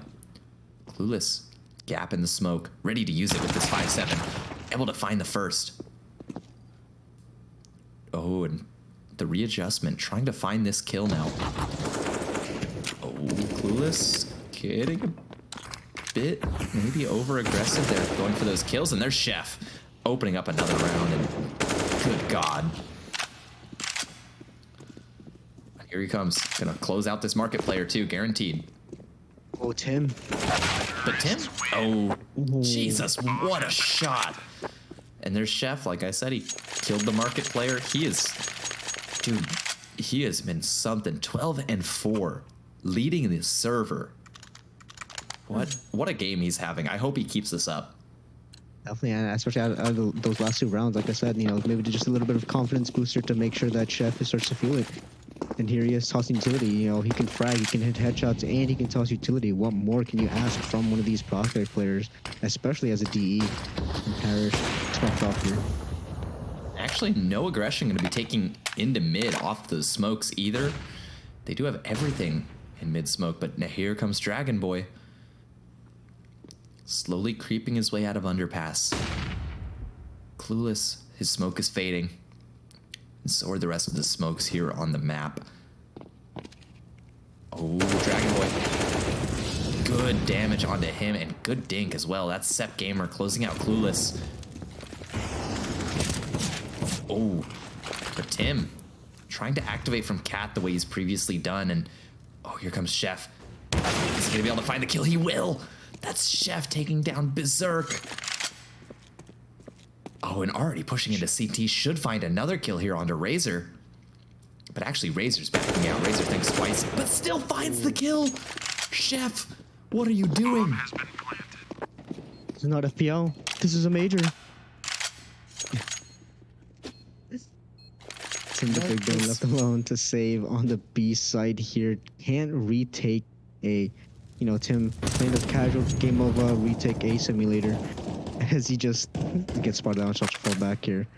As a B anchor myself, I've got to say I know his pain. When you're just feeling yourself, but you can't do anything about it. And actually, Dragon Boy, he's gonna shut it down. But no, I mean, I know that pain. B anchor, if you ever watch my streams, shameless plug, but you'll see if I'm on Mirage, I am just jump spotting the entire round, and then it's just retake A. It is the toughest position to play on this map. Down, I know. Yeah, it's usually where I play, especially when it comes to pugs here. Now, Officials and Mirage is a bit of a older map, not one that a lot of players on my team like to play on. So I'm okay with relinquishing it as long as you get to play, you know, the newer maps like Anubis. But yes, I understand the life of a B anchor.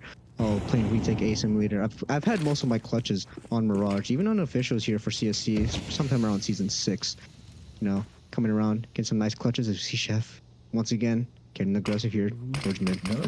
He actually backs up, but Tim still has a gap in that smoke. Razor looking for a 1D here. Isn't able to find it. There's Chef. Looking to close out Razor, but it won't happen.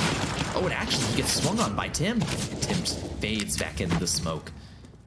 And into a molly, but Razor re-aggressing. They might not expect this at this point. Oh.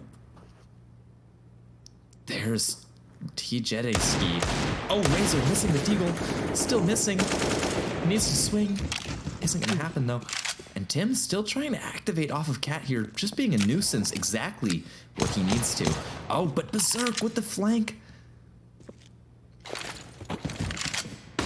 Oh, and now the T's are trapped. They're boxed in on all sides, can't escape. And there's Berserk, not quite able to find another kill. But Dragon Boy down to 2 HP should make this light work for either a Deagle or the 5-7 here. But 30 seconds left. They don't have Bomb. Bomb is still on Cat, and they realize that now. So now you have Dragon Boy, the lowest player, having to move up. But Razor, the timing for him just doesn't work out. But you still have Clueless. Clueless has been tucked in this entire time. Oh, but the front default plant. Oh, but the comms didn't come through. All of a sudden, it's just down to Dragon Boy, 2 HP. Oh, and Tim isn't going to be the one that finds that. Clueless swings out just a bit sooner. Definitely Clueless had the round in the palm of his hands. It also could have prevented the bomb plant down, but got a little too afraid that it might come and clear him, or that they weren't gonna come to plant in time, and so he opted to fall back here, slowly making his way back towards site. And still gets the first kill onto the higher HP player, which left Dragon Boy on 3 HP or 2 HP. And it was nearly an impossible clutch. Dragon Boy would have to be, pixel perfect and just hit clean headshots if he were to win that clutch there. But, full buy versus full buy, five rounds to 4, heading into the 10th round here with an op onto Parrish, and Tim with no armor. Ooh, way to miss smoke. That could open up this round for Parrish. Oh, and Chef not able to get the pre-fire, but actually has the advantage off of those shots that were traded. Now Parrish tagged down. Ooh, Tim trying to swing off of Cat here. Isn't able to connect any shots, sadly. But here's Clueless. He knows that there could be a player lurking. Underpass, and is still holding for that. Confirms and backs out. And that is all you need to do as a CT playing towards Colin, is just confirm some info and then play your life. But here's Razor. He needs to play his life. He needs kills here. Tim playing a very close gap, only able to find damage, not able to find a kill. There's Razor chiming in, kill of his own.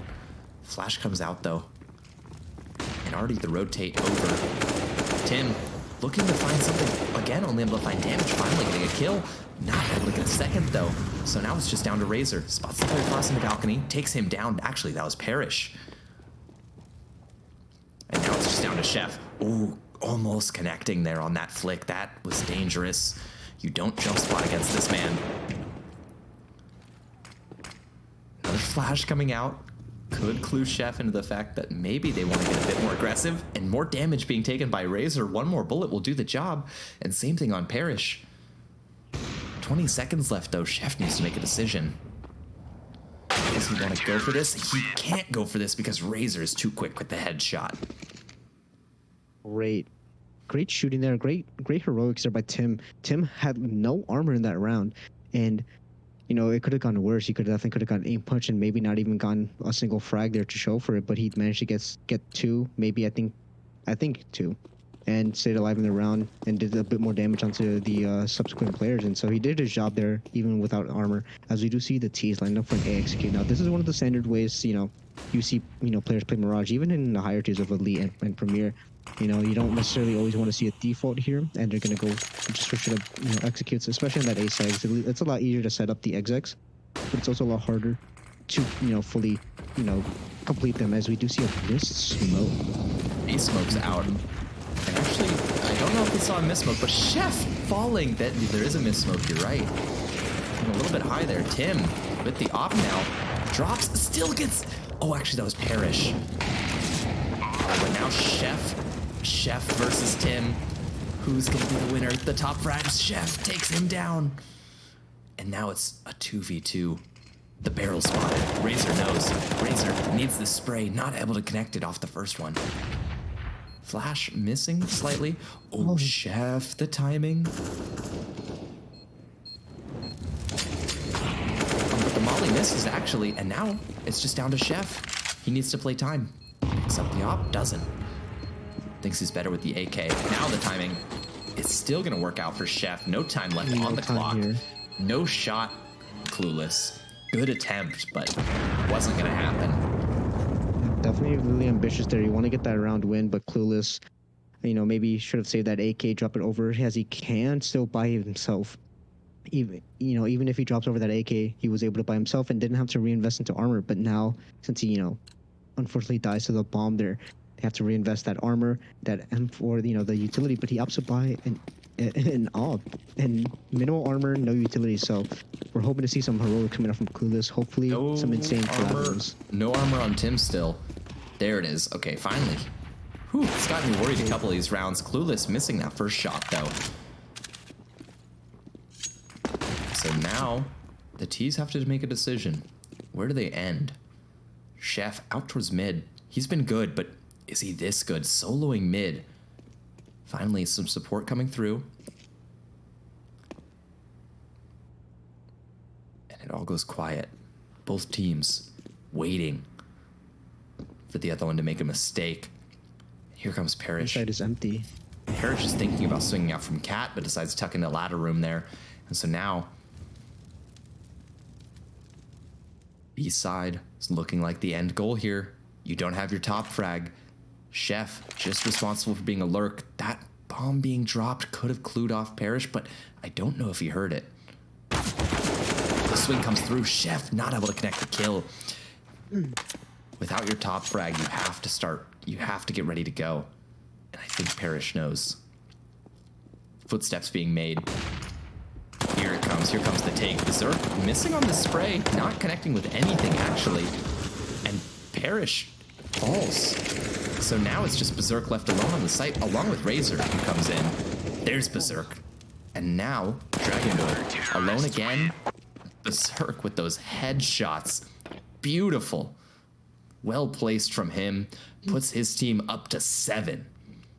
Now CT, Mirage, definitely you want to get your rounds in. Because T-side Mirage, I know when I was a lower level, I struggled.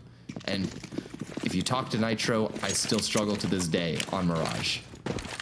But Definitely, here we go. Mirage, definitely one of those maps that T-side has been. This map has been in the map for so long that all these different strategies have been figured out. Where to the point where even like players like such as Silver One can definitely come up with these simple executes and everything like that. So, you know, seeing these profit players definitely have some strats behind them. As you see Tim and Parrish. Tim and Parrish. Tim and Parrish there, both chiming in with one. Missed Molly from Chicken there. And, I mean, if you're on the T side, you really need more than one individual to start standing out here. And there's Dragon Boy, maybe just trying to get his name heard. Chef, he now has to solo entry onto this. Ready for the op, but the op is quick. Clueless, doubling up there. And so now the bomb is alone. Chicken, we saw him out towards mid. Now he's back towards ramp. What can he do with this round? It's a 1v4, 2 players low. But Clueless has the op in hand. Oh. Firebox, he spotted him. There he is. Tim out of the round. One of the low players gone. So that flash could be good. Could kind of stall out Clueless. And there's the kill. And he knows where a third player is now. Doesn't know about this fourth player in CT though. But maybe suspects something. Is actually going to go ahead and just plant. And that should be Razor just closing that out. But actually, oh, that missed spray had me a bit worried for a second. Whew. Razor picking up 8 now. That's very good start. Very strong start. Very strong start indeed. And that spray was a bit worrying there. You know, sometimes you assume, you might think, oh, I have my crosshair on their head, and you tag them for maybe 27. And so, you know, it's not necessarily your fault. Maybe you just got CSGO'd. Maybe the spread didn't treat you properly, as we do head into the second to last round. And this will kind of determine how the last round of the half will go. Will we see an eco or a half buy from either of these teams? And that top mid smoke. Another mid smoke. But that also tells Parrish there's nothing behind it. He knows mid presence just doesn't exist. So they have 3 players still hanging around towards mid. Worried about this though. Now they're starting to break Berserk off. should hear these smokes. Oh, Berserk. He's so close. And now he hears the footsteps. Does Chef clear close? Of course he does. Beautiful flash from Chicken to get Chef in to the round. And so now Clueless tagged down already. Tim, though, wants to change up the subject, but there's T Jedi Sky. Ski, excuse me. Doubling up there, opening that side up. Oh, but Parrish takes down Chicken. So now you have Razor chiming in as well. Chef still activating. Huge kills from Chef. What is he doing? 21 and 9. 176 ADR, leading the server by a mile. Now, we could have seen a potential 30 bomb in the half had Chef gone more than just, you know, a triple kill. And now that may seem like I'm just you know, dissuading him, or, you know, kind of just playing down his kills here, but he definitely had more chance to pop off there. He did wake up a little bit late into the half there, but once he's awake, he's rolling. He's going crazy now. And we do see Team Warrior on a half fight here. No real reason to kind of scamble stack, because they want to keep their guns alive and as spread out as they can. Molly comes out. Good Molly to deter. Parrish, He's able to pick one up off this MP9. Oh, but the HE isn't able to do it. Tags him down to only 5, so now you have Chef and Dragon Boy down to a 2v5 here. Can they pick up 7? Or are they just going to be stuck onto 6? Chef with the op. We haven't seen him use it that much. And so I'd be interested to see.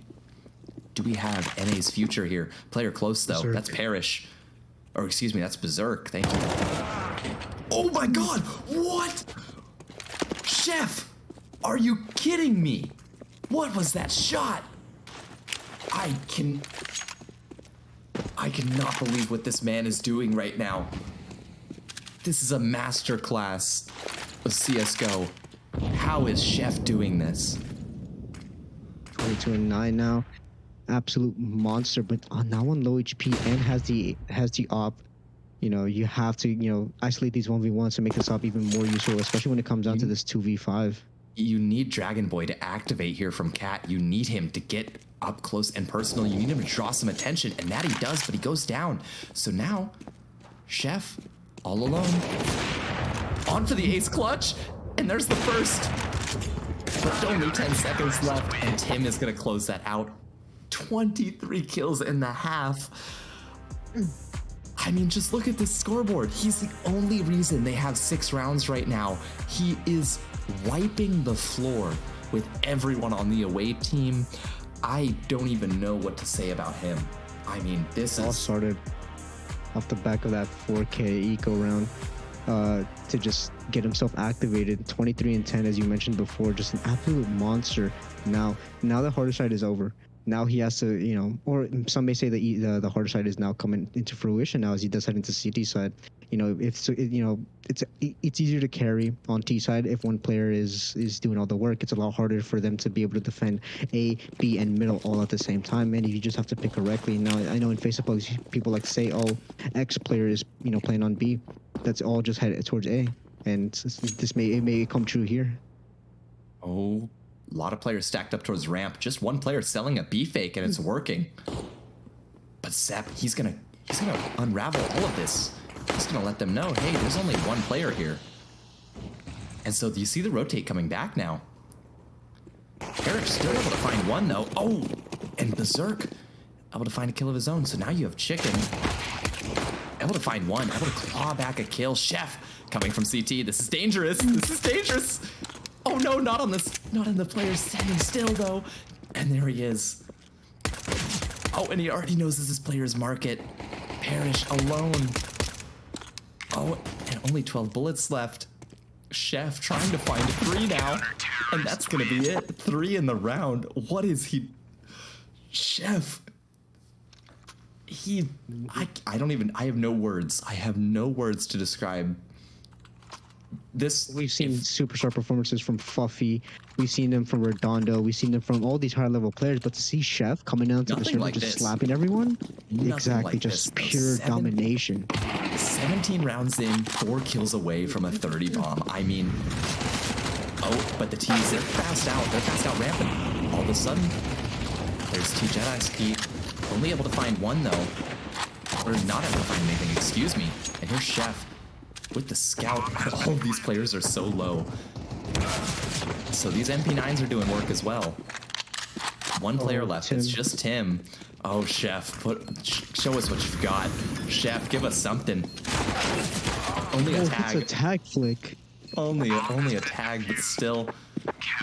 I mean, just more padding the stats for him. That's some more ADR. Oh my goodness. And now he's going to have an M4. He is going to be dangerous. He is going to be downright dangerous for these Ts who really don't have that great of an economy right now. I mean, not even really enough for AKs, so they are going to go ahead and choose just to stick onto these pistols. And I know the casting might be a little bit biased towards Chef, but how can you not say his name when all he's getting is kills? Especially when it comes down to this round here. If they read the economy right, they should know it's definitely a B rush with Tech-9s and minimal armor and almost no utilities. We only see 2 flashes on 2 different players, depending on how they use them. Oh, Chicken.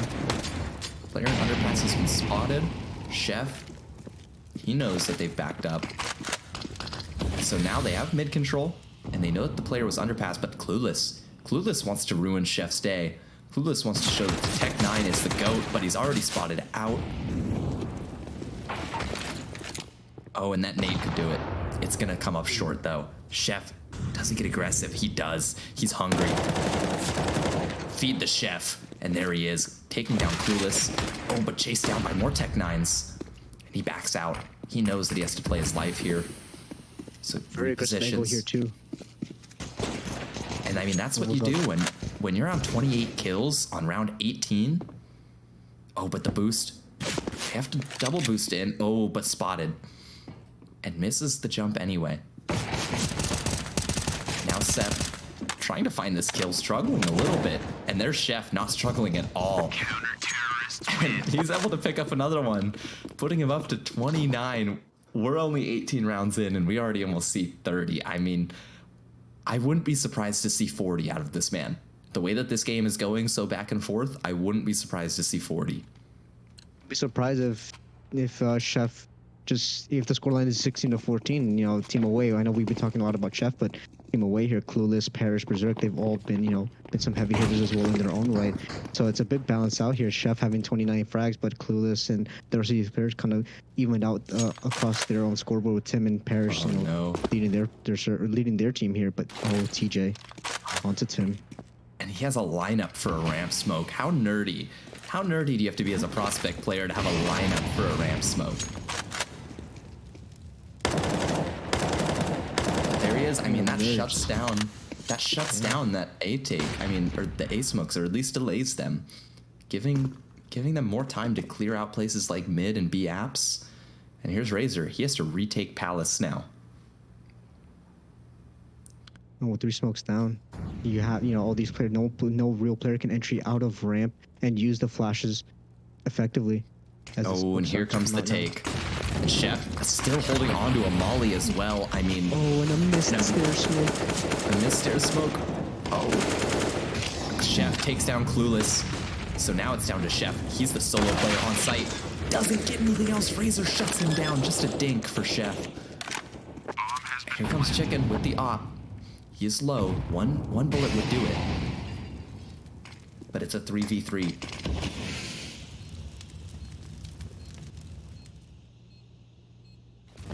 Slowly pushing up here. Molly's coming out. They have a lot of utility for this retake.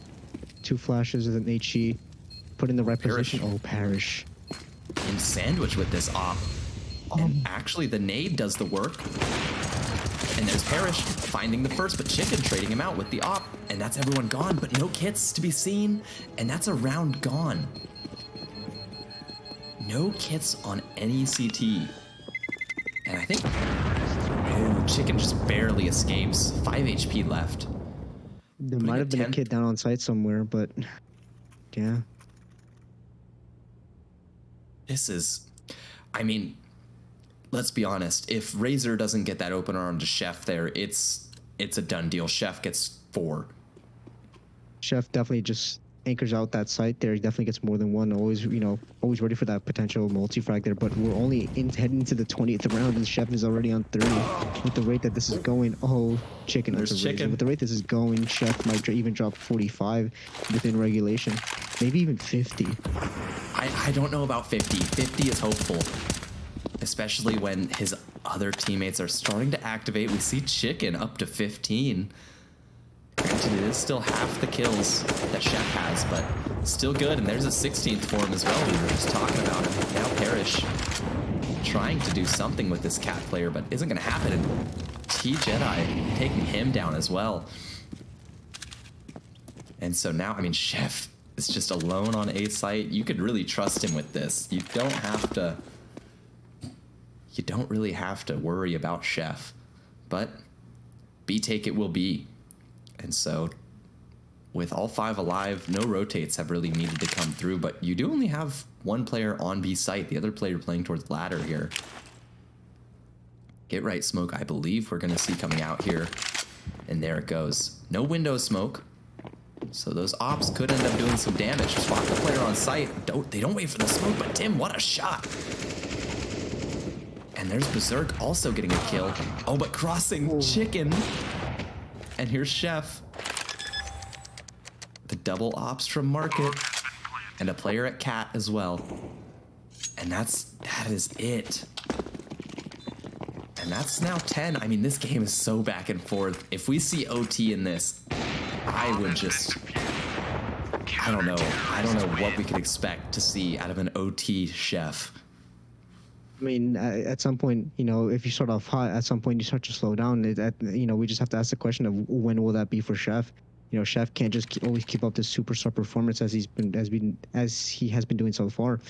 Chicken slowly starting to come up here, getting 17 now, slowly making his way up at CT side on Mirage. You can't just have two players on opposite sides just, you know, holding it down. You have to have maybe more than just one, and they are setting up for a Palace pop here. Another Palace take. You do have Chef playing towards Con though. Both the ops hanging around towards mid. Oh, and this position from T-Jedi could be everything. He just can't get too aggressive. And for some reason, Clueless. Okay, there he is, going towards ramp. Maybe just gonna toss out a flash. And we see 5 flashes. Oh, wait. Go, producer, can we go to Chef real quick? Oh. This position for him. He gets the first. He's just lining up ducks here. He gets the second. He gets the third. And oh no, that's what happens. That's what happens. Chef. He's the just rattiest so angles. aware. He's just so aware. Oh. I mean, after this game, we might have to promote Chef up to contender, maybe even challenger, depending on how he's playing. You know, such a superstar performance there, and just a ratty angle. Just oh my god! Oh, Chicken missing a shot in mid, missing the second. Oh no! You can't give Chef kills like that. He is easily dodging those flashes. I feel like, I mean, he's just a pro at this point. What can you really say about him? a bit of a wonky jump spot here. Not the most effective, and that flash coming out here does blind Clueless and Razor for the trade. Oh, Chicken. Chicken's ready for it. And that nade should do the job. No, just barely missing, but the util forces Berserk out. And now the P-Taker's on. Oh, but they spot the player crossing, and they take him down. That's Sep Gamer gone. And so now into the retake. You have 2 Ox and 2 M4s. Not a lot of util, but still alive. Just enough. And Chef is still alive. That is, I mean, he's the X factor right now, but there's T-Jedi coming alive as well. And Chef just pushes through that window smoke. He doesn't care. He hits the shot onto Parrish. Now it's just him. Oh, but Chicken takes that away from Chef. What a flick on the... coming up here. Oh my god. Nearly 20 kills here. I know we've been talking about Chef, but Tim also has... He's 20 and 17 right now. He has been a rock star for this away side. He is honestly bringing his side alive as well. Yeah, overall, just great performances there. Now, Tim on that crucial opening kill there onto Sep Gamer. Sep Gamer is the B-side anchor and opted to go towards short. Now, you never really want to leave B-side completely open unless you have contact with a bomb on the opposite side or 4 kills coming out there. At that point, that's when you can start getting aggressive, but maybe start getting aggressive towards apps so you can clear out any potential B-take. And the Molly misses. Oh, but Chicken still throws the smoke, and Chicken actually misses that, but Dragon Boy's Molly takes down Clueless. Oh, and Parrish almost jumping there. He's able to get it before quickly trade it, and there's Razor. So now you have Chef. There he is. And that's the bomb dropped. But Chef and Sep Gamer in the 2v2. Oh, just barely that one. Oh, you can never be too sure. You can never be too sure when it comes to Chef. What shots are going to connect and which ones won't. But they know his position. Missed flash there. There's a higher flash. Also gonna miss. That gives Sep Gamer quite a bit of info there. And also 2 flashes gone. No more flashes for the T side here. Just 1 smoke, a Molotov, and an HE. Now, they are smartly avoiding that op at all costs. I mean, they are actually gonna be ending up A though. Look at Berserk here. He's gonna go towards A while the bomb in towards B. Razor but look at does Chef. have the smoke. Oh, Chef doubles back. Decides, maybe I won't commit to this quite yet. But already out. Oh, he spotted something. No way he spotted something there. Oh, what a shot on Berserk. Oh, but the time. But the rotate, the time, it's not going to work out. Razor. No time. No time. They have no time here. Razor not able to get the bomb plant. 13 handed over into the 2v1. Oh my goodness. Jeff did spot someone on that cross there as he was jumping up towards Ticket. Just barely spotted the shoulder. That's why he tossed that molly towards front triple there, and he did get his head clean taken off. But that just made I believe it was Parrish, no, Clueless, someone on Team Away to activate to push onto B, and it just wasn't enough there. They got completely demolished by the time their sub gamer was not on site to defend it. And oh, Chicken, a bit too aggressive.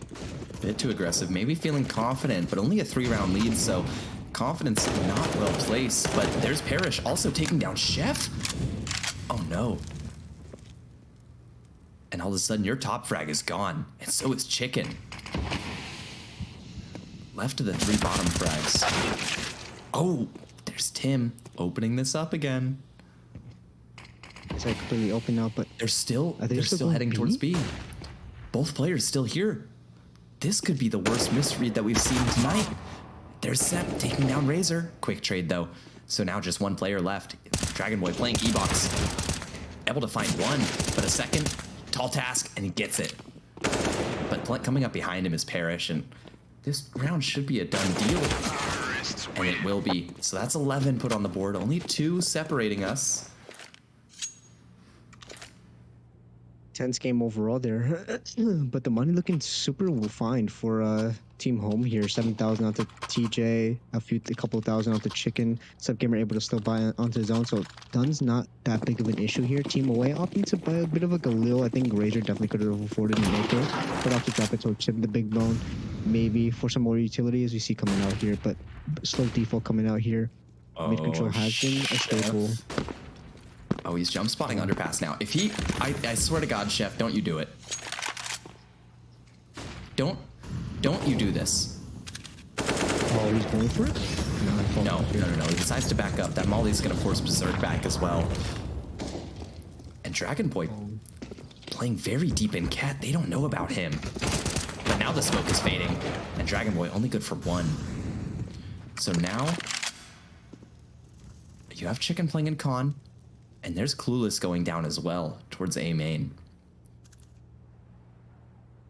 So now you just have to be worried if you're a T. Where could Chef pop up at? Oh, Tim taking down Chicken. Chicken, not a great angle to be in, but now Chef swinging out into mid. They cleared out somewhat. And now Chef is worried. Chef doesn't know where they can be, but an underpass to B take, it looks like, and one going to Cat. Now, the Cat player is going to go unknown, unnoticed. Sep still doesn't realize it. There's Tim taking him down, and there's Chef activating off of it. Not able to connect the flick. But they know that Chef is on the site. They're worried about what he could be cooking. Oh, I think that would have hit. And there's Chef closing it down. 37 to his name, putting his team 2 away from winning the game. And I don't know about you. away from a 40 bomb. I almost want the away team to bring this to OT so we can see Chef drop 60. I mean, even if they get double aces here, I don't think it'll happen. The most they can get is 47 with the way, if they, like I said, if they do get a double ace here. But nonetheless, I don't think Chef wants to go to OT. I think Chef just wants to take his 41 as Razor fast out on A, and Max Chicken down. Ooh. Now there's a player in Palace. And Chef doesn't connect on it. Jumps across. And actually, Chef goes down to Parrish. And Bomb Plant goes down as well. So now you have Clueless getting a bit aggressive here. Spot the player in Con. Clueless load. Ooh, Tim. Oh, Dragon Boy holding on to this op. Doesn't want to give it away. Doesn't want to hand this over. Wants to be able to bring it into the next round because there's not enough money left. The money is not there to be able to rebuy. Oh, and he's being pushed. Him here. Oh, misses the first. Chef would hit that. Chef would hit that. Chef would And that is indeed now- hit that. That is 12 foot onto the board for the away team. And bringing this ever closer. Now, we do see, I believe we should see a force buy with how the money is looking, just because you have a few players with below 2,000, but it's not going to happen. Chicken buying an HE here and an A stack coming through, but meanwhile, all the T's heading towards B. Now, here comes the push. Oh, and Tim hears all of this. Tim wants all of it, but he's only going to be good for one. Chef still alive. No damage taken. Will they give Chef the AK? Chef Or is, with the chicken? Chef is actually going back towards A site here. He wants to clear out for any lurks. Any potential lurks could pose an issue for them, but he's actually a P2K user as well. Gonna go. So, a lot of players are, especially players like a Legion. Oh, the retake is on here. They want this round win. Oh, Molly. Molly, not good. Razor is ready for Chef's swing too. Chef had kills Razor? What? I wish we could see that. I really wish we could go back and see that, because I don't know how Chef kills Razor there.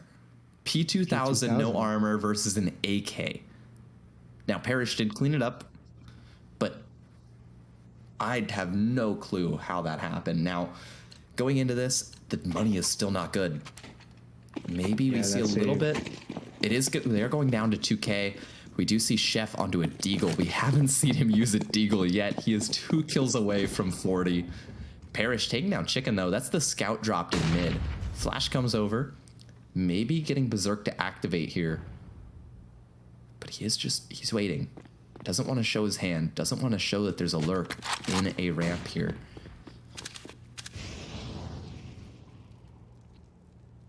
Timing. Chef might get called out. Oh, spots ahead. Chef. Oh my god! No. Chef. No, Chef. You can't hit shots like that. This is Prospect Combines. This isn't Grand Finals. What are you doing? Chef needs to calm down. And so, apparently so do I, but dear Lord, Chef. Oh, responsive cat player coming up here. All up to Sep Gamer. Oh, doesn't spot the head bottom con, though. Oh, TJ. TJ coming in from bottom mid, or top mid. Able to find another one. Now it's just down to Tim. Match point off of an eco. Off the back of Chef's Deagle with that AK, but TJ onto the op, picking up a 3K. Slowly catching up. We never even spotted it. Look at him, 19 and 20, catching up to Chicken and slowly catching up to Chef. But Chef just needs one more kill for the Chef infamous is 40 miles in ahead. regulation. Chef is miles ahead here. Slowly coming in here. Oh, You have a player at Empty Pillar here. He's going to hear all of this. Shows his hand a bit too early. That's Dragon Boy. He goes down. Plant is secured. Now you still have 3 players to deal with if you're Tim. And there's the first. This game is on. The second, not good. Chef picks it up. And that's the 40. That is 40 kills in regulation in our final combine of CSC Season 10 Prospect. What is happening? And that is also match point. Match point confirmed. Tim, and actually look at Tim here. Tim's almost up to 30 on his 48. own. And so we could see a 30 and a 40 bomb get dropped in the same match in the same night. Now the match has been paused. Maybe just discussing what they want to do here. Maybe they're saying, hey guys, for the stream, let's go to OT. Let's make this interesting. we definitely Yeah, I had some don't- of those talks there for the All-Star games. I don't know if you were there for them, Willie, but there was an All-Star, I believe it was Prospect, where they intentionally wanted to go to overtime. They were throwing rounds for absolutely no reason, no. and they were told that they can only go towards one overtime, and then at that point it goes to a tie. And so some dreams were crushed there, but you know, it's combines. We've had matches before go towards, I don't know how many, with Expo dropping 70 frags, I believe, in the challenge my game, goodness. season 8. So we might see it here. We might see a quadruple million overtimes. Oh my goodness. 60 rounds, and here he is playing at B site, switching it up. Now there is a player at B right now, And Chef, I mean, I feel like he just knows where to play and how to play it. Already ducking back, knows that the support isn't there. He is playing this like He has walls. I'm calling it. He has walls. I'm not gonna say it. I'm not gonna say that yet, but there were 2 openers on A. So now you just have Dragon Boy with this op. Maybe just trying to prevent an A take here smartly. He's gonna molly off Khan, worried about mid, knows that they have no control over it. And here comes the molly, forcing Dragon Boy into CT, and there's Chef. Oh, Chef. Taking off Clueless. He goes up Cat, he doubles up, he kills Razor. How does he do this? Where does he find these kills from? Oh, look at the B lurk here, though, coming out from Tim. Tim, one of Chef's biggest competitors for this match. Chef doesn't care. Oh, Parrish. And Sepp takes down Parrish. Now it's a 2v2. CT's somewhat low. And there's Dragon Boy gone. Sepp down to the 1v2 now. If he wants to close this match here and now, he has to win this. Oh, bit of a Yes. flop smoke here. He has to pull a Chef. Jumps up, doesn't spot the second player though, doesn't know where the bomb is at specifically, but gives away his position.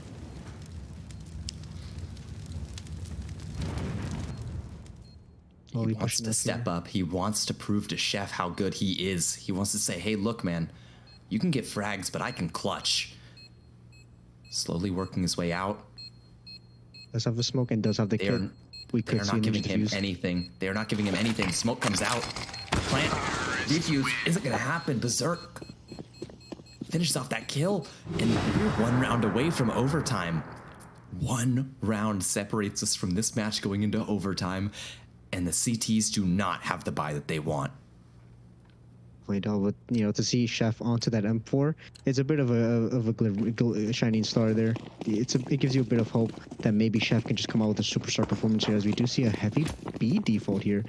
2, 3, 4, 3 bodies heading towards the B apps here, and 1 towards mid, 2 towards underpass here. Maybe trying to split mid, maybe trying to take mid control here, but mid not being contested at all, especially with the low utility and low weapons here. Not very good for his team home here, but oh, TJ. Berserk catches him out. Back turned. Chef. He's actually pushing through us right now. He's clearing out all of ramp, knows that this is all from mid. And there's goes Berserk. And oh no, we're 3 kills away from overtime. But Dragon Boy has something to say. He wants to close this. Now only 2. No kits. Oh, but the HE could do some good damage. Does. And there's Parrish. Oh my god, down to Chef. How poetic. Into the 1v4 now. I need to start sitting up in my seat because this is where things get interesting. Chef spots the first player. Finds the kill. Is able to find the second kill as well. This is now down to speed, no 1v2. There is a kit down on site. I just spotted it. Kit down straight in front of Chef. And he sees it too. He's going for it. Crosses. Razor closes it out. OT, OT, OT. Here we go. And Tim, 1 kill away from 30. Parrish, 4 kills away. But Chef leading the pack, 44 and 18. I'm starting to regret staying for this last game. Nuclear. Nuclear is an understatement. They're 44 in 18. OT coming in. First OT. If this goes longer than 3 OTs, I want you guys to know that everyone in chat has to owe me dinosaur chicken nuggets, and I will hold you all accountable for that.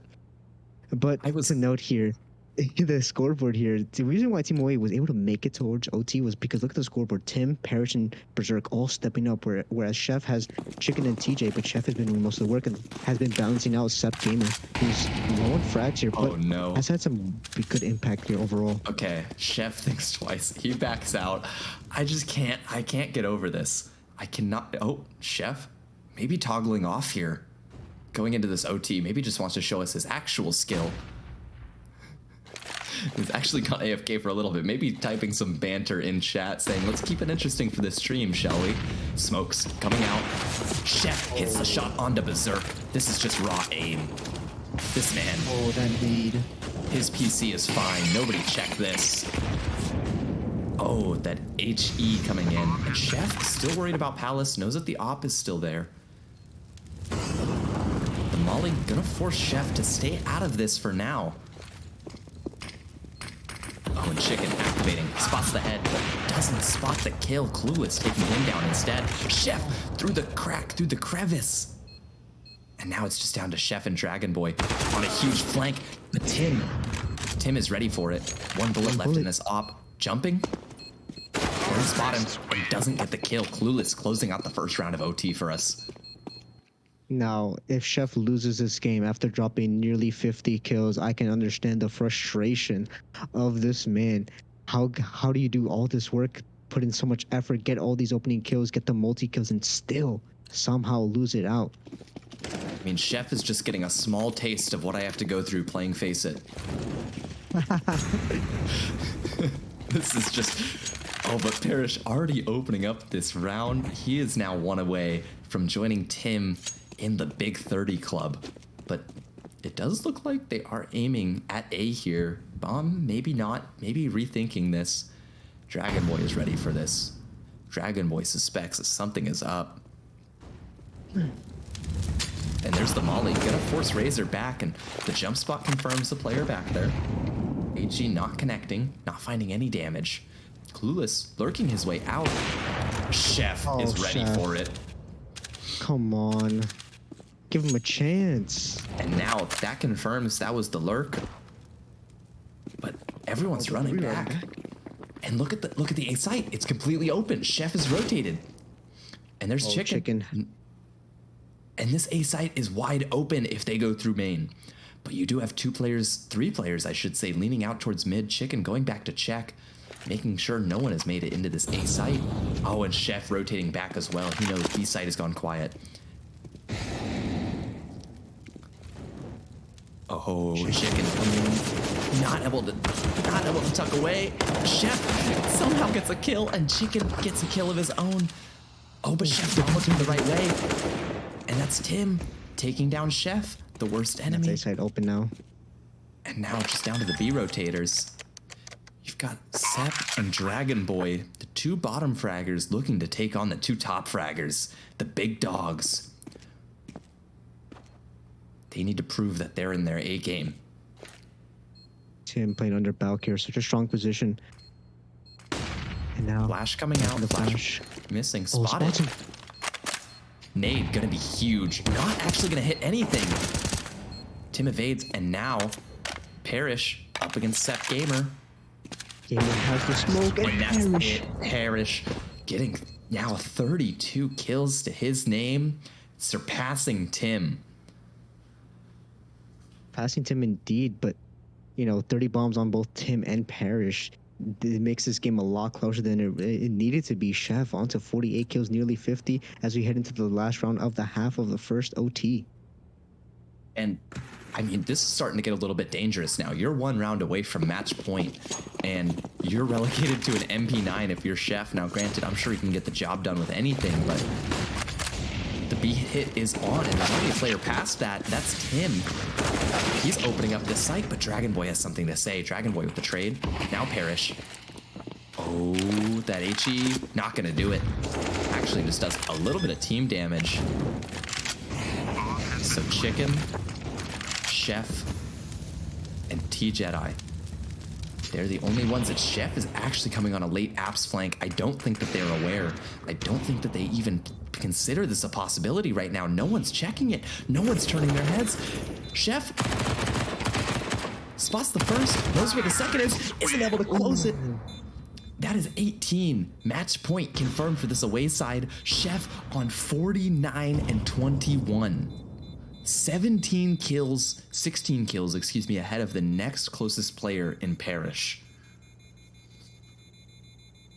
Just absolute, heroics here. Chef had the round in his hands there. He had the round win, had the kid, had everything going for him except for that MP9. Now, if I was one of Chef's teammates, I definitely would have more than been happy to drop over my M4 over towards him if he's having the game of his life. I feel like with an M4, he would just wins that clutch straight up. And now he's relegated to attacking the sites that he was once defending. But onto the op here. Let's not forget I'd rather that see him on a rifle. About, I want to say it was 21 or 22 of his kills were dropped in the first T side. So I feel like he might be back in his comfort zone. And Chef, there he Oh. is, chiming in, taking down Parrish, dropping officially 50 kills. This needs to go in the record books. This is, I mean, 40 kills in regulation. That has got to be the most amount of kills in a Combine game. And that mid smoke, gonna miss actually. So that leaves Clueless quite a bit of space to work with. HE comes through, HE connects. Chef, a rare missed shot out of him. Forces him to try to readdress off of this, but that smoke is gonna make him think otherwise. Oh, TJ, excuse me, actually takes down Clueless through that smoke. Chef missing a flash and missing shots here. This is starting to get a bit worrying. Player tucked in at Firebox. Nobody's cleared this yet. Molly for back triple. And there's Tim going down. So actually a player up on ticket now. Doesn't connect a kill though. And so now it's just down to Berserk.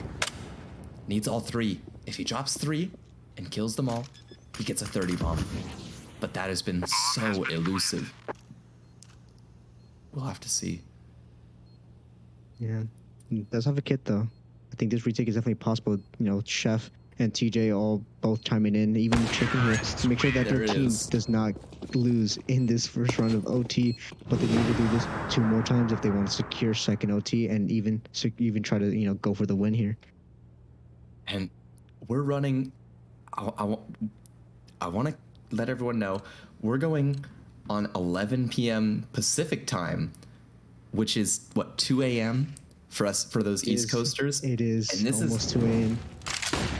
This is a very late match. I'm sure that they just want to close this out. They want this to be done, but Chef doesn't want to let it happen. Chef wants to keep this game alive. 51 kills for him. And now he is the sole player towards this B site with this op. Gonna be jumping underpass. Oh my! There's no way. There's no way. Chef, what are you doing in CSC Combines? And there's Time this Tim. man I mean, into phase. Liquid even. GEG even. Replace Wiz with Chef, and there you go. Now you have a major winning roster right there. I mean, what is happening? What is this game? This is Prospect, ladies and gentlemen. This is Counter-Strike. Absolute madness here. I have got nothing else to say about this game.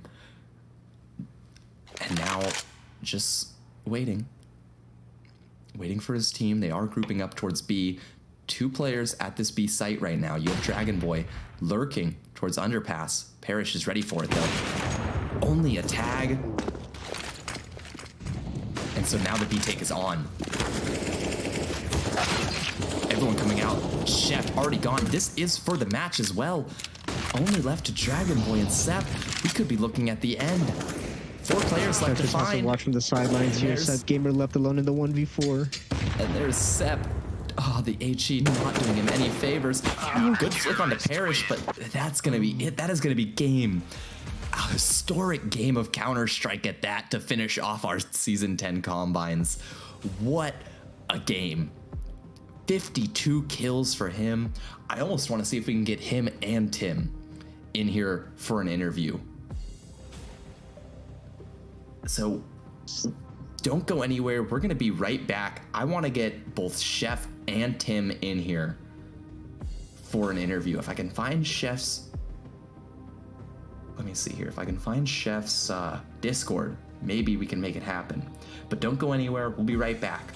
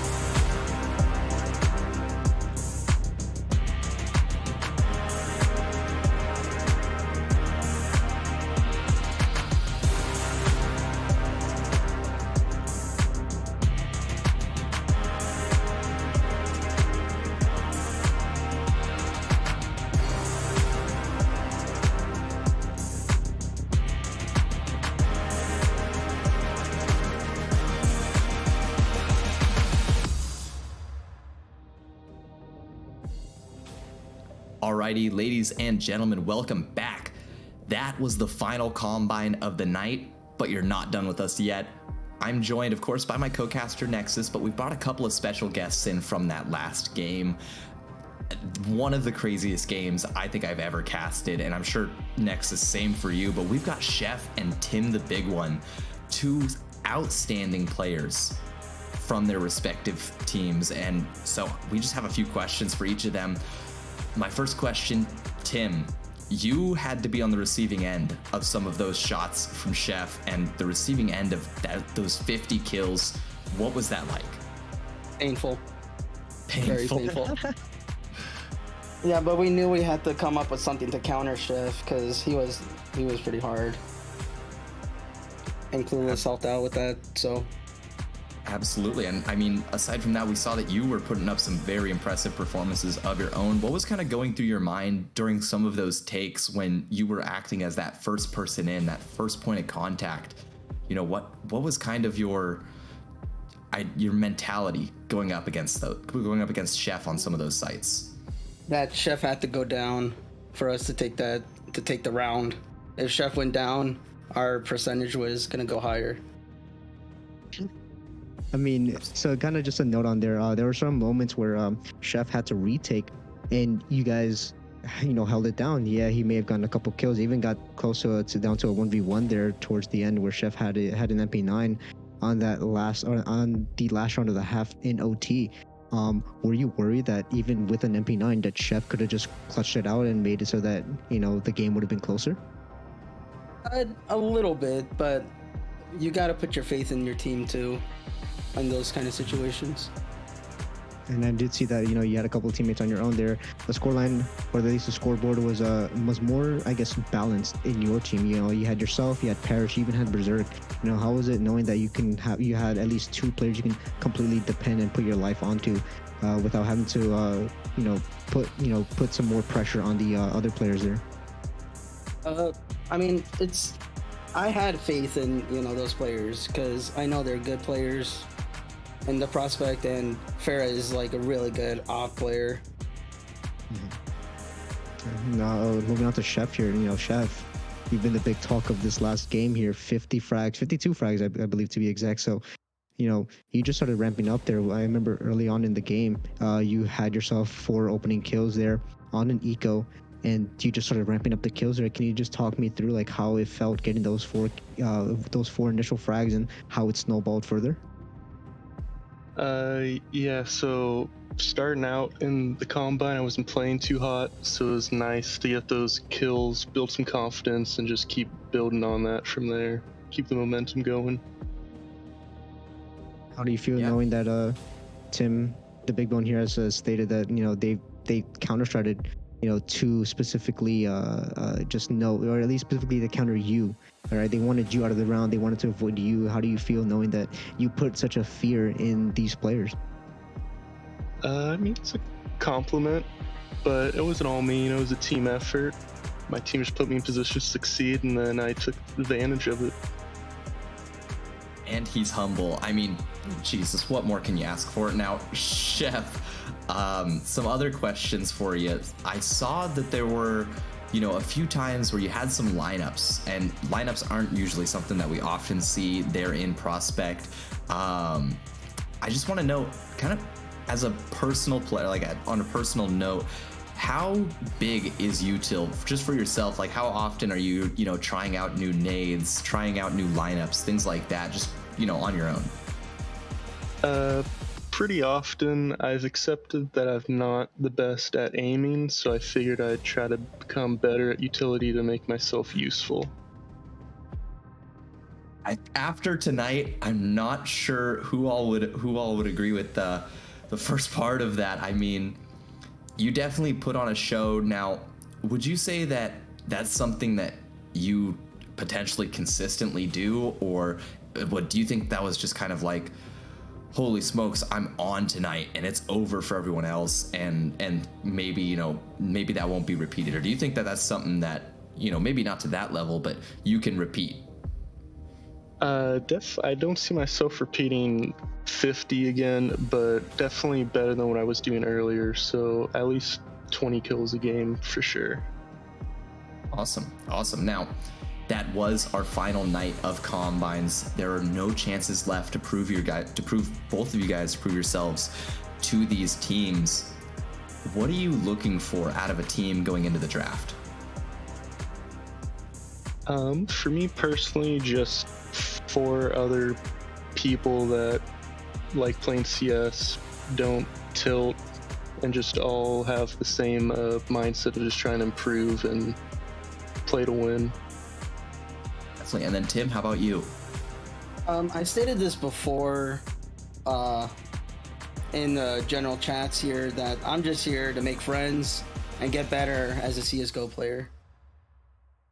And if it's with team members, I feel that would like help me a lot more. Absolutely. And I can tell you from just a casting perspective, and I'm sure Nexus would agree, we are beyond excited to see how good you guys can become within this league, especially once you guys get that support of a team. Now, I know that we're going on just about 2 a.m. for anyone on the East Coast. So Nexus, do you have any closing questions? More or less not really closing questions, just more or less closing statements here as Tim and Chef, these I know I got a bit cocky as well throughout last season. I was assuming to myself, maybe I should be a challenger player, and then I got thrown into the server against players who were already signed, and I dropped less than a 1.0 rating. And just to let you guys know that the players you see in combines are not going to be the same players you'll see in the official season, so just keep your hopes up and make sure you have some good communication with your team to ensure that you yourself have fun, even if you don't win as many games as you'd like. Awesome. Well, thank you guys both for joining us. You guys were outstanding tonight. That was, considering it was probably the last game of the season, at least the regular season, that I'll be casting. Thank you guys so much for putting on that masterclass of CSGO. That was amazing to watch out of a prospect game. You guys have been great. I'm sure other people would agree, especially our viewers, watching you guys hit those shots. And I'm sure there's quite a few clips floating around now of you guys. So thank you guys so much for joining us here. We're gonna go ahead and start to end off the stream tonight. It's been one hell of a night. We've been going for 5 hours now. 5 hours of casting Nexus for our last night of combines. Don't forget, the draft is coming up here on Tuesday on the 24th. Tune in for it. You're going to be able to see players like Chef, like Tim, the big one, go onto teams and potentially show up onto championship teams. Now, if they show up onto NAN, I'm not sure if that's a possibility, but we're going to see where they land. So thank you from me for joining us during these combines. We're looking forward to seeing you during the draft and during the regular season.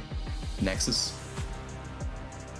Nothing much to say there. Willie pretty much covered it all. I do want to say follow us on Twitter at CS Confederation and follow our TikTok page at CS Confederation as well. You'll see some amazing clips and even some funny moments. You can even hear Willie, I believe it was on Overpass. You said you said no head correctly. And That is correct. It was one of the biggest memes that we had here on the casting desk.